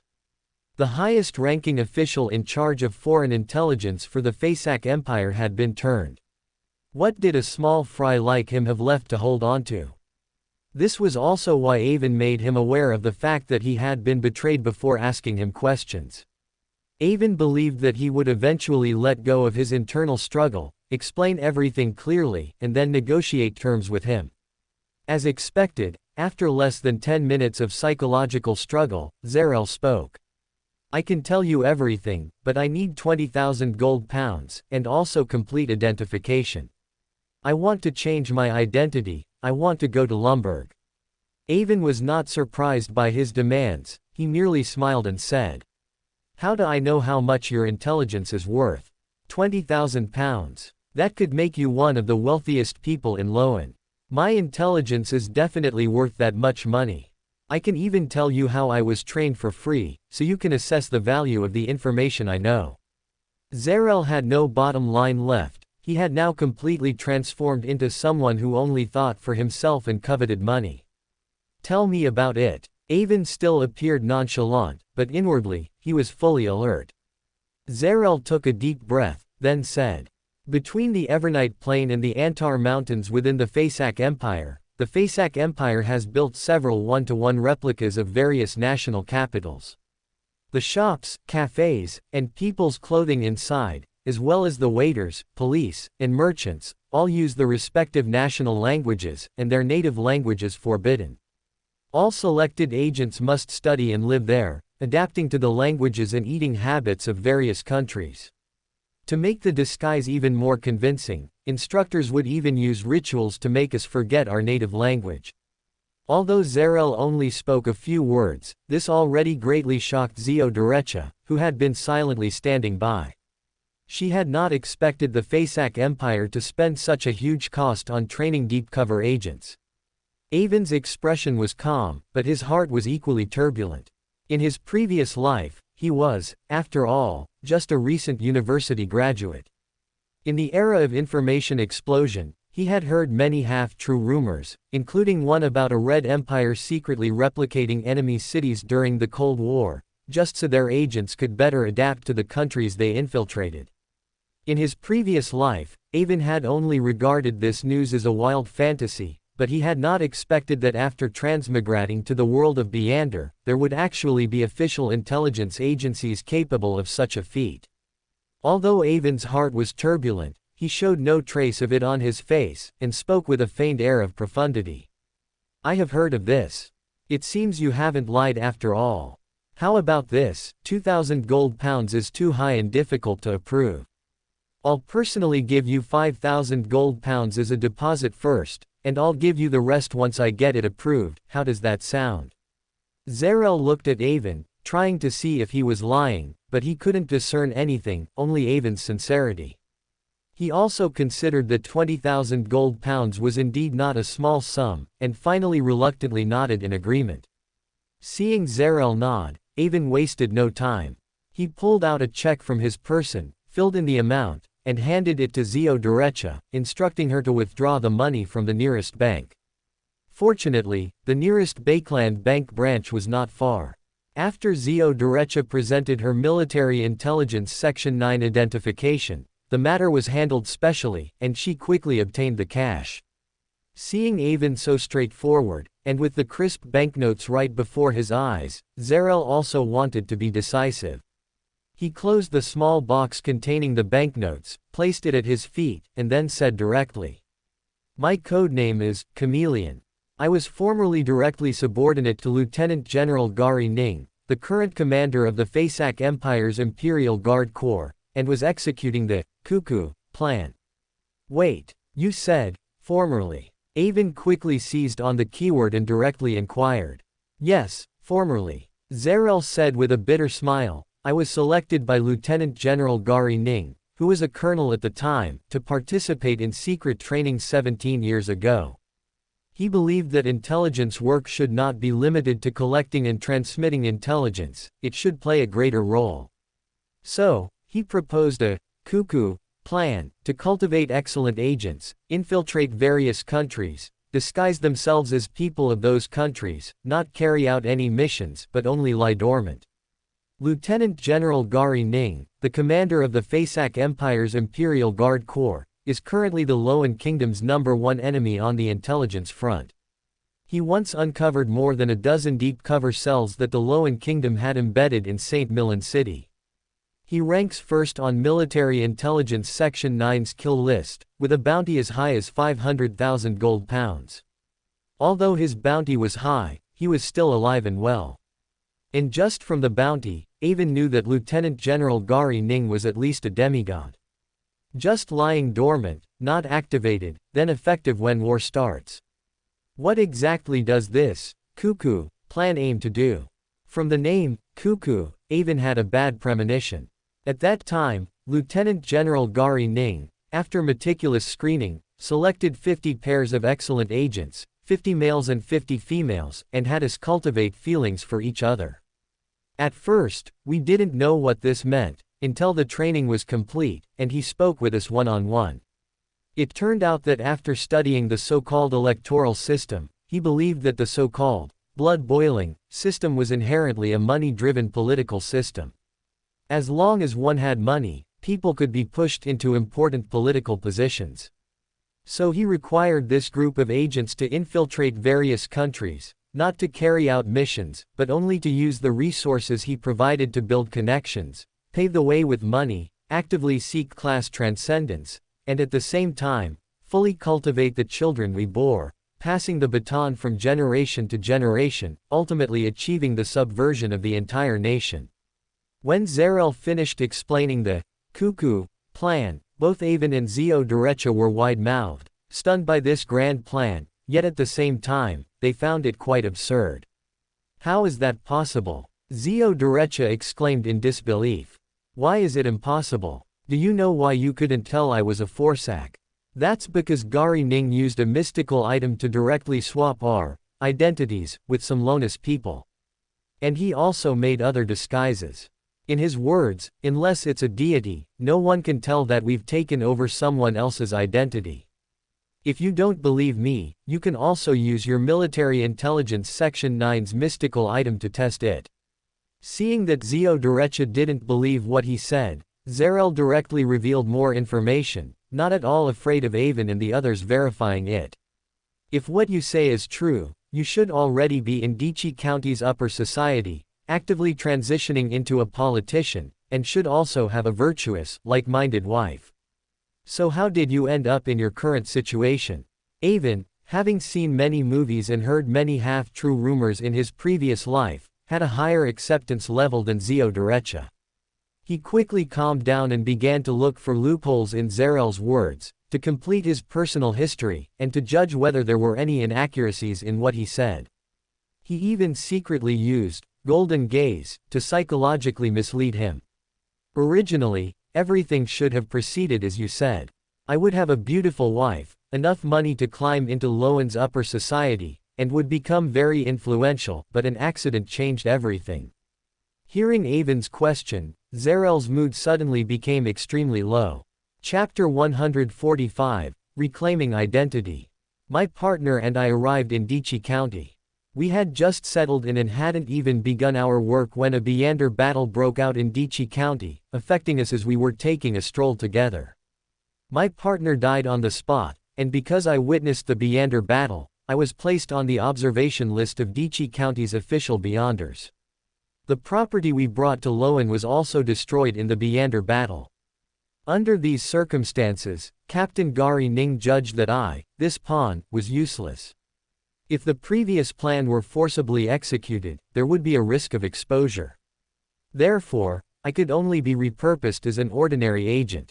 When Zarel said this, Avon suddenly interrupted him and asked, "That's not right, is it?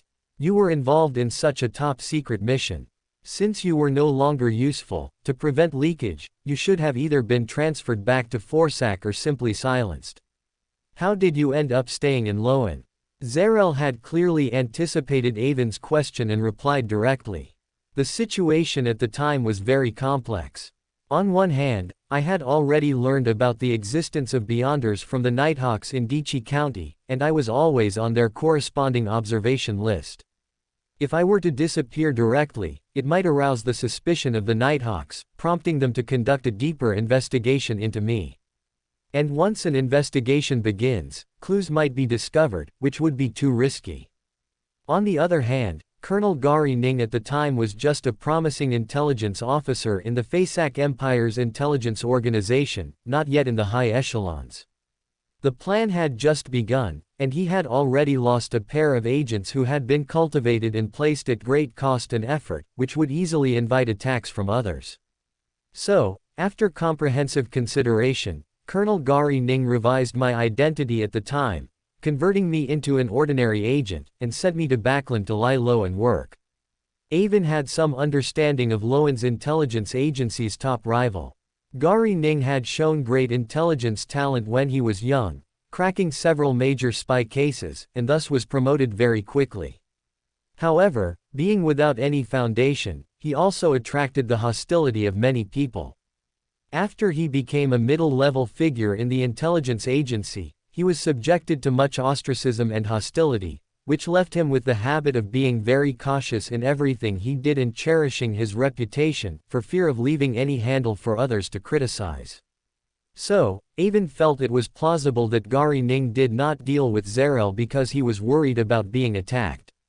But believing it was one thing, he still had some questions in his mind, so he continued to ask. You said that Gari Ning didn't deal with you earlier because he was worried about the Nighthawks, suspicion and attacks from others domestically. What about later? Gari Ning's situation was not good at the time, but he later gained the appreciation of the current king of the Fasak Empire, who was then the Fasak Empire's Grand Prince, rising steadily and achieving so many merits, becoming the top figure in the Fasak Empire's intelligence system. So why did he let go of this loophole? I don't think he forgot about you. A person like him wouldn't forget. Zarel clapped his hands upon hearing this, smiling as he said. You're absolutely right. A person like him certainly wouldn't forget my existence. As long as he had the chance, he would definitely deal with this hidden danger of mine. So, after realizing my situation, once the Nighthawks relaxed their surveillance on me, I began to diligently collect relevant intelligence, build a street children's intelligence network, and stole a lot of important LotM intelligence. As an intelligence officer of LotM's Military Intelligence Section 9, you should be very clear that due to its special nature, no matter who it is, they cannot tolerate a monolithic intelligence department. It must have multiple layers of leadership. My excellent performance in LotM eventually attracted the attention of other high-ranking officials, including Peterov and Lee. Because at the time, for the sake of secrecy, Gary Ning altered my file, only stating that I was an ordinary deep-cover agent. So, Peterov easily brought me under his command. This put Gary Ning in a difficult position, because Peterov and Lee's old superior happened to be Gary Ning's current deputy, and also his biggest rival internally. He could cause trouble for anyone else, but he absolutely couldn't cause trouble for his biggest rival, otherwise his position would also be unstable. So, after comprehensive consideration, and seeing that I had been quite obedient for so many years, Gary Ning ultimately did not act against me, only sending a message from St. Malong City, telling me to keep my mouth shut. After listening to Zarel's words, Zio Derecha looked at this Forsation with a LotM appearance almost with admiration. Because in her inherent impression, Forsations were always associated with savagery, bravery, and thoughtlessness, but she never expected to meet such a meticulous person today, which completely exceeded her understanding. Mr. Zarel's story is astonishing and seems very convincing, but so far, it can only be said to be your side of the story. Whether it's the cuckoo plan, or the so-called leveraging of factional struggles within the Fasak Empire's intelligence department to survive. This is all just what you've said. I have absolutely no evidence to verify it. If you want to get £20,000 based on a baseless statement, isn't that a bit too fanciful? Avon had already believed what Zarel said from the bottom of his heart. The intelligence value was not small. At least it made Military Intelligence Section 9 more vigilant and provided new directions for investigation, but it definitely did not reach the level of £20,000. Avon believed Zarel was aware of this. He must have more valuable intelligence, such as one of the Cuckoo Clan members having already entered the LotM high echelons, and Zarel recognized him. Indeed, this intelligence is valuable, but it hasn't reached the value of £20,000 yet. But you've only paid me the deposit, and not the corresponding balance, have you? Also, let me remind you, if it weren't for my help, even if you used Beander methods to force me to reveal the corresponding names, you wouldn't have evidence to arrest anyone. Don't forget, all of us have been disguised by Lieutenant General Gary Ning with the help of a mystical item. And that mystical item, according to your Beander internal classification, should be called a sealed artifact of grade 0 feet. Looking at the defiant Zarel, Avon's heart was calm. He just gave Zarel a deep look, then said, "All right, I will apply for these £20,000 from above. Now, please Mr. Zarel, come with us. With you in our hands, your superior Peterov. Andley must be going crazy, and Intis must also be going crazy. If Peterov, Andley, to protect his identity, says that you have defected to us, then what will Gary Ning's reaction be? Will he think that you will eventually leak the Cuckoo plan? So, the most important thing now is not to let Peterov Andley determine internally within the Forsak Intelligence Department that you have defected. So, the first thing we need to do now is to stabilize Peterov Andley. We're going to Military Intelligence Section 9 now."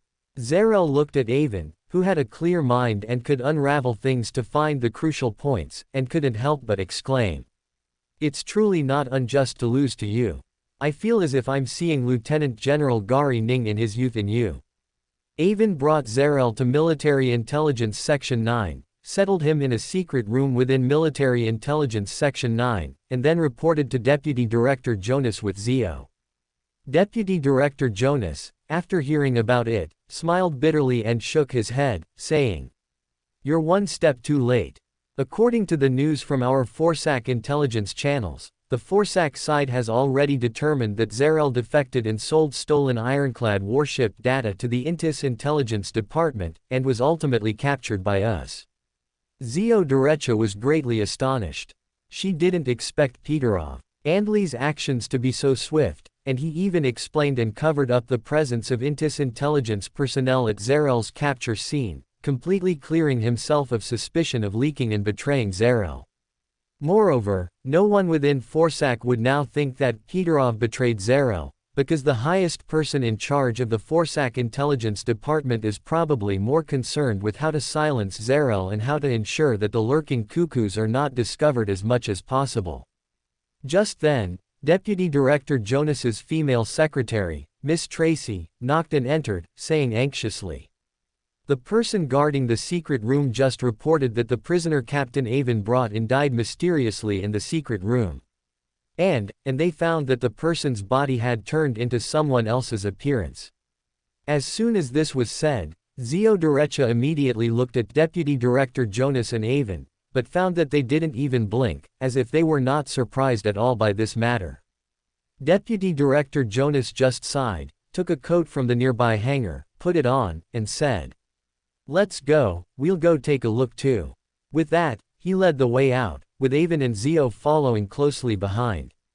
Walking along the way, seeing Zio Derecha hesitate to speak, Avon glanced at Deputy Director Jonas walking ahead, then smiled and said, "Are you trying to ask us if we had anticipated Zarel's death?" Zio Derecha nodded like a pecking chick. "Actually, it's nothing. Combining what Zarel said about them exchanging identities with some Loan people, that this disguise cannot be seen through by anyone except a deity, and his final mention that Gari Ning used a Grade 0 sealed artifact to conceal their identities. I knew Zarel was doomed to die. He isn't a Beander, so he doesn't know the horror of a Grade 0 sealed artifact. Since this sealed artifact could allow him to exchange identities with Loan people, then of course it could also reclaim identities. And without his identity, could he still live? Moreover, Gari Ning is not someone who can be influenced by so-called rivals. The reason he didn't deal with Zarel is more likely because he officially gained control of that Grade 0 sealed artifact, directly controlling Zarel's life and death, so he didn't care about him anymore." Avon's words left Zio Derecha dumbfounded. She truly hadn't expected a Grade 0 sealed artifact to be able to take a life from thousands of kilometers away, which made her feel a chill all over. Chapter 146, Changing Attitudes. When Deputy Director Jonas returned to the secret chamber with Avon and Zio Derecha, he saw Zarel lying on the ground, looking completely different from before, now with typical Forsac features and having grown 20 centimeters taller. Deputy Director Jonas, wearing gloves, examined Zarel's body and then said, "Sudden death, without any warning, and not a single wound on his body. It must be the sealed artifact he mentioned, the one of Sequence 0. Gari Ning's movements are truly quick." Avon also stepped forward to examine Zarel's body but found no abnormalities. He stood up and asked, although the rat, who was lurking in the Fasak Empire, has already identified Zarel as a defector, his own hidden danger has not been eliminated. As long as Zarel is in our hands, that rat in Intis's 8th Bureau will be restless. If you want to turn that rat, you must first dispel the concerns of the relevant parties, especially Intis's concerns about the rat's exposure. Deputy Director Jonas listened to Avon's words, thought for a moment, and deeply agreed. Zarel was part of the cuckoo plan personally formulated by Gari Ning, which was highly confidential. He would certainly not publicize the fact that he killed Zarel with a Sequence 0 sealed artifact from 1,000 miles away. So, in the eyes of the rat, Peterov, Andley and the people of Intis's 8th Bureau, Zarel falling into our hands could potentially expose the rat's identity. Fortunately, Avon's previous plan worked. By not going all out to capture the marionettist Rosago, it gave Intis a misconception that Zarel was indeed rescued by Military Intelligence Section 9 personnel who happened to pass by, and it was not a specially set trap. They would never have thought that Military Intelligence Section 9 had Avon, a bug, who knew about the rat's existence in advance. Therefore, this information asymmetry could be used to allow Military Intelligence Section 9 to create the illusion that the rat's identity had not been discovered. I'll arrange this matter, you don't need to worry about it. Just tell me the safe house you previously arranged for Zarel's interrogation. Avon's heart stirred. He knew that Jonas was going to put on a show for the Intis people, and he readily told Jonas the location of the safe house. After Jonas noted down the safe house, he took a cigarette case from his secretary Trass's hand and handed it to Avon, then said, "You've helped me a great deal this time. Besides commending you, I'm also giving you this as a small token of my personal gratitude." Avon knew what was inside, made a perfunctory refusal, and then accepted it. "Oh, by the way, I wanted to tell you that your plan to blockade the East Borough and catch them in a jar has been approved. The East Borough will be sealed off and cleared tonight at 9 p.m. The person in charge is Colonel Parr of the Action Team. Are you participating?" Deputy Director Jonas suddenly remembered something he had just discussed in a meeting before leaving, and then asked. 2 days ago, after reaching a cooperation agreement with Miss Sharon and obtaining investigation materials on other spies from Isengard Stanton, Avon drafted a report. Based on his investigation, many of the spies were involved in dirty work and deeply connected to the East Borough. He proposed a unified operation to blockade the East Borough, catching them in a jar, and thoroughly clearing it out. This plan was just approved today, but Avon did not intend to participate because he had already gained a lot of prominence recently. Even if he earned more merits, it would not significantly help his promotion in military rank. Moreover, since Robert officially became the chairman of the Military and Intelligence Committee, coupled with Archbishop Anthony's approval and the existence of Zio Derecha, the marginalized individuals within Military Intelligence Section 9 were all gravitating towards him. These people gravitated towards him for various reasons, but Avon could not take it for granted. He had to seek benefits for those who gravitated towards him. Therefore, Avon did not participate in this operation, but as the plan's drafter, he offered suggestions to the participants. Thus, many marginalized individuals from Military Intelligence Section 9 would participate in this major operation, and it was Deputy Director Jonas who facilitated this matter. Most of those marginalized individuals were trusted subordinates of Mason Dill, suppressed by the royal family's influence. Only when the royal family's spokesperson in Military Intelligence Section 9 brought up such matters could these people be reinstated. This was also one of the conditions under which Avon agreed to hand over the rat to him, helping him offset the difficulties he had faced due to the Lanrius incident during this period. "No need. I trust Colonel Parr's ability. The personnel for this operation are all veterans, and Colonel Parr is also an experienced senior. Even without me, it will surely be a complete success, foolproof." Avon looked into Deputy Director Jonas's eyes and said with a smile. During this period, the marginalized and disheartened individuals in Military Intelligence Section 9 suddenly began to coalesce. They were all backbone members of Military Intelligence Section 9 before. The energy they unleashed was not to be underestimated and would greatly affect the internal power structure of Military Intelligence Section 9. One should not harbor malicious intentions, but one must be on guard against others. This major operation would bring great merits, and there could be no mistakes in the process. Once Avon intervened, he might be exploited, and it was even possible that someone would deliberately sabotage it. Therefore, Avon would absolutely not participate in it. At the same time, Avon specifically emphasized that he trusted Colonel Parr's ability and that he would certainly preside over this major operation well. This meant that if something went wrong, it had nothing to do with him, the one who drafted the plan and did all the preliminary work. Instead, the problem must have occurred at the execution level. Colonel Parr, as the person in charge of the operation, would bear the brunt, and the relevant high-ranking officials who chose Colonel Parr to preside over the operation would also be implicated.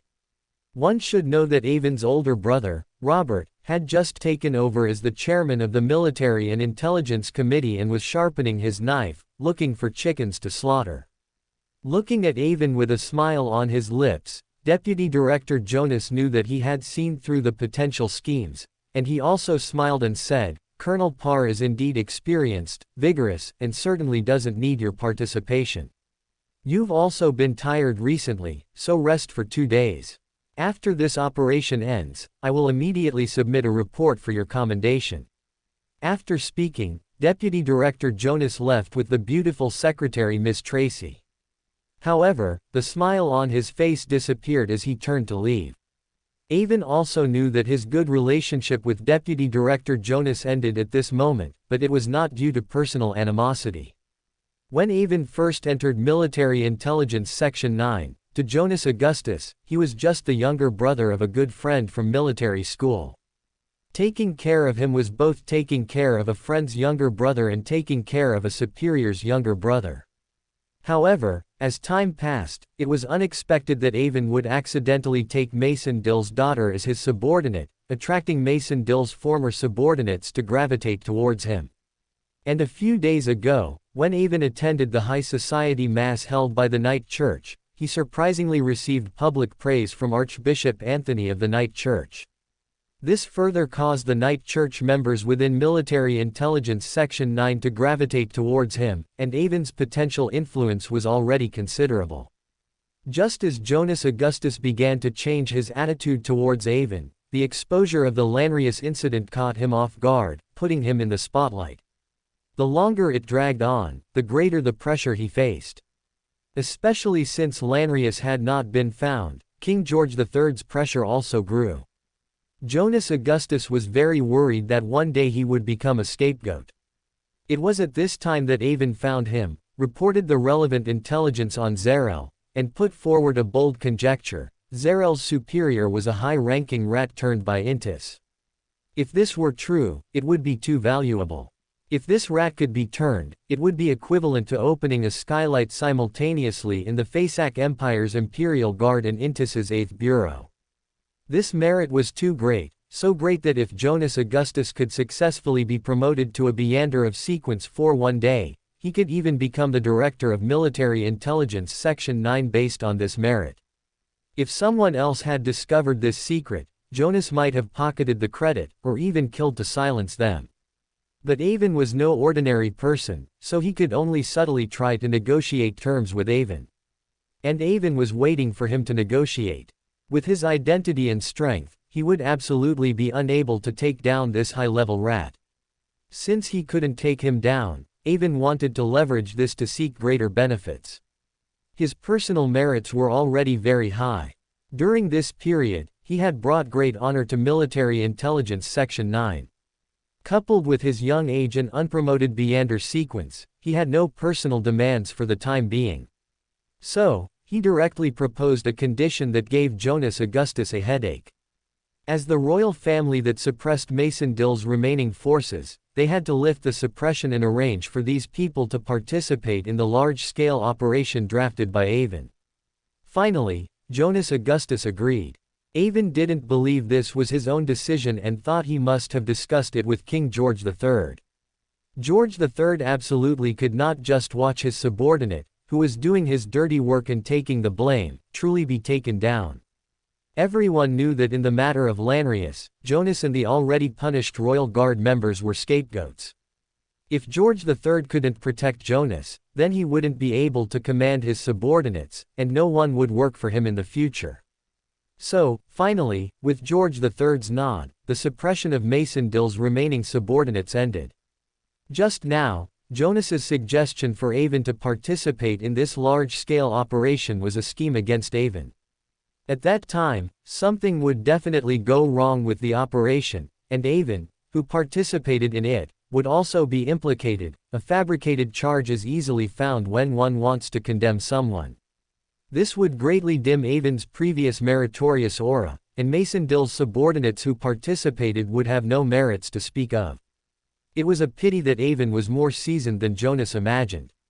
He was not blinded by the prospect of merits and implicitly warned him that this operation must not go wrong. Otherwise, Colonel Parr would be the primary person responsible, and Jonas would be the secondary person responsible. Coupled with the unresolved matter of Lanrius, and the fact that the rat incident certainly couldn't be made public, it would be too easy to drag him down then. He should be honest and not play tricks, or he wouldn't gain anything good. Avon watched Jonas Augustus's receding back, his gaze deep. Chapter 147, Backup Plan. After watching Deputy Director Jonas leave, Avon led Zio Derecha back into the secret room protecting Zarel. He asked the staff who were preparing to collect the body to leave. Then, Avon put on gloves and searched Zarel's body, while smiling at Zio Derecha and saying, "People shouldn't preset scenarios in their minds, otherwise they might become prejudiced or overlook what's right in front of them." As he spoke, Avon had already put his hand into Zarel's mouth to search. It didn't take long for him to smile and pull out a tooth from Zarel's mouth with a forceful tug. However, Avon did not show it to Zio Derecha. He directly put it into his pocket, then took off the white gloves he was wearing and threw them onto Zarel's body. At the same time, Avon released a fireball in his hand and continuously compressed it. The color of the fireball changed from red to orange-red, deepening until it became a scorching white. Even Zio Derecha, standing by, could strongly feel the terrifying heat and destructive power within it, her face slightly changing color. Avon threw the fireball onto Zarel's corpse. In an instant, Zarel's corpse turned to ash, leaving only a pile of white ash. After leading Zio Derecha out of the secret room, Avon said to the person guarding outside the room, "I helped you destroy the body. You can go in and clean up now." The person in charge of the secret room knew that Avon had been very prominent recently and dared not raise any objections. Instead, he repeatedly bowed in thanks. After leaving Military Intelligence Section 9, Zio Derecha couldn't help but say to Avon, "The secret room of Military Intelligence Section 9 is used to detain, house, and protect important figures. It's impossible for there to be no corresponding monitoring measures. The fact that you took something from Zarel's body definitely cannot be concealed." Zio Derecha didn't finish her sentence, but her meaning was very clear. "Since you just guessed that Zarel had something on him, why didn't you take some anti-divination measures? Why didn't you take Zarel's body out of Military Intelligence Section 9 before taking the item?" Avon smiled and then said, "Who told you that I intended to hide taking something from Zarel's body from others? I just want to tell them that I took something from Zarel's body, but I'm not taking it out. I must make them wary, only then can tonight's operation proceed smoothly."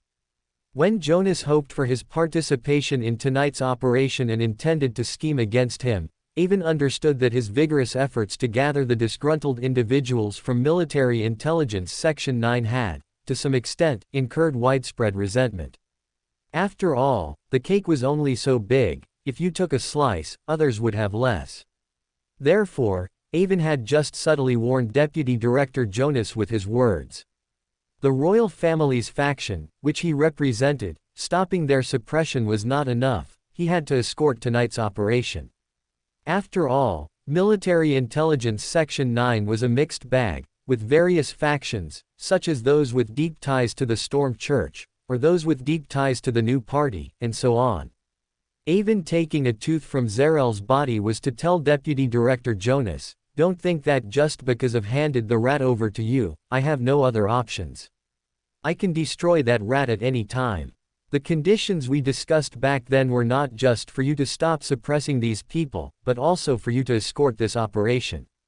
You mustn't forget." Seeing Zio Derecha look at him with a bewildered expression, Avon didn't explain further, merely saying, "In short, after this cooperation with Jonas, the royal family will cease their suppression of you people.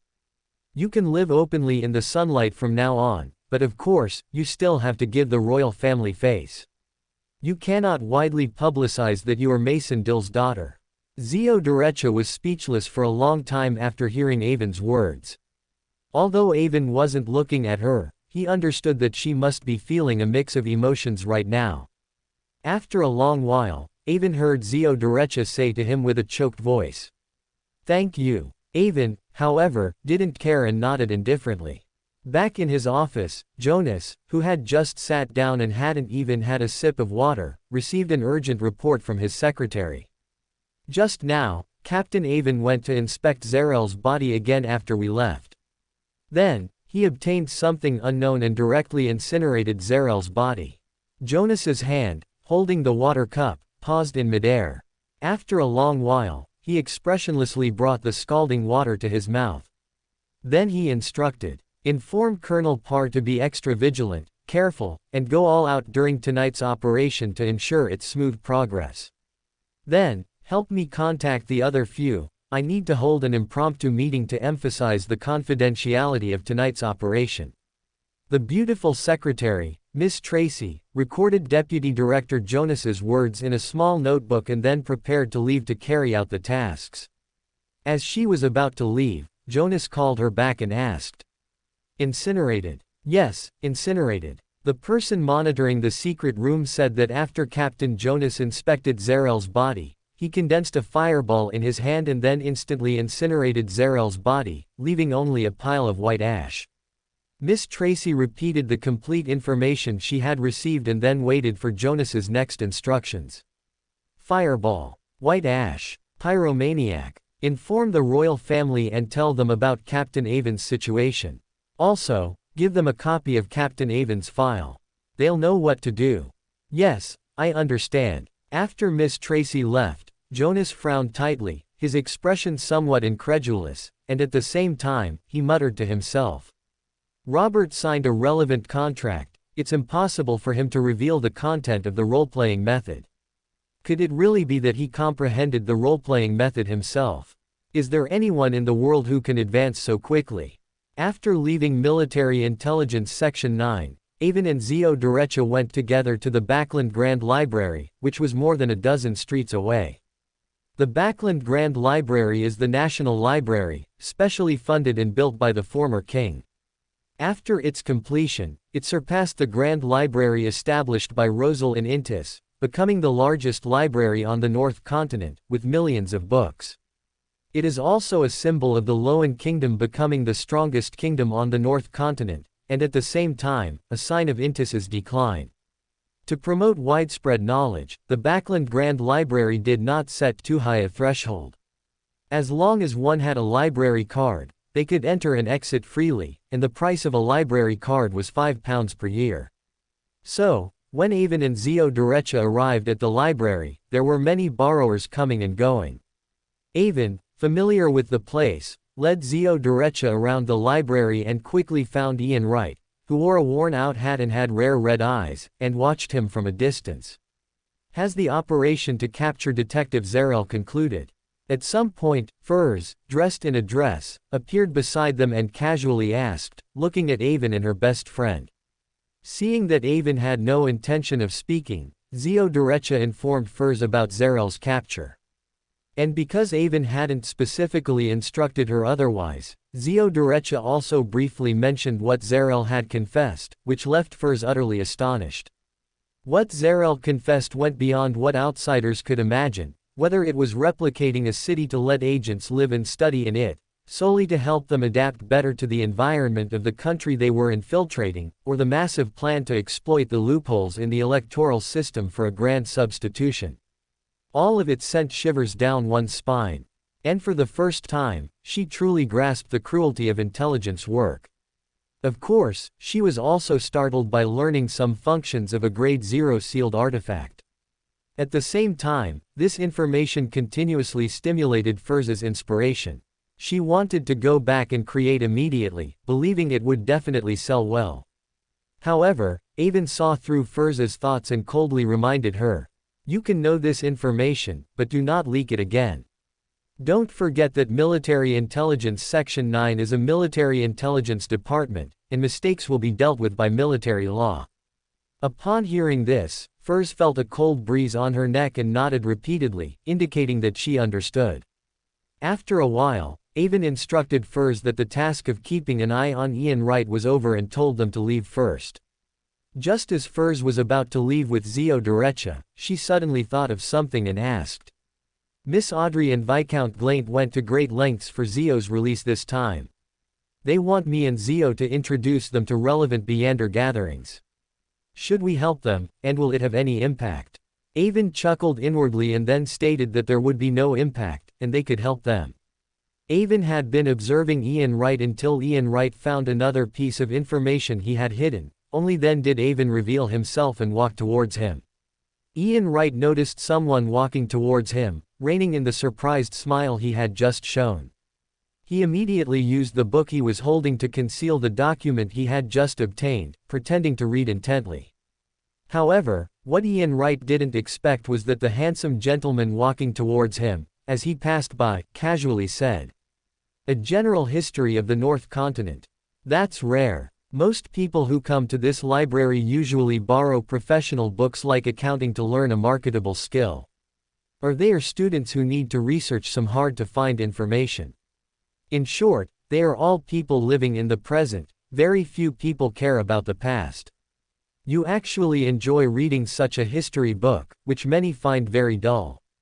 May I know why?" Ian Wright vigilantly scrutinized the suddenly appearing gentleman, hesitated for a moment, and then said, "Actually, I just like the stories of famous people in history, and Emperor Rosal once said, only by studying the past can one see through the future." "Oh, you like Emperor Rosal? Then Emperor Rosal also once said, he who steals a hook is executed, he who steals a kingdom becomes king. What you have in your arms cannot make you king, so why don't you return it to me?" Chapter 148, Subduing. "Sir, I don't know what you want to say. If there's nothing else, I'll leave now." Ian Wright knew Avon meant trouble and was ready to slip away, while simultaneously putting his hand into his large coat pocket, making it seem as if he had a weapon. "Zarel. Wei K Tuo. Li is dead." Avon's faint words stopped Ian Wright's departing footsteps. But he immediately reacted and said, "Sir, I don't know what you're talking about." Then he walked out again. "I just personally took a tooth from his corpse and cremated his body." As Avon spoke, he took a tooth from his pocket, holding it between his thumb and forefinger, and showed it to Ian Wright. Ian was completely silent. Mr. Zarel had at least been captured, otherwise, this tooth could not have fallen into someone else's hands. This was because the tooth contained Zarel's and his superior's emergency contact information, and besides Zarel himself, only Ian knew about it. Seeing Ian Wright standing there, hesitant, Avon knew he had believed him. He gestured with his eyes for Ian to follow and then left the library. After leaving the library, Ian Wright hesitated for a moment, took out the information he had found about the ironclad from his embrace, and said, "This was the last mission Detective Zarel gave me. I accidentally discovered this information hidden by the accountant and technical staff of Pritz Shipyard. It contains construction details and some cost data for the Pritz ironclad. I am willing to hand it all over to you, I only ask that you let me leave." Ian Wright couldn't figure out which side the gentleman in front of him belonged to, but no matter which side, they would surely want the ironclad data he possessed. So he wanted to use this information to save his life. Having long operated on the fringes of society, constantly gathering information for Zarel, he vaguely knew about Beyonders. His bloodline-derived intuition also made him feel the danger of the young gentleman in front of him, so he didn't even hope to escape. He only hoped that this gentleman, who hadn't resorted to forcibly taking the data, would let him off the hook. However, what he didn't expect was that the gentleman walking ahead merely turned to glance at the data in his hand, then chuckled lightly, and turned his head to continue walking forward, leaving Ian feeling baffled. He could only stuff the data back into his embrace. Avon led Ian right into a coffee shop, ordered a cup of coffee, took a sip, and then, looking at the uneasy Ian right across from him, smiled and said, "The information hidden in this library was all hidden by me, and it was fabricated by professionals. It's not surprising that you couldn't tell." Avon's words struck Ian like lightning. He never expected that the top-secret information he had accidentally found was all part of a setup. At the same time, he immediately realized that Avon was from Military Intelligence Section 9. Other intelligence agencies were all desperate to steal ironclad data. They wouldn't have the leisure to set up a trap for the Fasak Empire. Only Military Intelligence Section 9, with its home field advantage and responsibility for protecting the ironclad data, would have the time to create fake information. So, it was I who harmed Mr. Zarel. Ian Wright threw the data from his embrace onto the dining table with a bitter smile, saying. Avon smiled, knowing that Ian Wright had misunderstood. He thought he was casting a wide net to catch many fish, but in reality, he was precision fishing. You misunderstood. I first discovered Zarel's identity before devising this fishing plan, and I wasn't fishing for Zarel. His importance isn't enough for me to go through such trouble. Do you know? Yesterday afternoon, you told Zarel about discovering the ironclad. He reported this matter to his superior in the Fasak Empire last night, and today, Intis spies pursued and killed Zarel, with no intention of leaving him alive. Was Mr. Zarel's superior or someone close to him turned by Intis? Was Mr. Zarel killed by an Intis assassin? Ian Wright was indeed a small agent trained by Zarel since childhood. At a young age, he became Zarel's most important assistant, replacing Zarel in managing the entire Street Children's intelligence network. He immediately guessed who betrayed Zarel and who Avon was trying to catch. Avon saw Ian Wright's quick reaction and how he still inquired about Zarel's situation at that moment. He couldn't help but nod in satisfaction, looking at him with appreciation. It wasn't an Intis person who killed him. Since I had a plan, how could I not be prepared for their attempt to silence him? Moreover, Zarel was very cooperative after his capture. Even for the sake of better recruiting other agents in the future, we would naturally do our best to ensure his safety. But he still died just now, right in the headquarters of Military Intelligence Section 9, less than an hour ago. I only found this tooth on his body after he died. Ian Wright felt a bit lost. Although Avon had already said Zarel was dead, he still held a glimmer of hope in his heart. Now that his death was truly confirmed, he couldn't help but feel a surge of grief. After all, he had no parents since childhood, and Zarel had raised him. Although Zarel's intentions were not pure and he merely used him, Ian still felt immense gratitude towards Zarel in his heart. Ian Wright, being well trained, quickly recovered from his sadness and looked at Avon, saying, "Thank you for telling me about Mr. Zarel. However, I suppose you didn't come here just to tell me this, did you? Is there anything I can do for you?" Avon liked Ian Wright's intelligence, his ability to quickly grasp the unsaid. After Zarel's death, the funding for the intelligence network you manage will decrease, and many of your younger brothers are at risk of going hungry. You don't deny that, do you? Upon hearing this, Ian Wright immediately understood Avon's intentions, but after thinking for a moment, he could only nod helplessly. Although his younger brothers usually engaged in petty theft and helped gangs gather information, they didn't earn much money, let alone provide for other street children. At the same time, he also realized that Avon had taken an interest in the Street Children's intelligence network he led and wanted to recruit him. This was also an opportunity for him, as this was, after all, Backland, the capital of the Loan Kingdom, and Military Intelligence Section 9 was a true official force. Being accepted by an official organization was something many people dreamed of.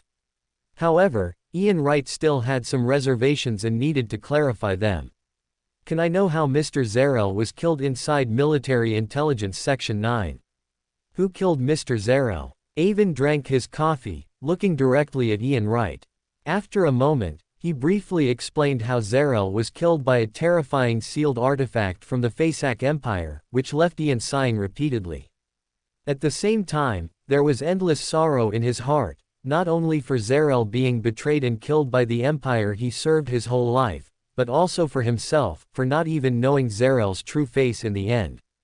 Suppressing the emotions in his heart, understanding that Avon and Military Intelligence Section 9 were not the murderers of Zarel, Ian Wright solemnly said to Avon, "I can serve you, and I also ask that you provide us with as much funding as possible for development." Of course, Emperor Rosal once said, even an emperor cannot let his soldiers starve. Saying that, Avon took out a check, wrote one, tore it off, and handed it to Ian Wright. Ian Wright took it and was shocked to find that it was for 500 gold pounds. He had never handled more than 100 gold pounds. This money was far more than Zarel had given him before, and it would allow him to help more street children like himself. This is your operating expenses for half a year. If you perform meritorious service, there will be other rewards. Thank you, sir. I will work hard and obtain more intelligence for you. Ian Wright held the huge sum of money in his hand, his excitement overflowing. This money isn't for you to take for free. You need to establish an intelligence network covering the entire East Borough within 3 months, so that the entire East Borough is filled with your ears. Then, you will begin to rectify the gangs in the East Borough, Backland Bridge District, and Docklands. Of course, don't start working these few days. The Intis people failed with Zerel and couldn't find the ironclad data. They might look for you. Go to this safe house and hide for a few days, cut off contact with others, see how things develop, and then proceed with your activities. Ian Wright took a piece of paper Avon had written, glanced at the safe house address on it, then burned it in front of Avon, and said with difficulty, "Sir, as far as I know, the gangs that can establish a foothold in the East Borough all have powerful figures and wealthy merchants as their backing." Avon laughed disdainfully, took another sip of coffee, and said, "Not just powerful figures and wealthy merchants, but also Southern Continent terrorists, cult organizations, and those directly supported by various intelligence agencies. Don't look down on the East Borough because it's poor, it's a mixed bag, not to be underestimated. But you don't have to worry. I am your backer. My brother is Lord Robert, one of the leading figures of the Lowen Kingdom's Conservative Party. And I myself am a Captain Intelligence Officer in Military Intelligence Section 9. I'll be a major in a few days, and I should be a Colonel Intelligence Officer by the end of the year, so you don't need to have any concerns. Moreover, I will not only give you official and financial assistance but also bring you into the Beander domain, allowing you to calmly face those people." Ian Wright was extremely excited, never expecting that he would actually be noticed by a true powerful figure. This couldn't help but remind him of the history of the North Continent he had read, where many great figures only rose to prominence after being supported when they were weak. A hint of ambition couldn't help but arise in his heart, and he solemnly assured Avon, "I will definitely not let you down." Avon smiled, nodded in satisfaction, and then, remembering something, threw Zerel's tooth to Ian Wright and said, "Remember the contact information on it. It might be useful later. This tooth can also be considered a souvenir for you." The pyromaniac, Beander characteristic and a change in identity. Watching Ian Wright's retreating figure, Avon felt that in the future, he would be the father figure to all the street children in the East Borough. From then on, he would possess a loyal force. Most importantly, this force was young and highly malleable. Taking another sip of coffee, Avon pulled out an exquisite cigarette case. What an exquisite cigarette case! If I remember correctly, this box of cigarettes is made from the finest Southern Continent tobacco leaves, rolled on the thighs of beautiful maidens. Legend has it that every puff carries the fragrance of a young girl. Plus, with long-distance transportation and the pursuit of nobles and wealthy merchants, each small box is worth at least 100 gold pounds. The esteemed Deputy Director Jonas is truly wealthy. Avon examined the exquisite cigarette case from front to back, silently complaining about his superior, then with a snap, he broke the spiritual wall and opened the cigarette case, finding a fiery, high-temperature gem inside. Avon quickly concealed it, but the surrounding guests still felt a momentary change in temperature. They looked around but found nothing, eventually attributing it to their imagination and continuing to talk with their companions. As expected, it's the pyromaniac Beander characteristic. With this, I have gathered all the materials for advancing to pyromaniac, and witch. Furthermore, due to the developments in Tingen over the past 2 days, the provoker and instigator magic potions have been fully digested, and I can now concoct the magic potion for advancement. Because Avon had vigorously pushed for the Tingen incident from behind the scenes, after the incident occurred, the magic potion within Avon's body was digested at a visibly rapid pace. Avon, who possessed the mysterious city, which had deep connections with the hunter pathway and assassin pathway, vaguely felt that becoming a pyromaniac and witch would also result in a situation where most of the magic potion would be digested immediately after consumption. This made Avon sigh with emotion. Both the hunter pathway and the demoness pathway were anti-human Beander paths. The less humanity one possessed, the faster one advanced. But the thought of advancing to become a witch, and turning into a female gave Avon a headache. He somewhat regretted not exposing that he had consumed the assassin magic potion earlier. This had both good and bad aspects. With Robert's connections, he could still live in the light as long as he underwent a certain amount of scrutiny. However, doing so would offend both the demoness sect and Theosophy order, because in their eyes, Avon's actions would be considered betrayal. When Avon decided to continue following the instructions of the demoness sect and Theosophy order for the subsequent magic potion formulas and magic potions of the assassin pathway, it was destined that he would face such a predicament today. If I had known earlier, I should have asked the demigod behind LotM if they had any Beander characteristics related to faceless. Even if it couldn't change the essence of becoming a female, it could at least conceal my appearance somewhat, so that people wouldn't know at a glance that I had become a woman. Now I can only hope the demoness sect is reliable. Natasha had promised to help conceal my female identity back then, but I don't know if it's truly reliable. There was actually another method. Temporarily delay the advancement, wait until the faceless Beander characteristic was found, and then advance after a craftsman had made a Beander item that could conceal his appearance. Unfortunately, after careful consideration, Avon rejected this option, because Robert's unexpected conversion to a new faith pushed him to the forefront, putting him in the eyes of all the bigwigs in Backland's political arena, completely dashing his previous idea of quietly making a fortune. The Knight Church had publicly supported Avon.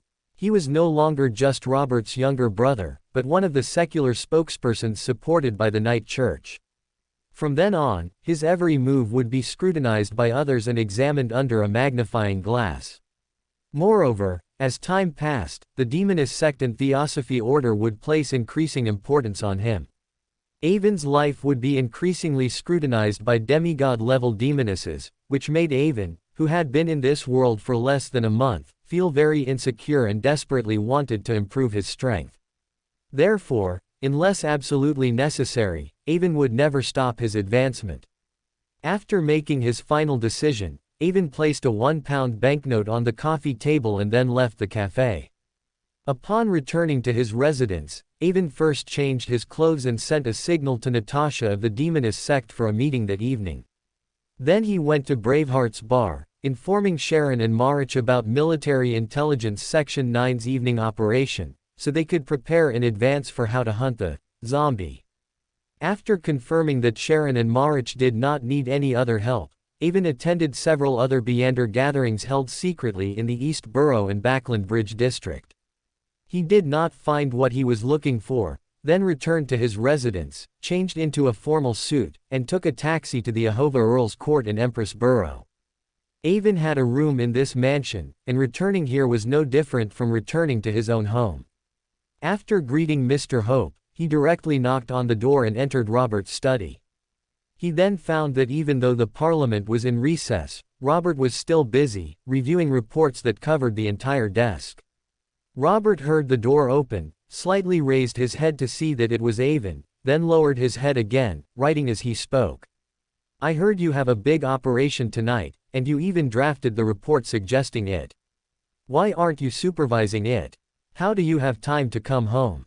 Avon took off his coat, threw it aside, and then threw himself onto the large sofa in Robert's office, saying weakly, "It's better if I don't get involved.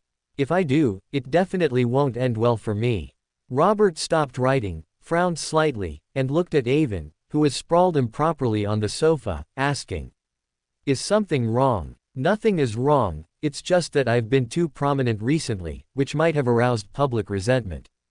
I imagine many people would be pleased if something unexpected happened and I stumbled, so I've distanced myself and let them handle things." Robert, having experienced the political arena, understood Avon's current predicament with a little thought. Such things were all too common. After all, the cake was only so big, if you took a bite, someone else would have less. Robert was never one to be content. He used to constantly oppose Duke Nigan precisely because Duke Nigan refused to give him a piece of the pie, so he would furiously cause trouble, causing Duke Nigan's blood pressure to skyrocket daily. Avon's sudden involvement was remarkably similar to Robert's past troublemaking, except Robert caused trouble in the name of reform, while Avon used actual achievements to prove his point. After the failure of the Southern Continent War, accusations against the Military Intelligence Department were rampant, and there were even rumors of cutting Military Intelligence Section 9's budget, making Military Intelligence Section 9 extremely embarrassed and anxious. When Avon first joined Military Intelligence Section 9, he solved several cases and cleared a backlog of old cases, earning face for Military Intelligence Section 9, and everyone was very happy. But later, after Avon frequently contacted disgruntled members within Military Intelligence Section 9 and became a recognized spokesperson for the Night Church, their opinions of him also changed. On one hand, Avon dominated the intelligence battlefield, further highlighting Military Intelligence Section 9's previous incompetence. Their annual performance was not as good as Avon's performance in half a month. At the same time, with the impetus from the Night Church, Robert, and Avon, a widely spread rumor emerged. The reason Military Intelligence Section 9 failed on the intelligence front was because the people who actually did the work were marginalized. They were the true backbone, and the people currently in power were merely occupying positions without doing anything, all through connections, and should all be rectified. This kind of talk, coupled with Avon's achievements during this period, seemed very reasonable. This was also why Jonas, after agreeing to terms with Avon, couldn't help but try to scheme against him. It was also why Avon had to subtly warn Deputy Director Jonas. Avon, who had been in Military Intelligence Section 9 for less than a month, had already threatened the fundamental interests of some people in Military Intelligence Section 9. Robert sighed. Jonas was his classmate from the same period, and their noble statuses made their positions very similar, but he never expected that he and Avon would one day become rivals for power with him. Deputy Director Jonas and others don't want me to be too prominent, they hope I can slow down, but the current situation no longer allows it. Avon saw that Robert was a bit wistful and couldn't help but remind him. Once Avon became a recognized spokesperson for the Night Church, he no longer represented himself, but a faction. Those who were marginalized because of Mason Dill desperately longed to return to the stage. The Night Church hoped he could represent the church's interests as much as possible. Robert hoped he could become a helper in controlling Military Intelligence Section 9. Everything pushed Avon to not retreat when it came to dividing the cake. Robert smiled when Avon reminded him, then said, "I understand without you reminding me. Once you enter this circle, you often can't control yourself. I've seen this kind of thing too many times." Actually, confronting Jonas was within my expectations. Ever since I converted to the Storm God, I have, in fact, become one of the spokespersons for the Storm Church. So I want to expand the Storm Church's influence, but since I asked you to align with the Night Church, I can't undermine you. So, who could my target be?